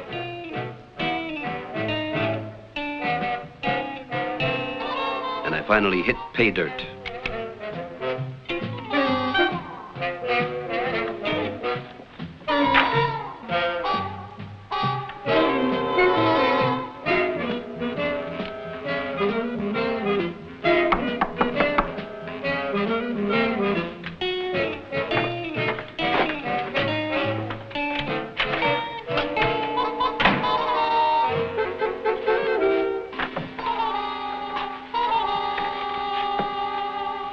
Wait a minute now.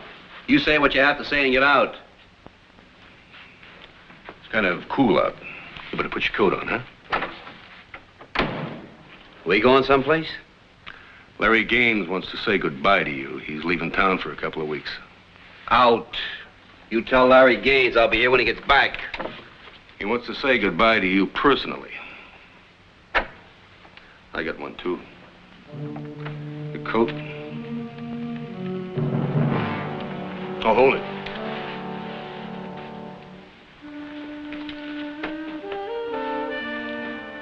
I just like to make sure, you know? Well, if you just put your guns down, I'll show you I don't need one. Look, pal, in case you didn't know it, that's what you've got to prove. Let's go, huh?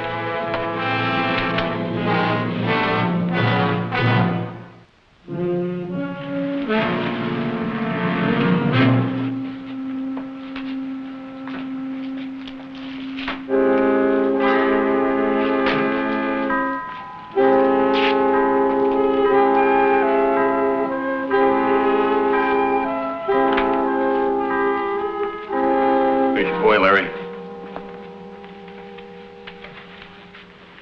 Hey, Les. He gave me 50 to get the gloves, Mike. It's all right. He didn't tell me why. I know why, Les. You ain't sore, are you, Mike? So?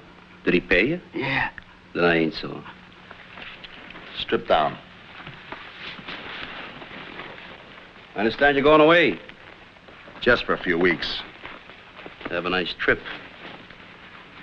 You know, killing you would be inconvenient right now. So I'm going to take the personal pleasure of cutting you to pieces. And if you miss, your two hoods here gun me, huh? I was middleweight champ of my division in Germany. We had some rough boys over there. 3-minute rounds? No. I'm just going to keep right on belting you.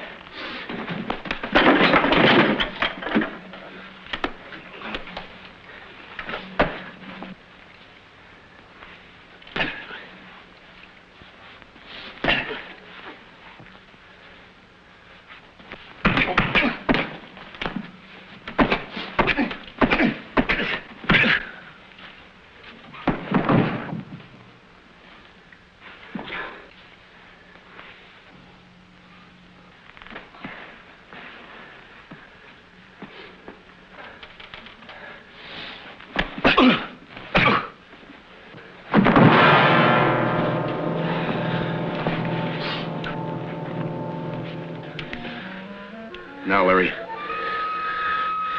No. Let him go. Hey, Larry, the boys in your division ever tell you that you were a sucker for a left hook? I'll see. Good fight, Mike. Real good. You all right, Mr. Gaines? Go away. Get out, Punchy. Good boy, that Kovac. It's a shame. Yep, a real shame. Would have made a great pro.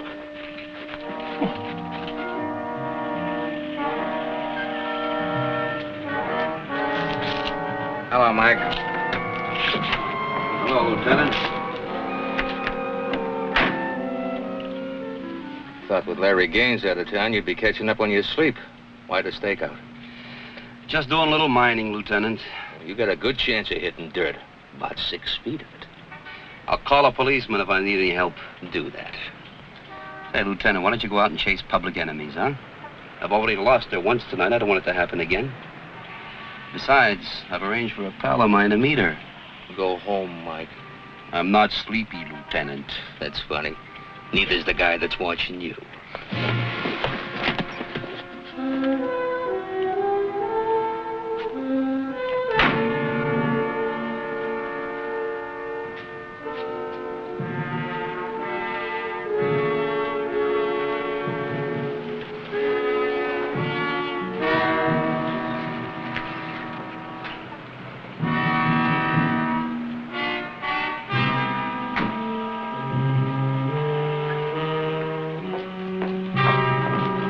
Pardon me, miss. Do the Kirklands live in this apartment? Oh, yes, I think they live on the second floor. Thank you.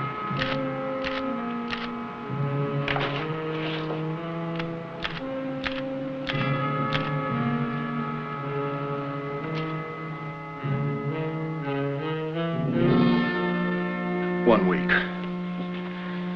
I'm gone 1 week in this. Who's the guy? How would I know? I was coming home. A man stopped me and asked me if I knew where the Kirklands lived. Oh, come on, Carly. You can do better than that. It's the truth. Okay. So it's another trick of Kovac. That's exactly what it is. But you're walking into your apartment. I can see that.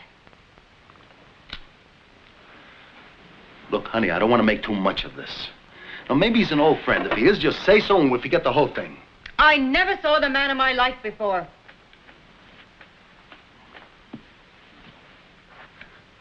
I've got to know that I can trust you.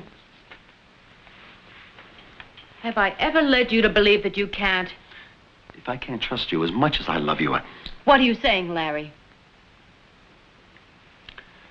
that it's important to me. I'll remember that. I'll see you at the club later.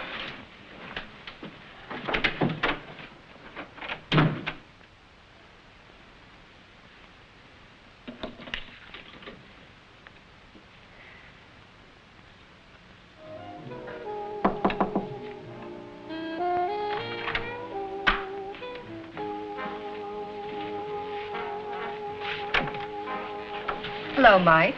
Hello there. I'm returning your card. Can't we have some more light? Yeah.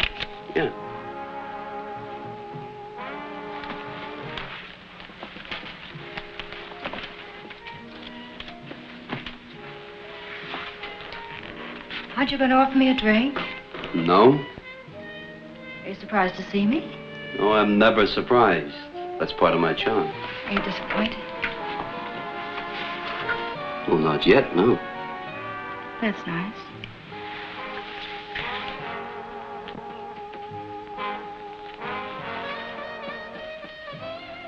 You know, you've got more poison in you than a rattler. Oh, I'm not as dangerous as all that. You were to Phil Mason. But you're different. Yeah, I'm different. The difference is I'm alive and intend to stay that way. You could have a whole lot more fun out of life if you tried. Carla, come on. Stop playing Theta Bar. Make your pitch. Those pictures you've been sending to Larry aren't very funny. I didn't think they'd get any laughs, but I'll bet they're getting plenty of action, huh? Well, I'll admit that Larry has a bad temper.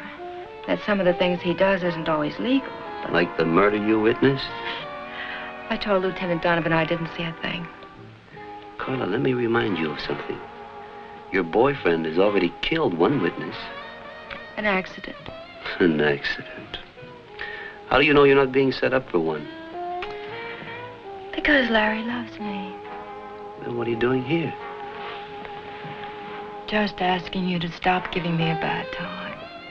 Lady, I like the way you ask a favor. But as long as you're the only witness against Larry Gaines, you're trouble. Keep taking your pictures, Mr. Kovac. Take as many as you want. Thank you, I will.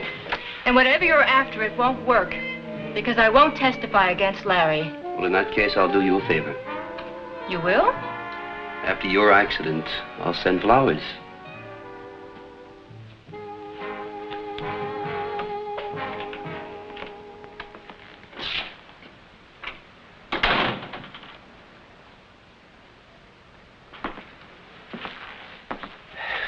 They said it was all right for me to come in. Who said? Okay, so I didn't ask. Mike, speak your piece and get out. I got 100 things to do. Donovan, you have a man tailing me. How about having a couple of your men stick close to Carla Noyes? Why? I got a hunch. About what? Larry Gaines is beginning to tighten up and Carla's falling apart. Why isn't she coming here? Because you'd never make it. Larry has a hood tailing her all the time. Maybe if I bring her in, she'll give me a few answers.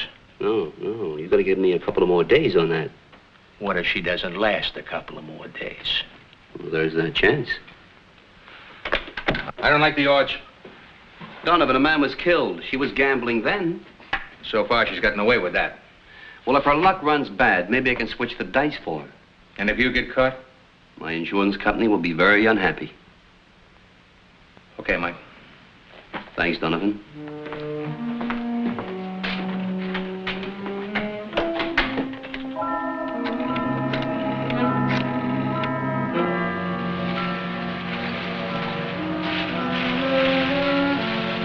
We covered 3 department stores, a beauty salon, and wound up outside Carla's apartment.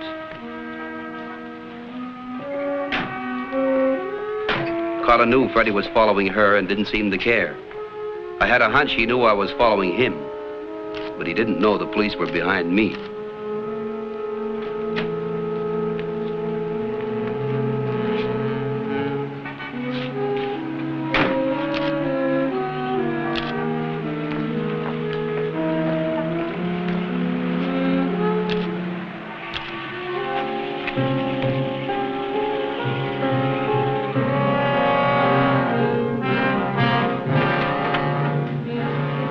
I've got something to show you. Mike Kovac brought this to me personally.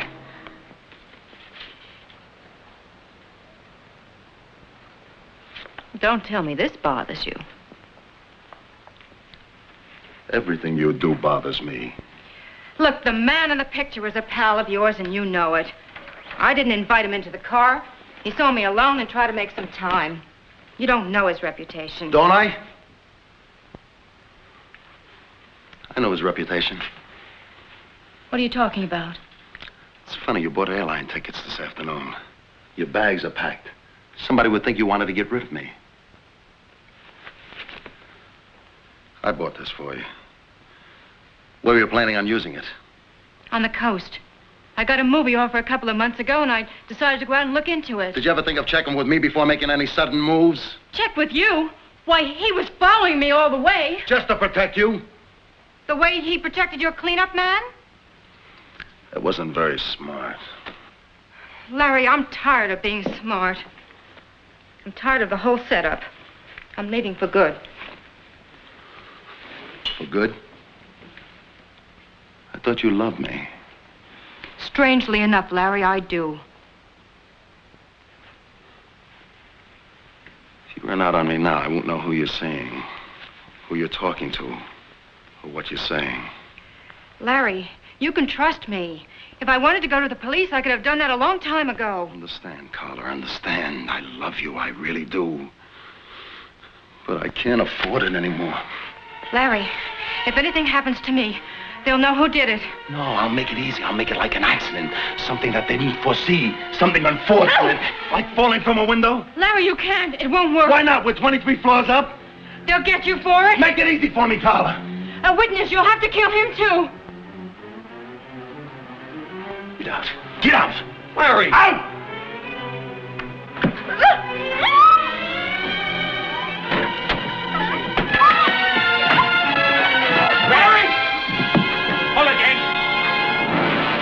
He tried to kill me. He tried to push me over the balcony. He killed Bill Mason and shot him in cold blood. You stupid fool. Well, it's better than being murdered. Take him downstairs. Hold it. You know, I could have this touched up, but I think I'll leave it exactly the way I took it.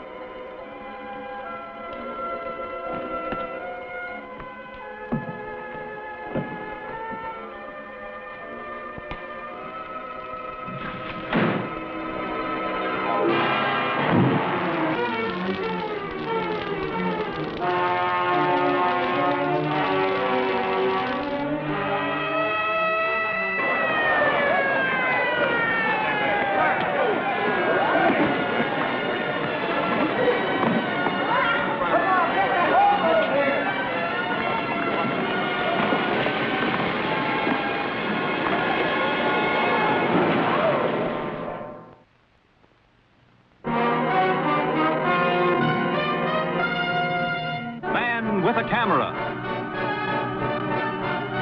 Starring Charles Bronson.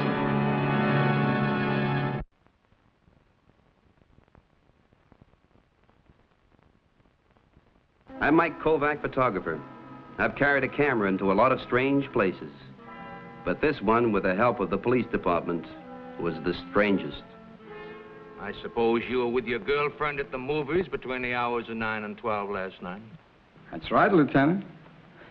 What you gotta do is check with her. Oh, we have. You know, it's funny. Every time there's a touch job, you're always at the movies with your girlfriend. Anyone spot Billy Wyeth at the fire?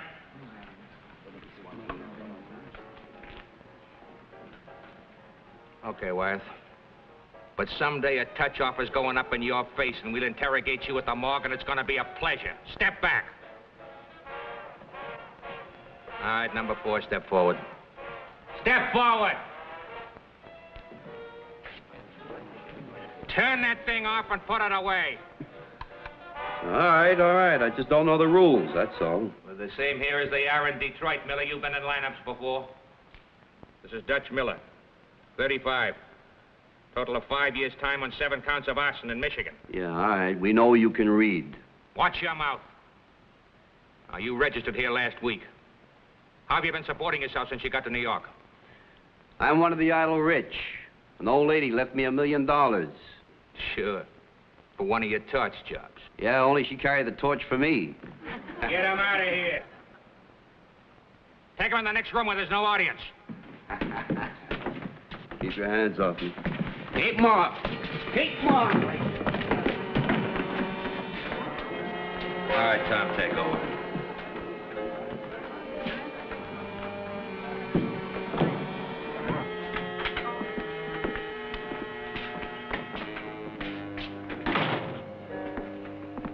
Nice going, Mike. How'd Billy Wyeth take it? Well, I was watching him. It registered great. He loved that radio bit. Yeah? He laying it on pretty thick, wasn't it? A hoodlum turning a radio on in a lineup? Yeah, well, I'll send you a picture. This is not only a radio, it's a camera. All I do is push this button, and it takes your picture. And, Donovan, you have no idea how ugly you look from the suspect's point of view. Well, this is no beauty contest. I don't need any picture of me. I want pictures of the outfit that organized 3 fires in the past month. Yeah, that's Billy Wyeth. He's a delightful character, isn't he? Don't take much character to be a torch. You still think he said it, huh? Well, the insurance companies aren't interested in what we think. They're screaming for results. Can you blame them? No. They're pounding gross in the arson squad here. Now they're after the whole department.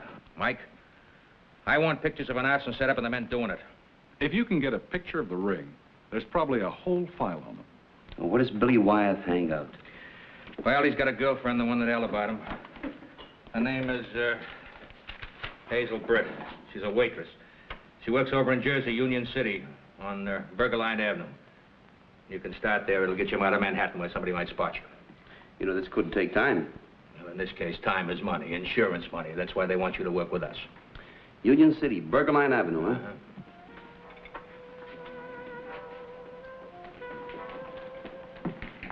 Hi, baby. Hi, Dutch. Hey, I didn't order anything yet. I know what you're eating these days. But you know what I want to order? Your telephone number. Not for fellows who live on donuts, Ann. I had too much of that myself. When you start ordering porterhouse steak, I'll put my number on one of them. Did you find a job yet? Yeah, I got a job. Coming in here and looking at you. What else is on the menu, huh? Ixnay, my boyfriend's here and he's watching. Listen, he wants to talk to you. What about? He says maybe he's got a job for you. Why should he have a job for me? He says he knows you. Listen, I don't know anybody in this town but you. You've been talking about me? Come on, Dutch, now wait. Wait for what? I don't like talking to dames. Here, keep the change. Hi. Remember me? This your boyfriend? Uh-huh. I was with you in that little parade last week. Billy Wyeth. You know, it's a funny thing about me. I don't have such a good memory sometimes. Some days I wake up and I don't even remember my own name. Sit down, Dutch. Sit down. I'll talk to you. Come on. What are you doing over here in Jersey? I like the waitresses. You're real funny, aren't you? Not so funny. Donovan give you a tough time about that fire you started? What fire? The burning you gave him when you turned that radio on in the lineup last week. Billy Wyeth make you a pitch. Well, I spotted you coming in here, Dutch. Your girlfriend tells me what you've been eating. That ain't a fit diet for a healthy man. So? So I got a friend. Yeah? Congratulations. Well, what I mean is I think you can be helpful to each other. You can start eating good, real good. I got a big appetite. Very expensive. I got an expensive friend. Come on, I'd like you to meet him.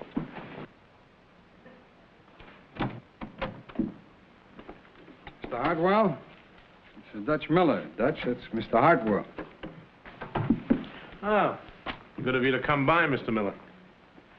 What is this, a social visit or something? No. Well, you like to get right to the point, don't you? What else we got to talk about? Boy, you're really hooked on that thing, aren't you? Look, turn it down, will you? The man wants to talk to you. Billy seems to think that you'd fit in with our plans. Fit in how, where, and doing what? You said you came from Cleveland, I believe. Detroit. Well, who'd you know there? I don't know anybody anywhere. And I don't carry any references. Fair. And I don't drink. I'll take it. So you did time for arson, Mr. Miller. When was that? Listen, if I want to answer a bunch of questions, I'll go to the cops. Hold it! No, I owe him one for messing around with my girl. I said hold it, you too. Now get over there. Oh, you're all right, Miller. Let's get down to business, shall we? Huh? I think we found out you can handle yourself. I'm still waiting. All right. I got a solo job for a good new torch man. Pick yourself up some cash. Yeah. And pick myself up a bunch of trouble. When I first breezed into this town, the cops picked me up and tried to pin an arson rap on me. It's too cozy. I don't like it. Besides, I don't know you guys. Do you want references? Can't read. Suit yourself, but think about it, Miller. After all, if you don't know anybody in town, it's not going to be easy. You got to start somewhere, with someone. All right. I'll think about it. Now, do I walk out of here, or am I going to have to punch my way out? Miller, we'll get along. Hey, where can I get in touch with you? I'll be in a restaurant in Union City. Having a cup of coffee and a donut.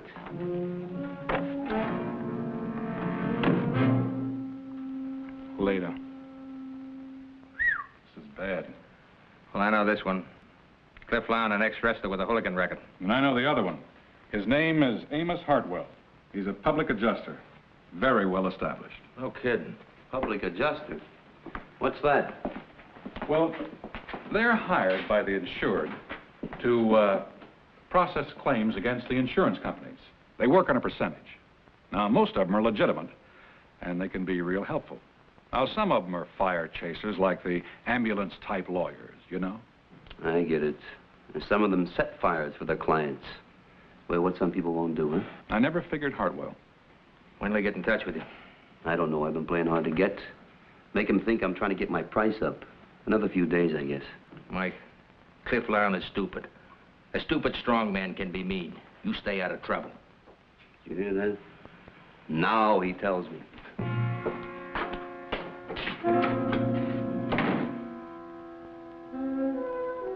I holed up in a crummy hotel room waiting for Hartwell to find me. It didn't take long. I'd made sure that Billy's waitress friend knew where I was. Sure took some scouting around to find you.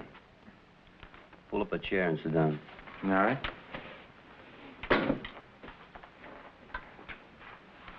Horses, too? You got expensive hobbies. I'm glad you understand that. Oh, I'm prepared for it. Well, Miller, you haven't had much else to do these past few days but think.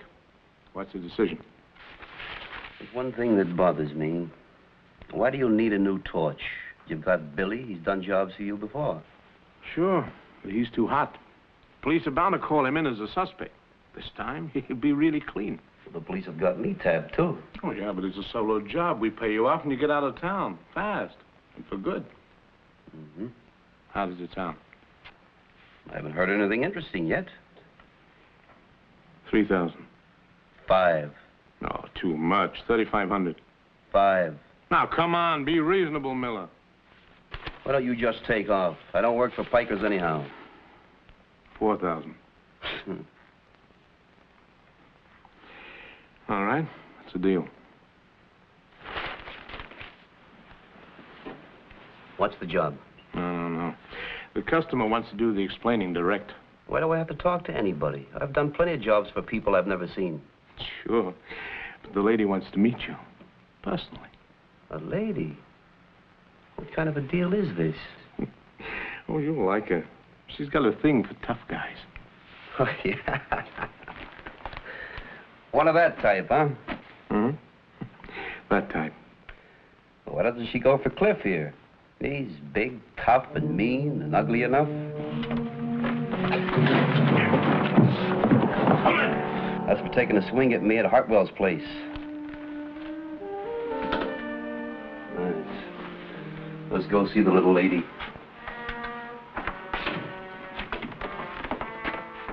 Save it.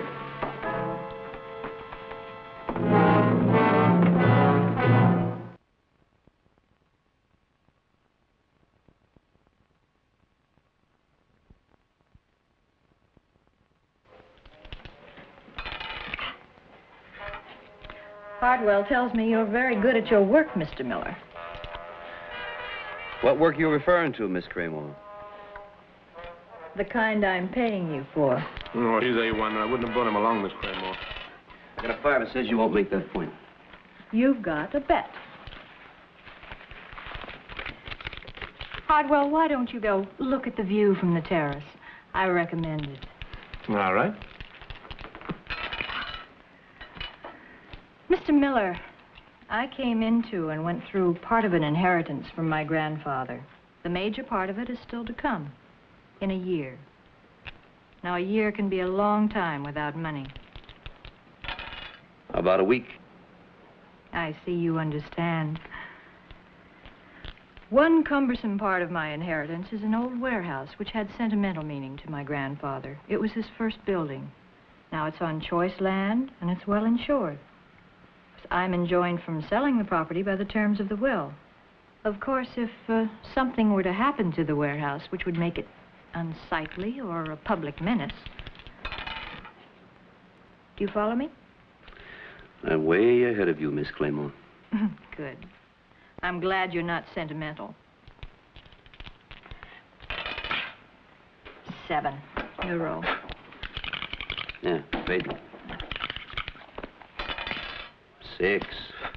You know, I believe in the future, not the past. But you've had such an interesting past. Your play, Mr. Miller. 7. Guess this is not my day. There are other days. You know, Mr. Miller, there's something about you that seems very familiar. Haven't we met before? Oh, no. I'm not from around this part of the country. As a matter of fact, I'm not from this world here at all. But you fit into it so beautifully. Hardwell. Mr. Miller and I have finished our business conference. He'll do very nicely. Now, Hardwell will give us all the information we need. He'll arrange the time, the place, whatever you need to know. There it is. A picture record of a crime about to happen. The principals involved, the location, and the motive is money. Oh, they're beauts, Mike. I thought you'd like him, Lieutenant. What time is the fire set for tonight? I don't know. They've been cagey about telling me, but as soon as I find out, I'll phone it in. You know, Lieutenant, they're going to pay me before the job. That ought to nail them. Come, Doc, I'll stake out that warehouse just in case. Thank you, Lieutenant. Well, I better take off. Wait a minute. Well, here it is, Mike, the touch-out device. You see, you can't fool these fellas. So this thing really works. Of course, it's rigged right now, so it won't work. But an expert could fix it easily. So familiarize yourself with it. And good luck. Okay, thank you. Where'd you get it? Out of our own museum. All right, we'll see. The layout appeared in the National Magazine. Look at the photographic credit. Mike Kovac. I know the name. What about it? I told you yesterday that Dutch Miller looked familiar to me. Now I remember why. He's Kovac, the photographer. What? This was the last charity ball that I chaired. I remember Kovac taking these pictures. How much did you investigate his story about Detroit? Yeah, but he was in the lineup, Billy Wild. He must be a police plant. As a photographer, it's not hard to figure out what he's up to. Or is it for you? Fire set for tonight, 10 o'clock. Kovac doesn't know that. Put it off. Tell him we've changed our minds. Oh, no, he knows too much, and he couldn't have made his move yet. Well, what are we going to do? All right. We'll let him set up the touch-off. No. Now, don't worry, Miss Cramer. Dutch Miller may be in, but Mike Kovac won't get out.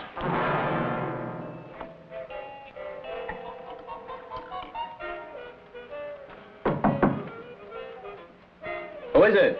Open up, Dutch.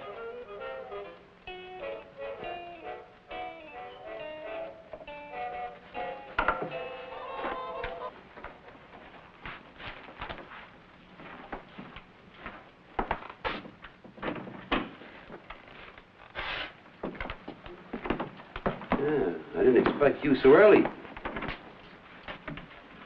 Well, there it is, all ready to go.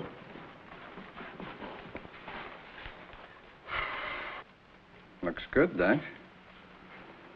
Looks real good.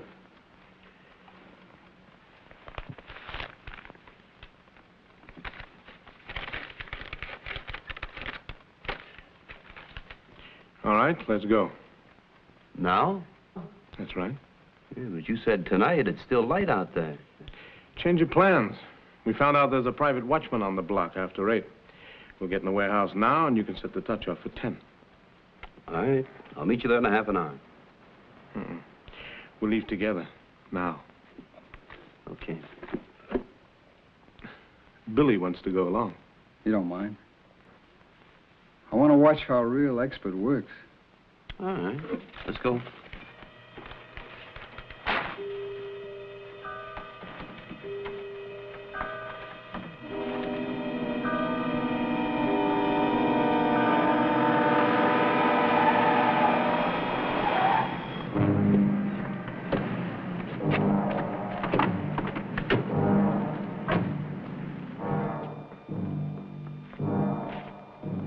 How come Hartwell didn't come along? Don't ask so many questions. What time's Hartwell went to fire? 10 o'clock. That'll give us plenty of time to scatter. It's your baby.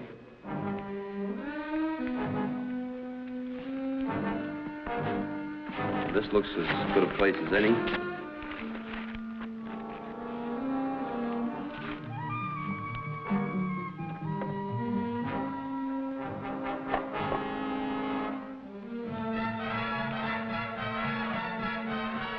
Hand me that.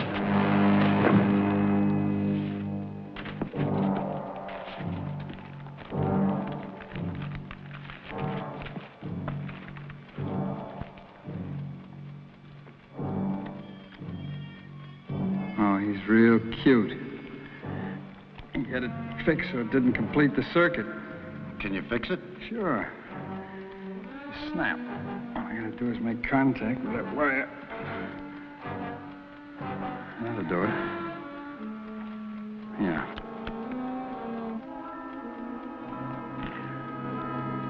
How much you giving it?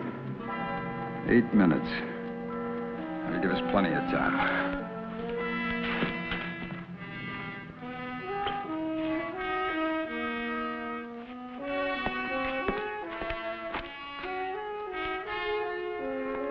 Give me some paper and stuff, will you?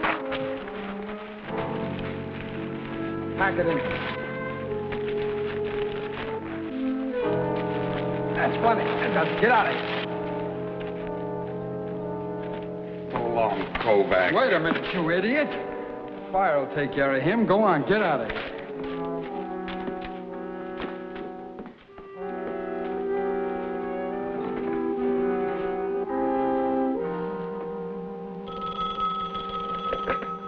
Yeah? Now, Mr. Hartwell, it's all set. Kovac will be out of your hair in 5 minutes. Okay. And you stay there till you make sure we get what we want, hmm? Right. Stick around till we hear the equipment coming. Call in and let me know when it does. Then take off. Check. I had a lump on the head. I decided that if I ever got out of this jam, I'd let Lieutenant Donovan get along without me. Well, that timing device. It was gone. I knew they had it planted somewhere, and they meant it to work. Fast.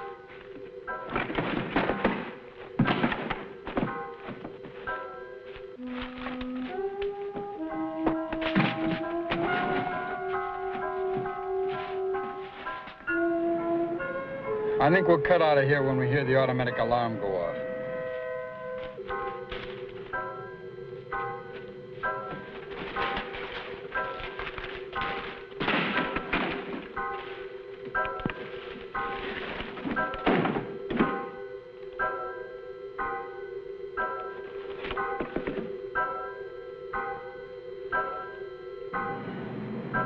Just 1 minute to go.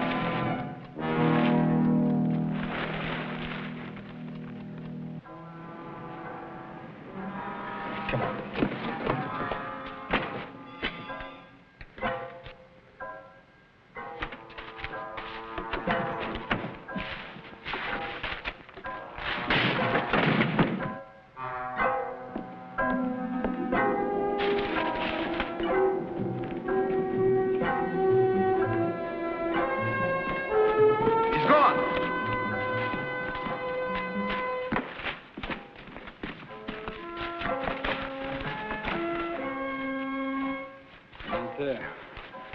He's got to be in here somewhere. Go on, find him. Come back! What out, you copper?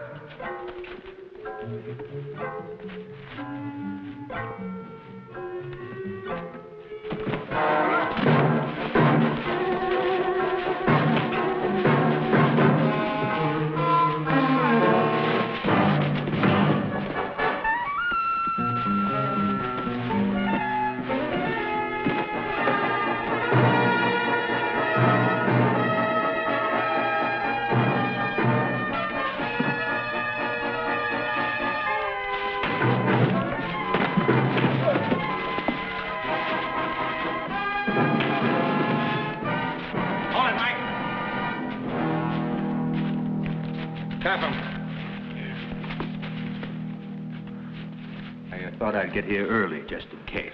You call this early? What happened to Hartwell and the sociable society lady, huh? We got a tail on him. I'll call in and have him picked up. Kovac. Kovac, someday you're going to get it good. And oh, how I hope I'm at your funeral. Billy, when your time comes, there's going to be a big fire where you're going. Get him out of here.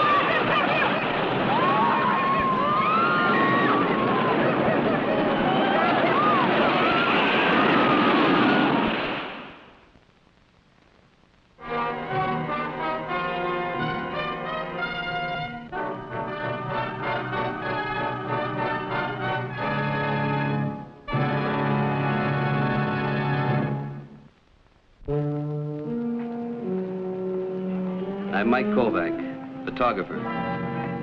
Amusement parks are fun for most people and a business for others. But there are times when all the amusement goes out of a business.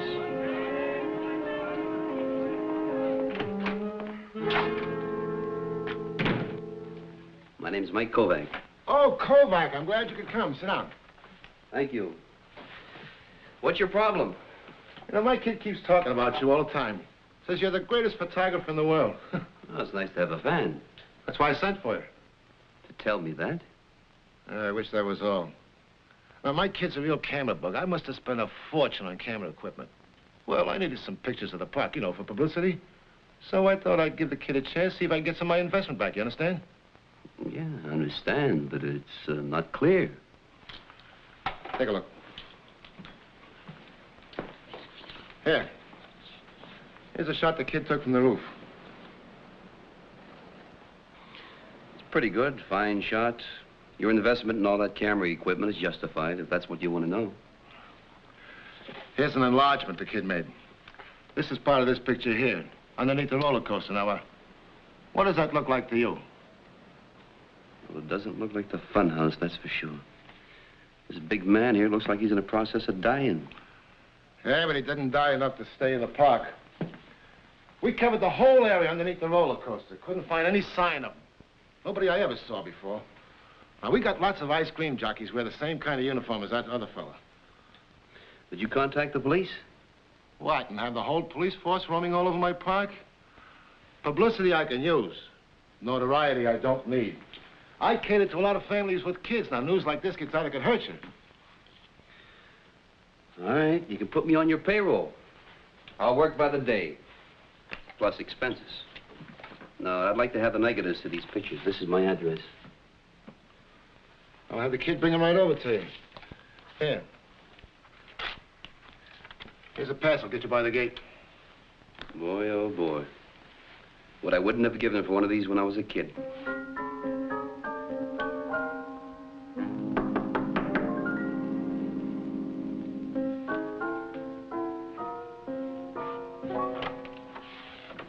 Hi. I got here just as soon as I could. What? Well, you are Mr. Kovac, aren't you? Yeah, every day. Gee, this is nice. Thank you. Hey, that's a nice darkroom you have. Yeah, and it's loaded with work, too, so if you don't mind. Oh, boy. Oh, it's beautiful. Sound like you know what you're talking about. You know, maybe you ought to tell me who you are so I know which direction to take in this one-sided conversation. Oh, don't you know? I'm Joe Stokes. Here, I put you the negative. Well, Dad said you'd be expecting me. Well, it looks like your father and I both made the same mistake. He referred to you as a kid. And I assumed that, boy, you know, he should have warned me. Well, I'm sorry you're disappointed, Mr. Kovac. I guess I'd better go. Oh, I'm not disappointed. Look, you're a photographer, aren't you? Would you like to help me enlarge this? Do you mean it? Sure, come on. Well, what was wrong with my print? Wasn't it clear enough? Oh, it was fine. But I want to blow this up on my enlarger, get more detail. What developer do you use? What would you recommend? I use D72 1:2. You named it. Really? Do you too? Yeah. Well, looks like it's about ready. Would you turn on the light? Sure. You know, that's a very nice print. You still can't see that ice cream man's face. But look at here, look at the shoes. They look two-tone, don't they? Black and white. Will that help? Not very much. Now, this big guy that's being shot, have you ever seen him before? No, not that I remember. Well, what do you say we get down to the park? I take a good look around, huh? Okay. Maybe you can show me the sights.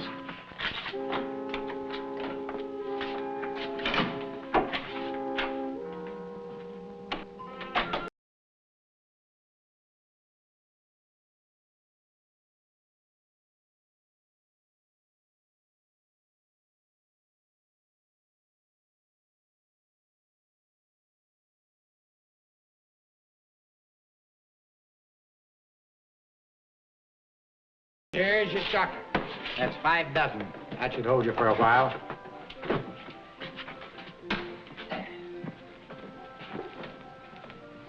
Mr. Fenton. Oh, hi, Joe. Let me put these cartons back in the freezer and I'll be right with you. Sure, Mr. Fenton. Doesn't he have any help? No, he does it all by himself. How's my little girl? Fine, Mr. Fenton. This is Mike Kovac. He's helping my father on something and wants to ask you some questions. Oh? Sure, sure. How are you, Mr. Kovac? Fine, thank you. Say, that freezer holds a lot of ice cream, doesn't it? It has to. Got a lot of kids in the park. Gotta have ice cream for them. Got just about enough there to last a couple of days. Say, Mr. Fenton, could you tell me something about your help?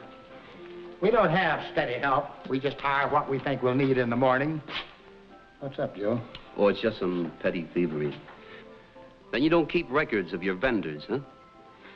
They're in business for themselves. We sell them the ice cream. They go out and sell it in the park. When they sell out, they come back here and stock up again. Why, then you don't really know anything about the men you employ. No, sir. Just as long as they sell a lot of ice cream. They all wear the same kind of uniform? Well, we furnish them with a jacket, a cap, and a cart. Then they put up a deposit. You ever go out in the park yourself? Mr. Kovac, it's hard enough to keep that freezer filled without pushing the cart around. Yeah, I guess so. Well, thanks for your help, Mr. Fenton. Anytime. Glad to have you drop in, Joe. Brightens up my life. Thank you, Mr. Fenton. Bye-bye. Bye now. Bye.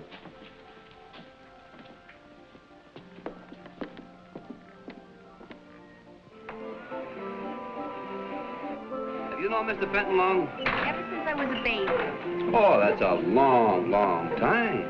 It certainly is. You know, I feel sorry for Mr. Fenton. Why? Well, he saved up all his money to retire and then lost it and had to start all over again. You think your father's in his office now? He should be. I'd like to see him. Okay, I'll see you later, Mike. I have to go on some errands for him. Okay.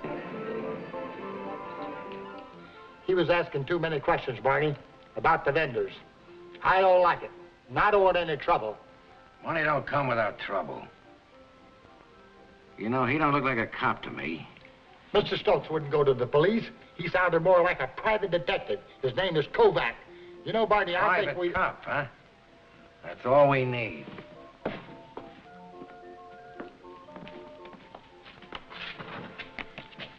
Give me a plain envelope. What for? Never mind what for. Start loading up my push cart. 2 dozen chocolate and a dozen strawberry. No. What? I think we should stop for a while. I don't want any more of this. I don't sleep good nights. You wanted easy money and you're making it. Don't give me trouble. I don't like it. Moran gave me trouble and he wound up under the pier.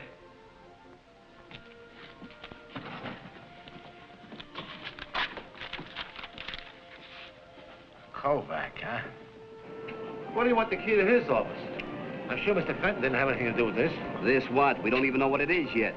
We know a man in one of his ice cream vendor uniforms does know something about this. Yeah, I guess you're right. Well, I got a whole drawer full of keys. I'll find the one to Fenton's office and get it to you. And Mike, keep this quiet, will you? Have you heard me yelling yet? I'll be at my place.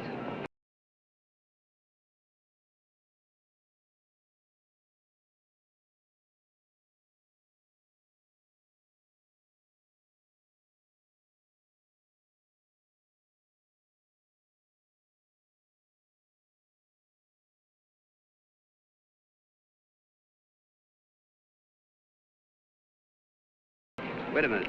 Who gave this to you? Some kid came up with it. Mm-hmm.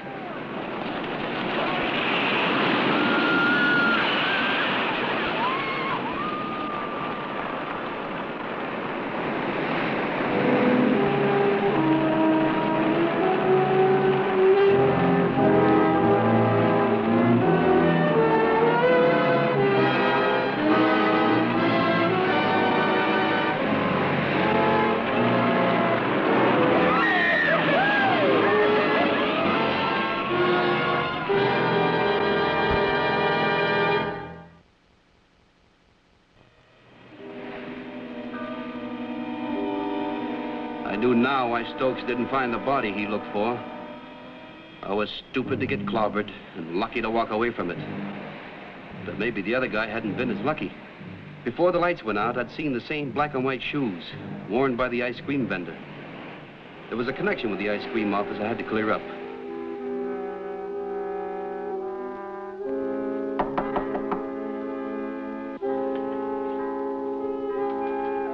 Come in. Mr. Kovac? Mike? Don't look now, but I'm right. Oh, you looked. Is something the matter? Just that I get all kinds of callers. You get the key to Fenton's office? Mm-hmm. Thank you. Now you go right on back to the point. But Mike... Don't but Mike me. Say, listen, is there a guard on at the gate at night? No, not on the employees' gate after closing. All right, then you tell your dad to meet me there and let me in after closing. Tell him I'll need his help for about an hour. Mike, why don't I help? And remember, you haven't seen me since I left the park. Okay. But where are you going? To find a body. What? Goodbye, Joe. Goodbye.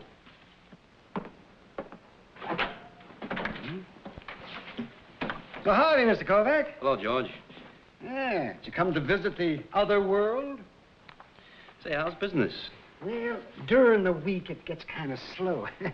See, they got me copying the records here. But weekends and holidays, that's our busy time. Anything come in the last few days, George? You working for the lieutenant? Yes, you might say I'm working for the lieutenant. Could I take a look around? Well, I guess there's no harm in it. You won't be disturbing anything. What's the guest list? Yeah, let me see now. There's a dame couldn't sleep, took 80 sleeping pills. And here's an old man, hit and run. And then, let me see now, kind of like I told you, it's just kind of slow. You mean that's all? No. I just brought in a fellow that was washed up on the beach, right here. Drowning? No, it was a shooting. Shooting? What section of the beach? Well, just off the amusement park. You mind if I look at him? Go ahead. They got a make on him? They sure have. I hear they got a record on him about a mile long. His name's Moran. What kind of a record? Narcotics. Narcotics? Now I knew I should let my police friend, Lieutenant Donovan, take over. I had found the murder victim, but had made a promise to Stokes. And I had a hunch I could establish the connection between the murderer with the black and white shoes and the ice cream office at the park. Why didn't your father meet me? Well, he wasn't here, Mike.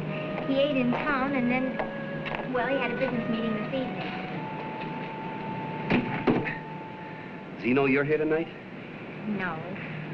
I wanted to help you myself. You won't tell him, will you? Boy, oh boy. Well, as long as you're here, and I need help, okay. Here, let me.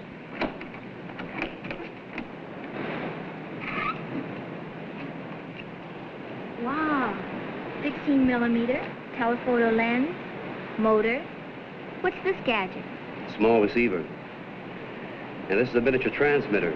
When this button is released, it sends out signals. Why isn't it working now? Switch is off. When that switch is on, the receiver picks up the signals and starts the camera. That camera keeps taking pictures as long as the button is released. Later on, I'll put the button in a door.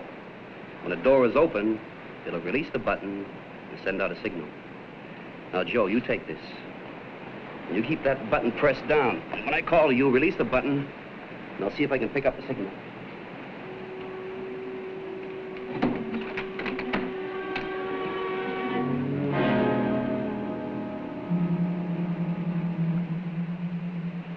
Be careful, Mike.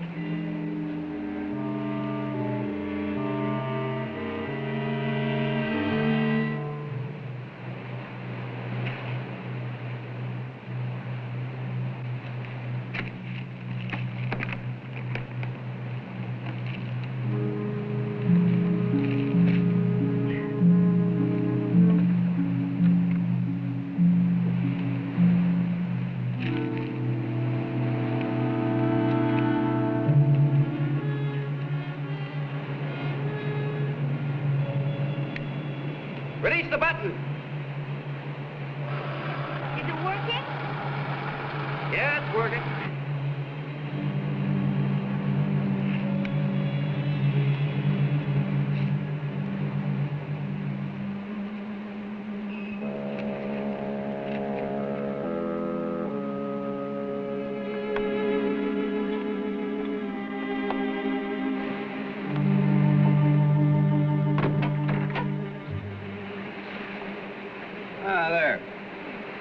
Just like the light inside a refrigerator, huh? That's right.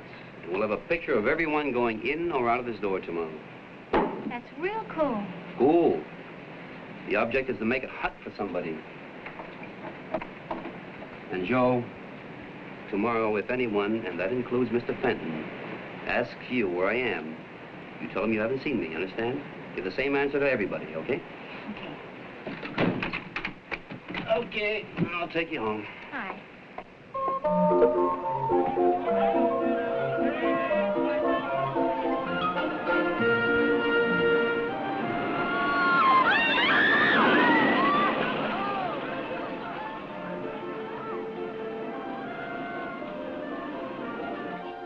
What happened to Kovac? What did you do with him?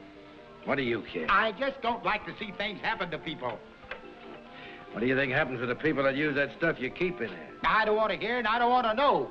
Okay, that's the deal. You keep it in there for me, I take it out for my contacts, and you don't have to know nothing more. I got my pickups in the park. But, Barney, I don't want to... Don't bother me anymore. You give me any more trouble, Fenton, I'm going to have to dissolve this partnership just like I did with Moran, you hear? I don't want the money. I don't care anymore.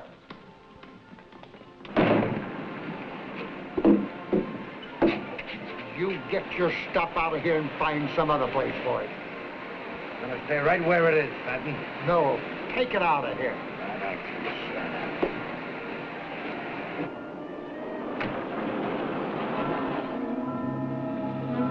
There were all kinds of vendors I discovered. Thin, fat, tall, short, with sandals, sneakers, and just plain shoes. Maybe the ice cream office had nothing to do with it. Maybe the man with the black and white shoes had his own wagon and uniform.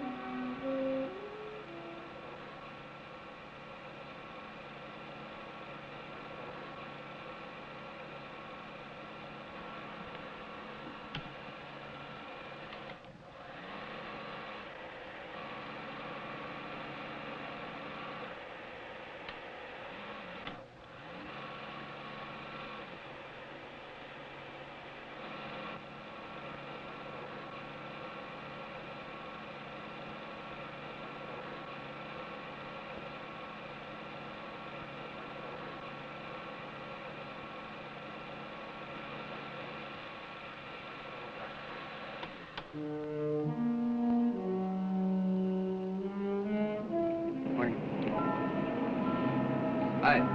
Morning, Mr. Kovac. Mr. Fenton come in yet? No, sir. He don't usually get in till about 8. Okay, thanks. Do you want me to give him a message? No, no message. Okay.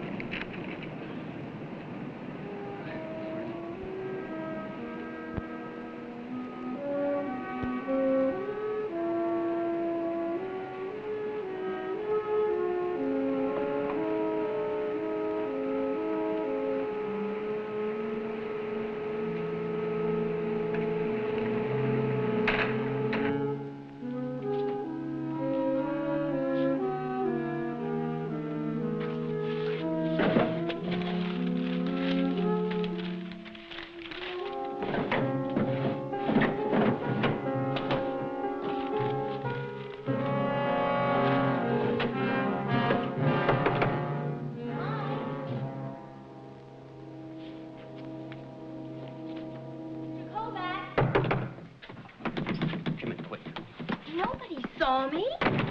What are you doing here so early? Well, I was in the office and saw you pass by. Did you find anything out? Yeah. Looks like your sweet Mr. Fenton is probably tied in with a dope outfit. I don't believe it. Mike, not Mr. Fenton. He wouldn't do anything like that. I hope you're right. Morning, Eddie. Morning, Mr. Fenton. You know Barney here, one of my vendors. Oh, sure, Mr. Fenton. Oh, Mr. Fenton. Mike Kovac came in and asked for you, and I told him you weren't in yet. Kovac? Thanks.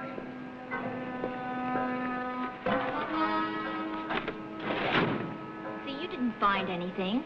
He couldn't be involved. I'm not through looking yet. An amusement park. The last place you'd think. That's some combination, ice cream and dope. Well, you can't be sure. Now, let's see what the ice cream looks like. Vanilla. We'll try the vanilla.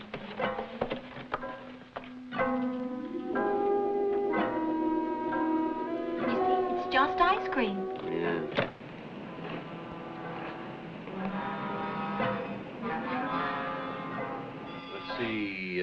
Strawberry.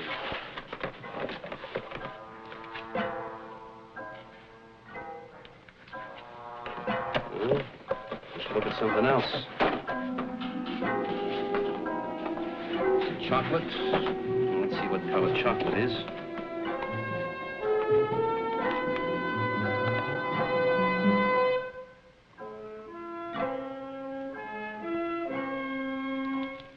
Look like chocolate to you? No, it doesn't. Mike, what are we going to do? Don't lock him in there. Shut up. Open it, Mr. Fenton, please. That's Joe. Hold it, Fenton. That's little Joe Stokes. Oh, let her stay there. She stuck her nose in this. No, not Joe. You can't do that. Let me go. Get away from that door.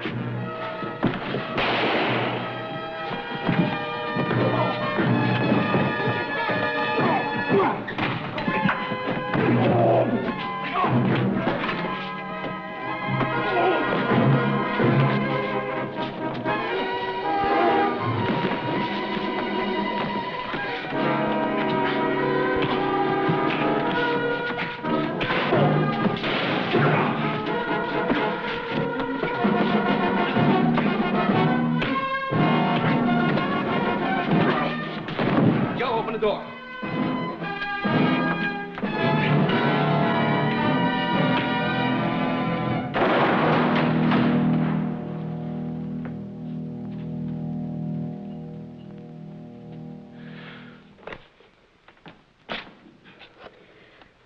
Oh, Mike, I wish I'd never made that enlargement.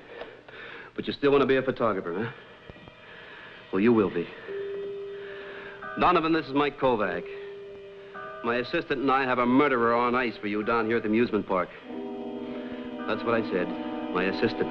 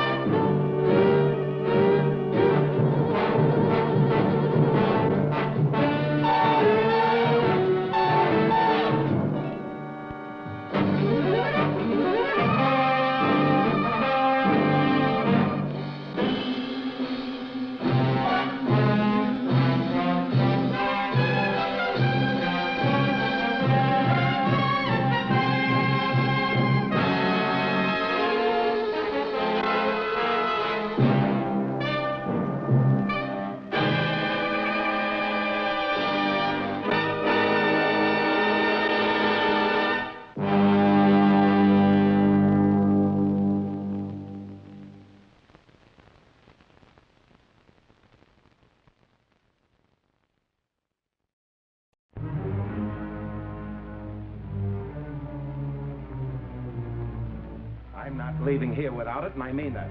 Come on now, Joe. Why don't we just go along the way we have? I'm sick of going along. We're going to end this thing here and now. And then what? You go to the police? I can't do that, and you know it. Maybe I better make sure. You can't afford to shoot me. Why don't you stop bluffing? He's right, Randolph. We've had it with him. Let's cut it off. I guess this is really yours.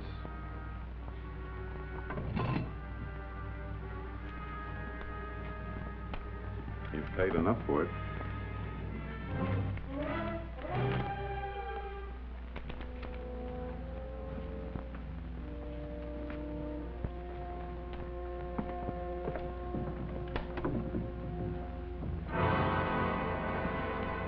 Stop, thief!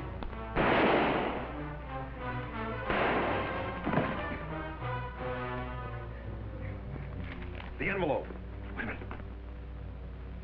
What happened? Sounded like shot.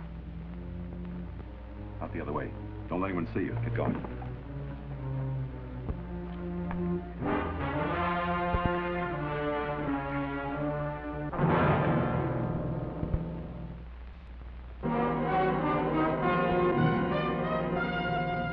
Man with a Camera. Starring Charles Bronson. I'm Mike Kovac, photographer. Sometimes I'm on my own, freelance. Sometimes I'm hired to do a job. Once in a while, it's just a favor for a friend. And rarely, it's for someone much less than a friend.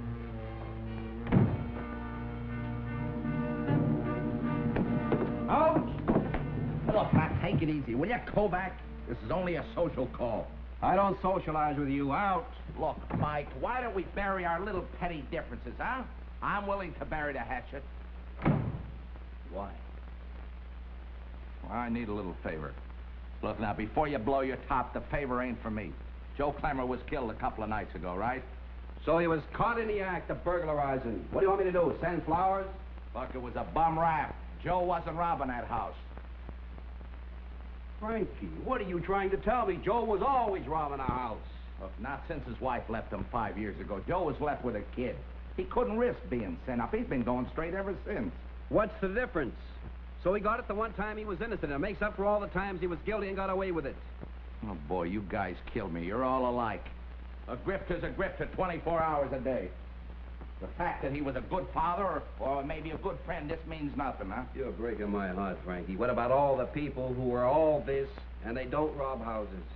Look, Mike, there's an angle on this.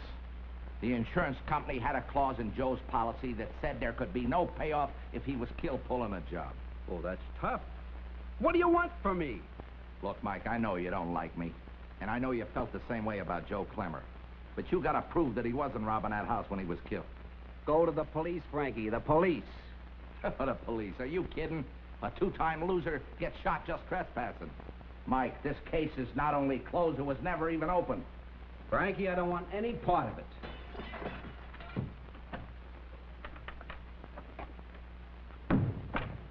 I dropped something. What is this? Marcy Clemmer, I'd like you to say hello to your Uncle Mike. Uncle Mike? Go ahead, Mr. Kovac. Tell her what you think of her father. Tell her how you can't help her collect that insurance. What's she doing with a crumb like you? Well, when Joe went, I had her put in a home for kids. I just borrowed her for the day, you know, friend of the family. Show the kid a good time. We're going to the beach. You want to come to the beach with us? I'd like to very much, honey. But for the next couple of days, I'm going to be awful busy. Chasing wild geese.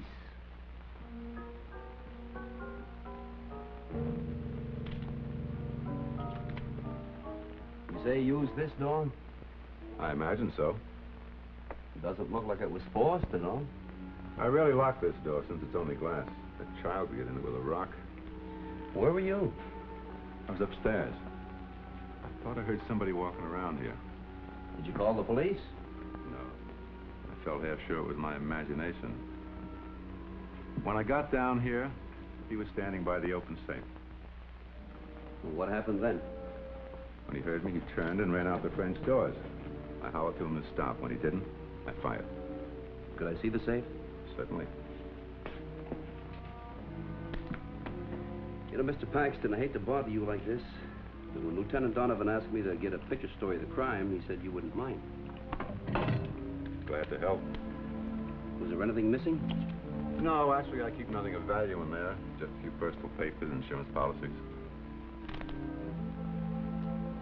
That's a strong-looking safe. You say it was open? It was open. It's closed. And there's no case to reopen. And another thing. I just had a call from Paxton. Seems I sent a photographer out to his house today. Yeah, well, I figured you'd say yes if I had asked. Next time, ask. Let's drop this whole thing. Clemmer was a crook caught in the act, period. Oh, now, wait a minute, Donovan. Tell me, when was the last time you had Clemmer in for questioning? About 5 years ago. There, you see? I don't see anything. A lot of the boys lay off after they serve the stiff one. Usually they get back to work sooner or later. What do you have on this killing? A householder shoots a well-known criminal in the act of robbing his house. What's to have? Who's Paxton? A lawyer. Any connection between him and Clemmer? Not that we know. Well, Donovan, will you do me a favor, please? Find out everything you can about Paxton. All right. Anything else? Yeah, the picture that Clemmer tried to burn when he was shot. Could I borrow it? Tried to is hardly the word. He succeeded pretty well. Here's all that's left of it. Looks like a shot of a window. Too bad there's no people in the picture. What do you suppose was on it? And why'd he try to burn it? Probably something incriminating. Felt he was going to die, was protecting somebody. Okay, thanks, Donovan. If I turn anything up, I'll let you know. This isn't like you, Mike. A guy like Clemmer, what makes you think he wasn't robbing that house? Paxton said the safe was open, right? So? So you look at Clemmer's record. He's a pretty good second-story man, all right. But he wasn't a forger, and he wasn't a counterfeiter. And he was no more a safe opener than you are. So he was never an iron worker. What does that prove? Well, it proves that if Paxton says the safe door was open, he might have been lying. If he was lying about that, he might have been lying all the way. Mike, I hope you know a lot more about Clemmer than you know about me.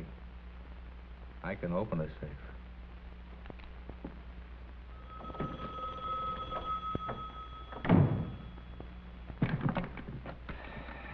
Yeah. Well, I don't know. I got the fragment of a picture that he tried to burn. It may not mean anything, though. Well, if there is anything to it, I'm sure you can figure it out, Mike. I got faith. And remember, little Marcy's got faith in her Uncle Mike, too. Yeah. Yeah, I'll be in touch. Hey, Frankie. What's this about little Marcy? Huh? Oh, I was just kind of saving that as a little surprise for you, honey. You know, after all, you haven't seen the kid since you was a baby. I didn't want to get your hopes up. Yeah, well, try me. My hopes haven't been up for 10 years. It might be nice for a change. This Joe's insurance policy, it's worth 20 grand, and he didn't change his beneficiary. And you, his widow, can still collect. That why you've been sticking around so long? Oh, come on, honey. You know better than that. Besides, it's not as easy as it sounds. There's a little joker in it. Oh, sure. There always is. It seems if Joe was killed committing a crime, the policy was not collectible. Yeah, but the paper said that... I don't know about that. I don't get it. Why should Joe, after all these years, start housebreaking again? Well, that's exactly what he was doing. What? Hey, wait a minute. Whose side are you on? You almost sound as if you don't want to collect that money. I don't. Look, Frankie, why don't you just leave the thing lay? All you can do is rake over an old scandal. Scandal, schmandal, honey. There's enough money here to set you up nice and respectable in a nice big house. And a pretty good slice for me, too. Oh, yeah. It'll set me up in a big house, all right. On a short-term lease. Yeah, but I thought that... You thought? Look, Frankie, I got a theory. A guy who spent half his life in stir has forgotten how to think. Now get on that phone and call off your dog, or you'll be sending me straight to the chair.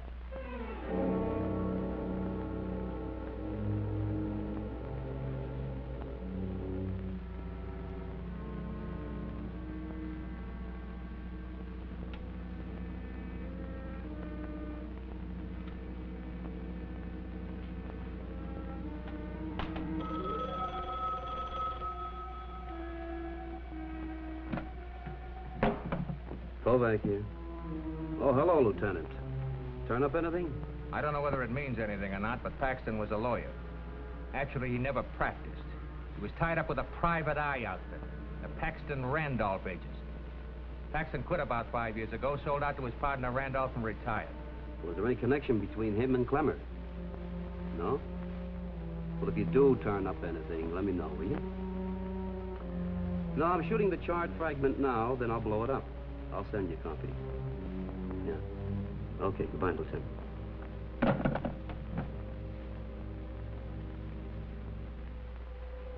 The fragment was sharp and clear and blew up beautifully. But all it showed was an open window and a view of the city beyond it.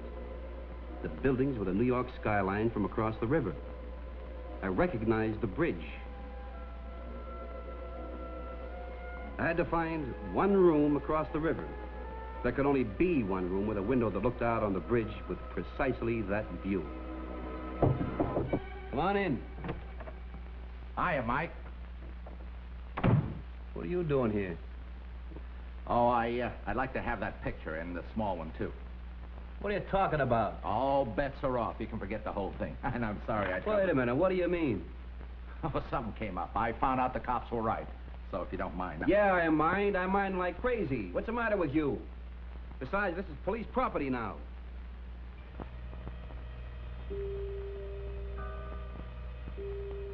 All right, Frankie. All right. This is acid, Frankie. That 38 won't stop me that cold. You pull the trigger, you leave here without a face. You grabbed for the first bottle that was handy, Mike. I gotta take a chance that it ain't acid. Put it down. Put it down, Mike. All right, take the pictures. Are you kidding? I wouldn't make it to the street. Turn around. Move, Mike.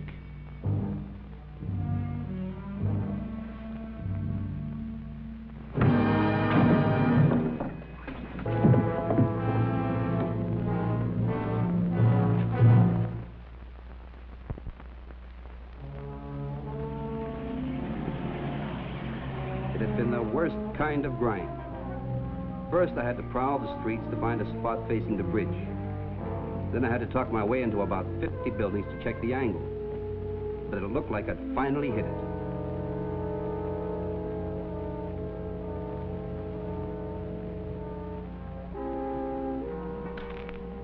Yeah, this could be the room, all right. $2.50 a night. Although it ain't usually the view that sells this. Mostly they feel the bed. Go ahead. Feel the bed. Well, I really don't want the room. I just want to talk about it. 3 flights up and the elevator out of whack. That's a long way to go for a little conversation. All right, I'll take the room. Yeah. It's a half, 1, 2. You'll get a good night's sleep. Those beds. Never mind the beds. All I want to do is talk about the room. $2.50 don't buy a heck of a lot of conversation. 10. I ain't the desk plate, son. I own the place. Owned it for 40 years. I got enough stashed away that probably I could buy and sell you.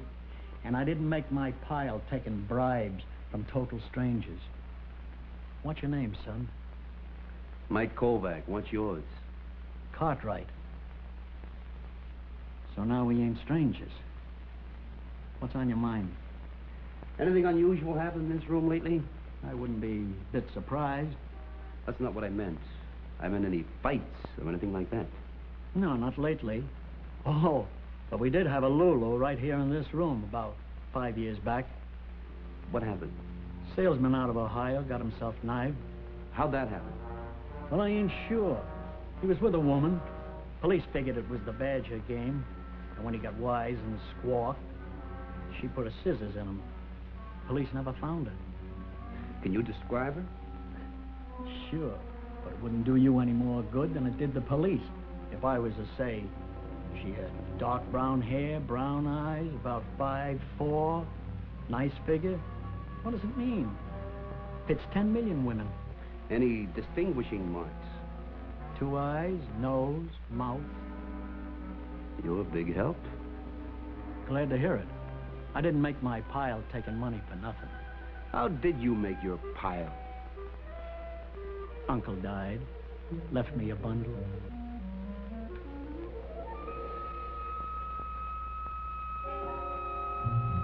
The janitor grumbled, but I talked him into giving me the key to Clemmer's place.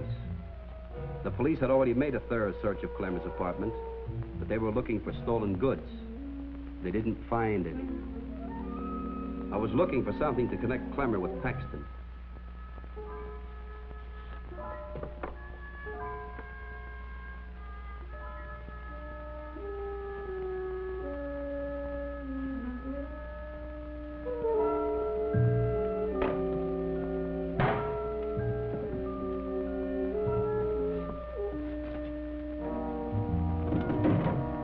I was glad Clemmer was the type who never threw anything away. In a pile of his papers, I found a canceled check made out to the Paxton and Randolph Agency, and it was endorsed on the back by Paxton. All it proved at the moment was that Clemmer had once used the services of the Paxton and Randolph Agency. His robbing Paxton's house could be a coincidence, but I didn't think so.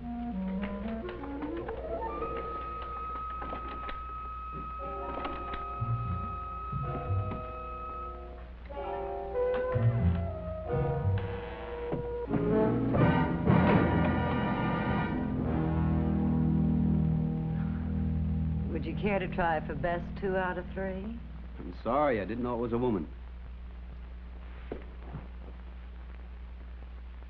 Where's Joe? Who are you?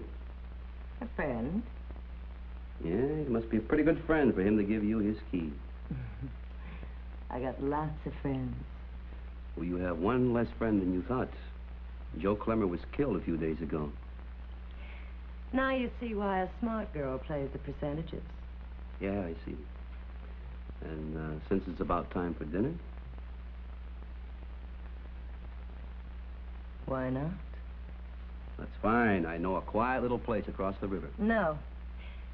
I mean, by the time we get through the traffic, we will have wasted the best part of an evening. Yeah, you're probably right. Anyhow, I have to stop uptown and see a friend. You don't mind, do you? Any friend of yours.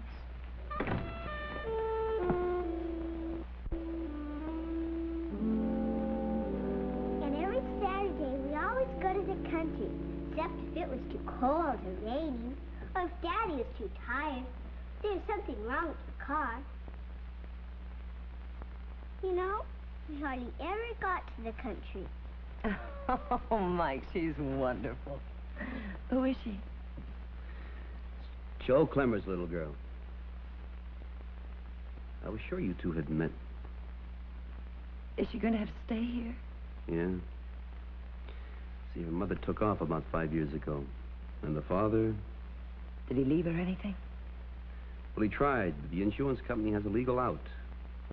A policy is uncollectible if the subject was, deceased during the commission of a felony. What will happen to her? Well, she'll stay here until she's 18 years old. And they'll put her out into the world broke. No friends, no relatives. You can see the kind of a chance she'll have. And you know... I know. If anyone knows, I know. Can I tell you a secret? Sure, honey.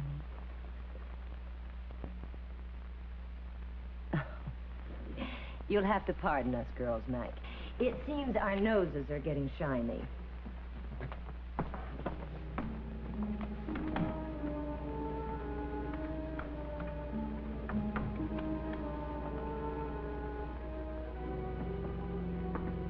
I was pretty sure she was Clemmer's widow, even though the picture was 8 years old. And she'd been through a lot since. She could also be the girl in that hotel killing. But that still didn't buy me the connection I needed between Clemmer and Paxton. I could only hope the sight of Marcy would get to her.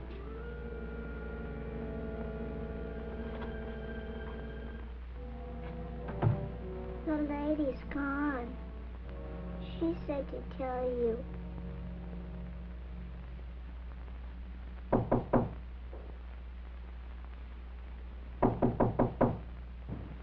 Yeah, okay, I'm coming.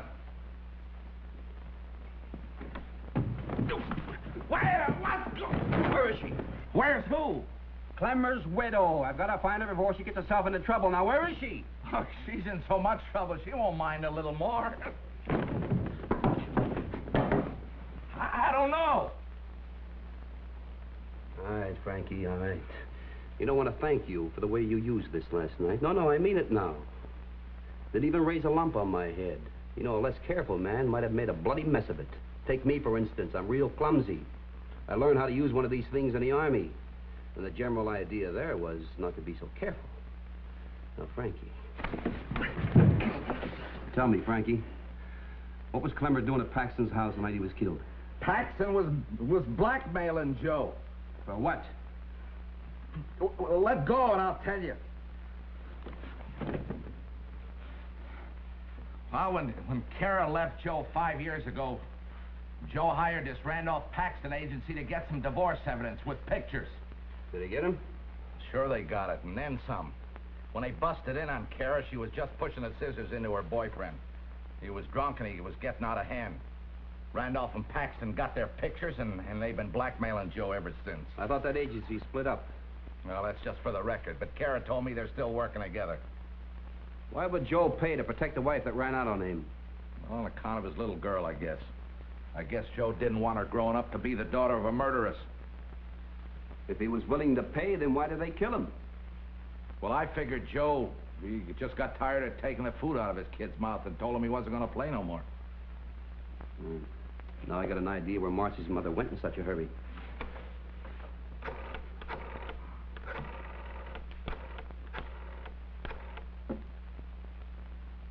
Lieutenant Donovan, please. Well, listen to the little mother. Where were you for the past 5 years when the kid really needed you? Well, I can make it up to her this way. It's not too late. I'm afraid maybe it is too late, Kara. I'm afraid you've run clean out of time for everything. Oh, listen, I'll make a deal with you. All I care about is the money for my baby. If you just put $20,000 in a trust fund for it. What now? Well, we can't let her go. You know, once she was a woman. Sometimes you can trust a woman. But now she's all mother. Why, she'd leave here and she'd go straight to...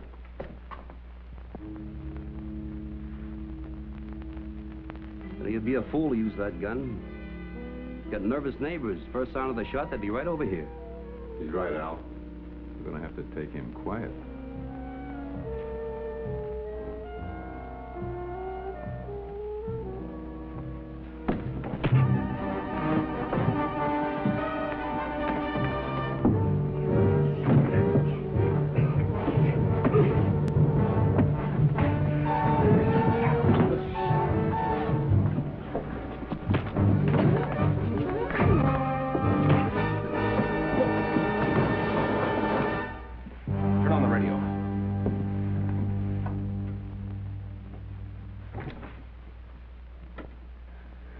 Turn it up. All the way.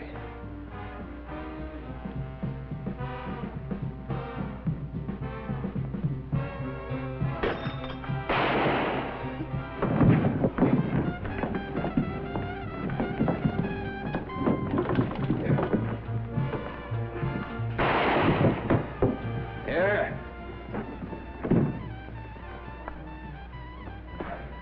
That the burglar, Mr. Paxton?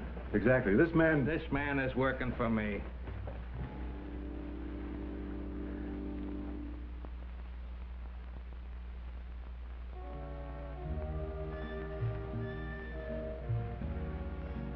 Who was she, Mike? She was Joe Clemmer's widow.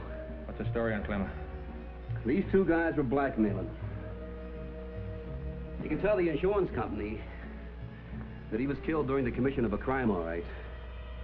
The only difference is, he was the victim.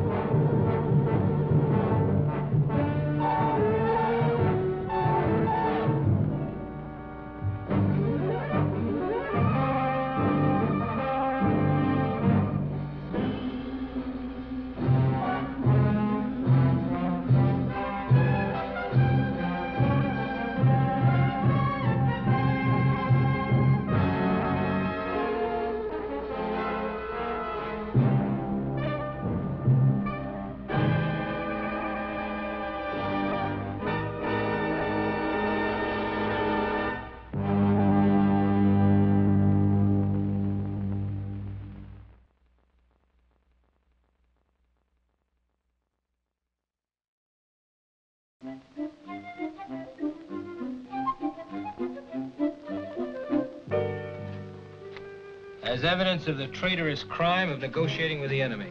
Negotiating? He joined me in a drink. Is it your habit, Mr. Crane, to drink with police officers? If it please the court, I think we've already established that the cafe was crowded and that the police officer was seated by a waiter at the table with the defendant through no choice of his own. Mr. Corelli? At the time the defendant was seen with the officer, the cafe was less than 1/3 filled. Does the defense desire to make a statement? I'm afraid not, Colonel. Well, I have a statement to make. I don't recognize the authority of this court. When you joined us, you agreed. I didn't know I have to call a lousy corporal colonel. I didn't know he was running a black market operation like it was an attack on a Maginot Line. Crane, you're out of order. It's all right. Let him talk. Oh, but what's the use, huh? You got yourself to the point where you actually believe you graduated from West Point. So let's get it over with, huh? Expel me from the regiment, strip me of my rank and my medals in the village square at high noon, and send me home in disgrace.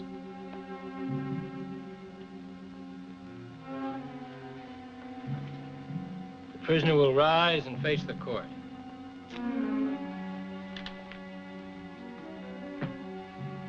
Crane, for the crime of high treason, for giving aid and comfort to the enemy in time of war, it's the decision of this court that you be executed.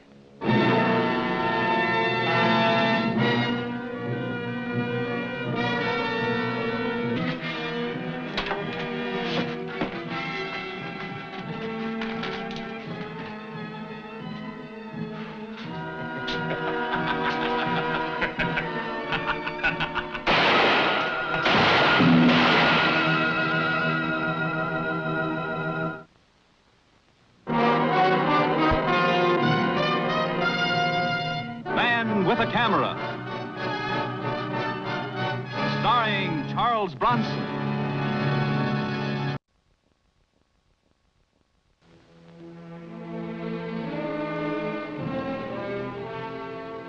I didn't think you were serious about calling me back into the service.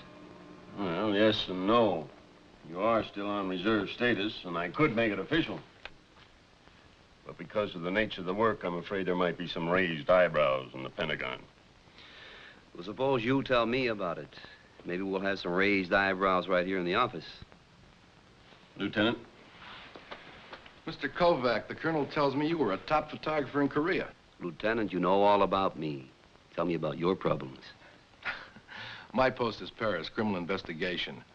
We're going after army deserters, leftover mainly from the war, who have formed a hardcore criminal element in Europe. They've been involved in murder, blackmail, the black market. There's one outfit in particular, headed by a former corporal who became impatient with the slow promotion in the army, deserted, and calls himself colonel. Just last week, we found one of his men shot to death. Executed would be a better word. Executed? He was an informer. He told the French police that the colonel was planning to kidnap Hank Fletcher during the Cannes Film Festival. Hank Fletcher, big movie star. Who'd pay to get him back? His studio. No matter what you may think of him personally, he's worth millions to them. Now, we could prevent his coming to Cannes, but then the gang will just switch their interest to another star, and which of the hundreds of stars who will attend the festival, we have no way of knowing. This is our one chance to round up the colonel and his men. This time, we have the big edge of knowing exactly what his next crime will be. Yeah, but why do you want me? Seems to me that you and the French police could do a very good job of guarding Fletcher. Well, we can, in and around the hotel. But to have him protected at all times would just frighten off the colonel. As a photographer who's been around celebrities a lot, you could stick pretty close to Fletcher without arousing suspicion. You know, this Fletcher's a pretty rough guy. He's been a soldier of fortune, fought in 3 different wars. I'd say he could pretty well take care of himself. We're counting on that. Between the two of you, you should be able to handle any trouble until Lieutenant Lurie's men and the French gendarmes move in. Will he know about me? No, he wouldn't stand for it. A bodyguard would interfere with his, romantic maneuvers. Have you ever met him? Yeah, he once busted a camera of mine over a reporter's head. You will, of course, work in civvies, but you will have your reserve rank of captain. How do you like that, Lieutenant? Our plane leaves at 1400 hours. That's exactly 2 hours and 20 minutes from now. Sir.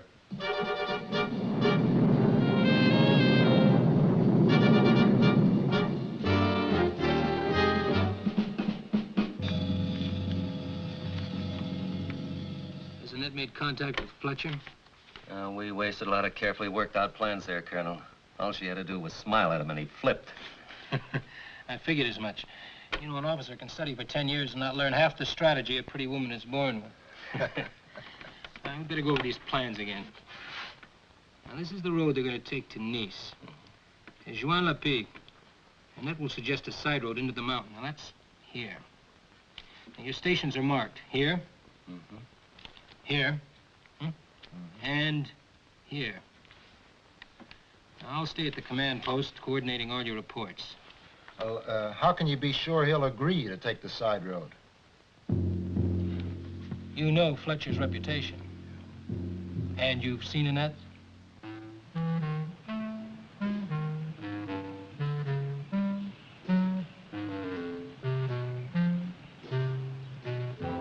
They were paying us 5 bills for every plane that we knocked down.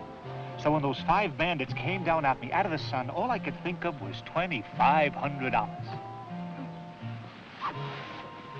But, Sharif, 5 of them against only 1 of you? What could I do? Any way you look at it, there is only 1 of me. So there I was at 6,000 feet. I did a half turn, flipped over my back, then zoomed straight up. Then what happened?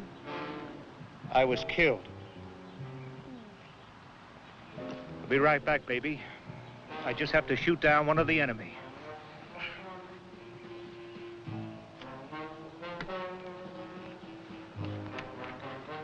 Didn't I once bust a camera of yours? If that's an apology, forget it. I don't get it. First you're at the airport in Nice taking pictures of me when I get off the plane. Then you're in the hotel lobby when I sign in, and now you follow me to the lake. Well, you see, I'm doing a spread on you. You've become my hobby.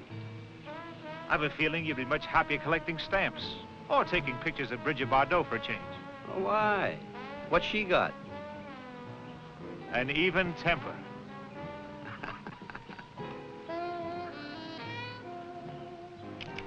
Qui est-il? The president of my fan club. Let's get out of here. I hate autograph hounds.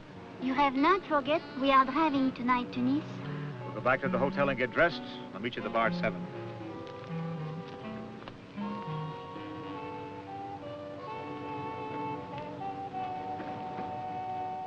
He's leaving for Nice at 7. We can't patrol 30 kilometers of mountain road at night. You'll have to stop him. Yeah, well, I have seen his date. Steel chains couldn't hold him back. Well, maybe I can intercept the girl. I'll tell you what. See if you can delay Fletcher until 7:30. I don't care how you do it. Have him arrested, question him, slug him, I don't care. But buy me a half an hour.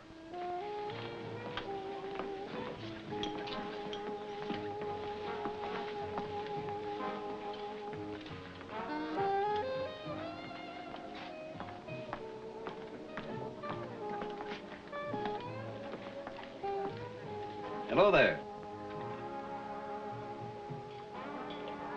You alone? I am never alone, monsieur, except by choice. Yeah, I can believe that. And at this moment, I do not choose to be alone.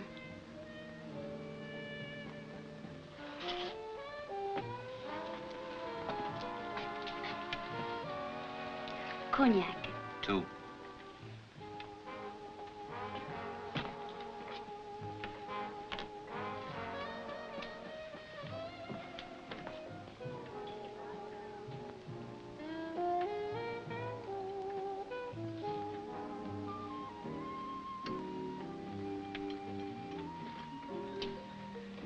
Yeah, believe me, baby. This guy Fletcher's nothing but grief for any woman. But they said every woman in Hollywood would like to marry with him. That's right. And half of them already have. Listen, honey, why don't you and I just quietly sneak out of here, hmm? But I have promised Hank. Well, he'll be disappointed, but he's been stood up before. Besides... I think you're annoying the young lady. Is your husband? Your brother? Am I annoying you?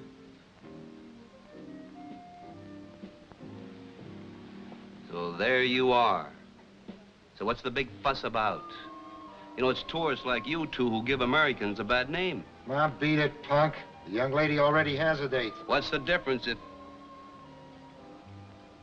Yeah, that's right. She already has a date. How did you know that? On your way, punk. Come on, baby, let's get out of here. What's going on here? Hey, Fletcher, I'm glad to see you. Hereafter, you better be careful who you pick up. What kind of a crack is that? Your little playmate here just stole my wallet. You are lying. I do not steal. Look in her purse. Go ahead, look.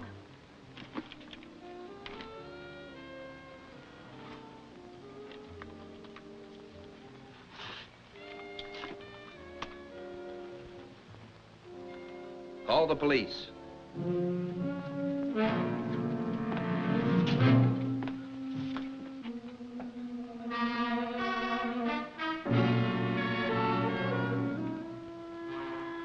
You placed the Army in a very embarrassing position, Mr. Kovac. Getting an innocent girl jailed. Well, there wasn't time for anything else. And besides, she's not so innocent. And she's obviously the lure the gang planted to draw Fletcher out to where they could get at him. How do you know that? With those two bully boys. They knew that she had a date with Fletcher. She probably phoned in a report. Just the same, I don't like the idea of getting on... Lieutenant, please, stop worrying. Fletcher's arranging her release right now. She'll be out by morning. I heard him make a date with her to drive the niece. We've got to stop them. That's the one thing we don't want to do. You want to grab the colonel and his gang, don't you? Well, tomorrow's our best chance. We know the time and we know the route. What are your plans? Oh, the first bit of daylight, I'm going to go out there and investigate the area. You know, we should familiarize ourselves with that battleground. If Annette hadn't been so greedy, we'd have had him by now. She said she didn't take the wallet, and I believe her. I think this Mr. Kovac deliberately planted it on her. Why would he do a thing like that? I don't know. But I do know he seems to be constantly underfoot. So we scrapped the plan? Certainly not. Our objective remains the same. Only it now seems there's an obstacle in the way of that objective. So, we follow and remove the obstacle.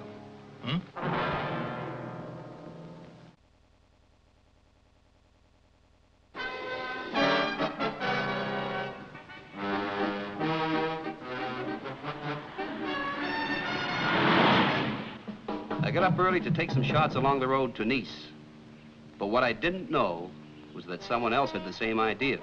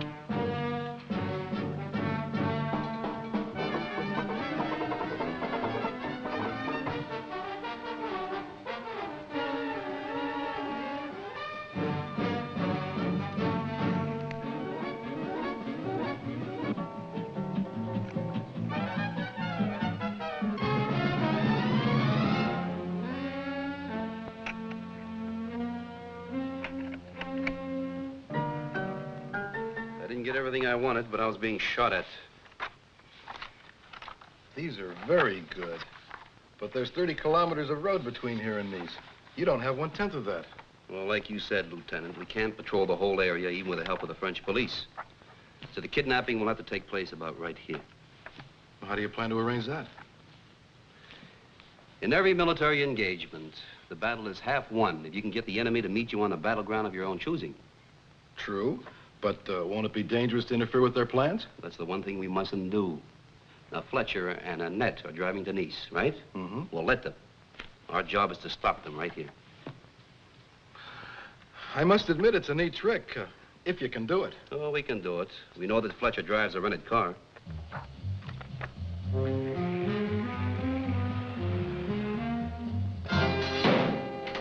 But, monsieur, what you're asking is impossible. Impossible for an automobile to break down? Mm-hmm. We guarantee against all defects. Now, for Monsieur Fletcher's auto to break down, as you suggest, why, we would have to refund his money. We'd make good any loss. Monsieur Parnot, do you know how many kilometers per liter your vehicles get? But of course, did I not, it would be impossible to figure the rates. I mean exactly how many kilometers? That is precisely what I meant, monsieur. Oh, good. Here. Do you know this spot? Oh, yes, yes. When I was young and could borrow a vehicle, this was the spot. That's fine, fine. Now, we checked the distance from Fletcher's hotel to this spot. It's 14 3/10 kilometers. Could you figure the amount of gasoline it would take to drive Mr. Fletcher's car into roughly this area? 14 3/10. Now, there are about 6 stoplights on the boulevard de la Croisette. At best, one can make half of them. Et puis ensuite, il y a le tournant, le passage niveau, ça monte, et ça redescend. Ça fait environ 348, 22. Et voilà. Here is the figure. I have also taken into account the steepness of the grade of the road. And I have allowed for the heavy foot that you Americans have on the gas pedal. Very wasteful. Many thanks, monsieur.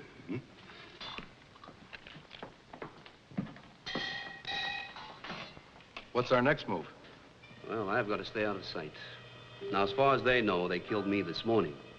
So you send one of your men down and fix the gas gauge on Fletcher's car so that it reads full all the time. That's easily done. He garages it at the hotel. We can get at it. That's good. And send another man down to drain the gas tank so that there's just the exact amount left. And place your men around this area here. I'll follow Fletcher in my car. It looks foolproof. Tell me, are you a student of battle tactics, Mr. Kovac? Battle tactics. I once lived in a broken-down old tenement. I learned how to set a simple rat trap.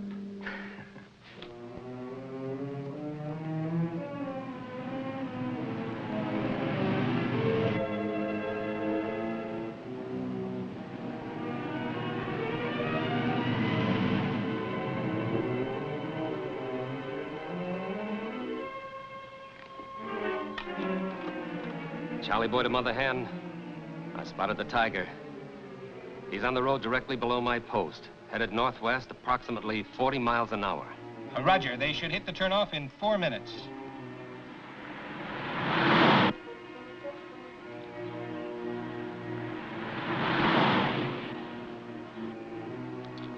Charlie boy to Mother Hen, there's another cat following the tiger. About a half a mile behind, traveling about the same rate of speed.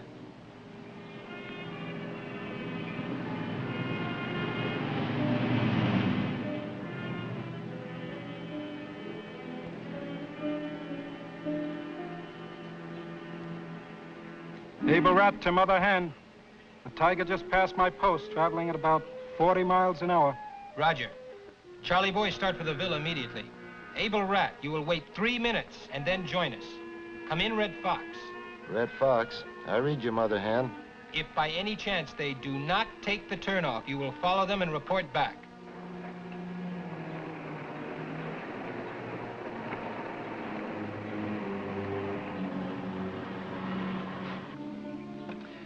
All right, I'm stopped. Now what? I have an idea. Let's take that road. It leads to a lovely little auberge. Auberge? What you call an inn. A glass of wine would be refreshing, n'est-ce pas? Uh-huh.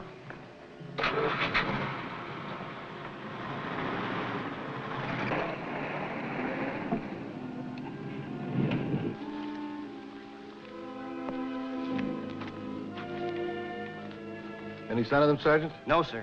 We have men on both sides of the road and an advance scout about a mile back. What about Mr. Kovac? No sign of him either. The road is clear. Both cars seem to have disappeared, Lieutenant.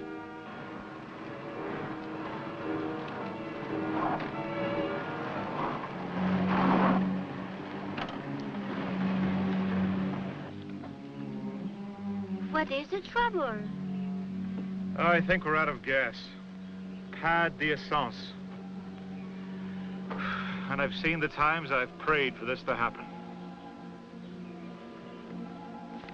Mother Hen to Red Fox. The tiger has passed due. Have they continued on the main road? Red Fox to Mother Hen. The tiger hasn't passed me. He must be on the side road. Mother Hen to all units. I'm driving down to check.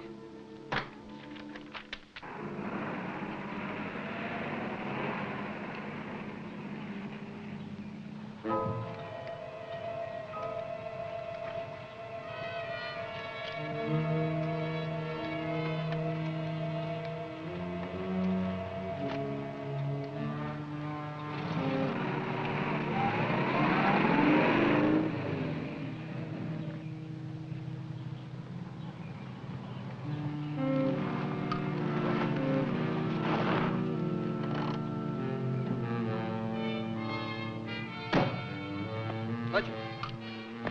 Hey, Fletcher. Hey.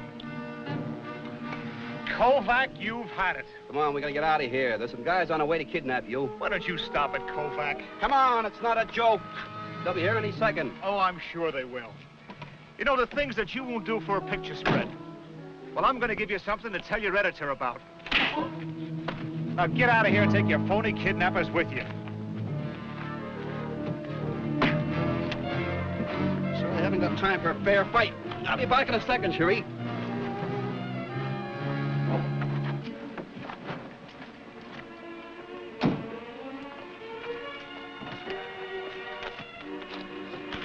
What's going on here? Oh, this guy passed out, and I was about to take him back to town. It is not true. He came to warn Monsieur Fletcher. He knows all about your plans. You know, I thought you were something more than a photographer. And my intelligence officer was mistaken when he told me you were disposed of. Odd, isn't it? After the planes are through dropping their bombs, the artillery barrage is still. It's up to the man with a gun, a common foot soldier, to take and hold this battleground. Are you recruiting? You need all this, don't you, to make it seem like a glorious battle for freedom and liberty, huh? Well, there are certain similarities. For instance...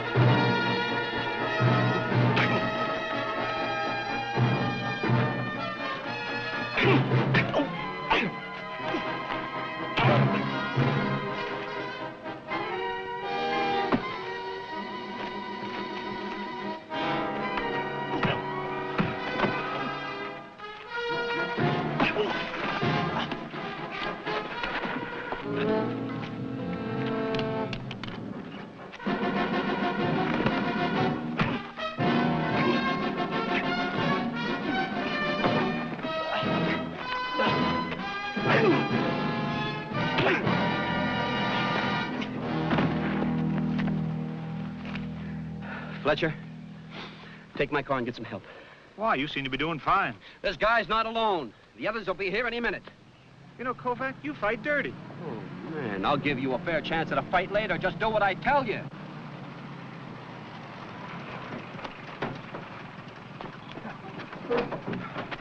You all right, Mr. Kovac? Yeah, that's the colonel there.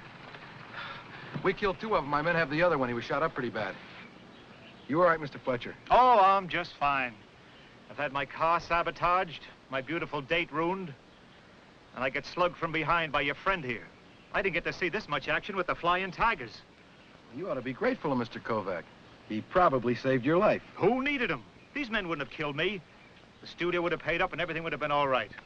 You sound like you wanted it to happen. Maybe I did. This way Annette gets sent up for kidnapping, and by the time she gets out, she'll be too old to be interesting. Au revoir, mon pauvre petit. Perhaps we will meet again in 10 years. 10 years? Kovac, I hate you. You don't know much about French juries, do you? What do you mean? Well, they're all men.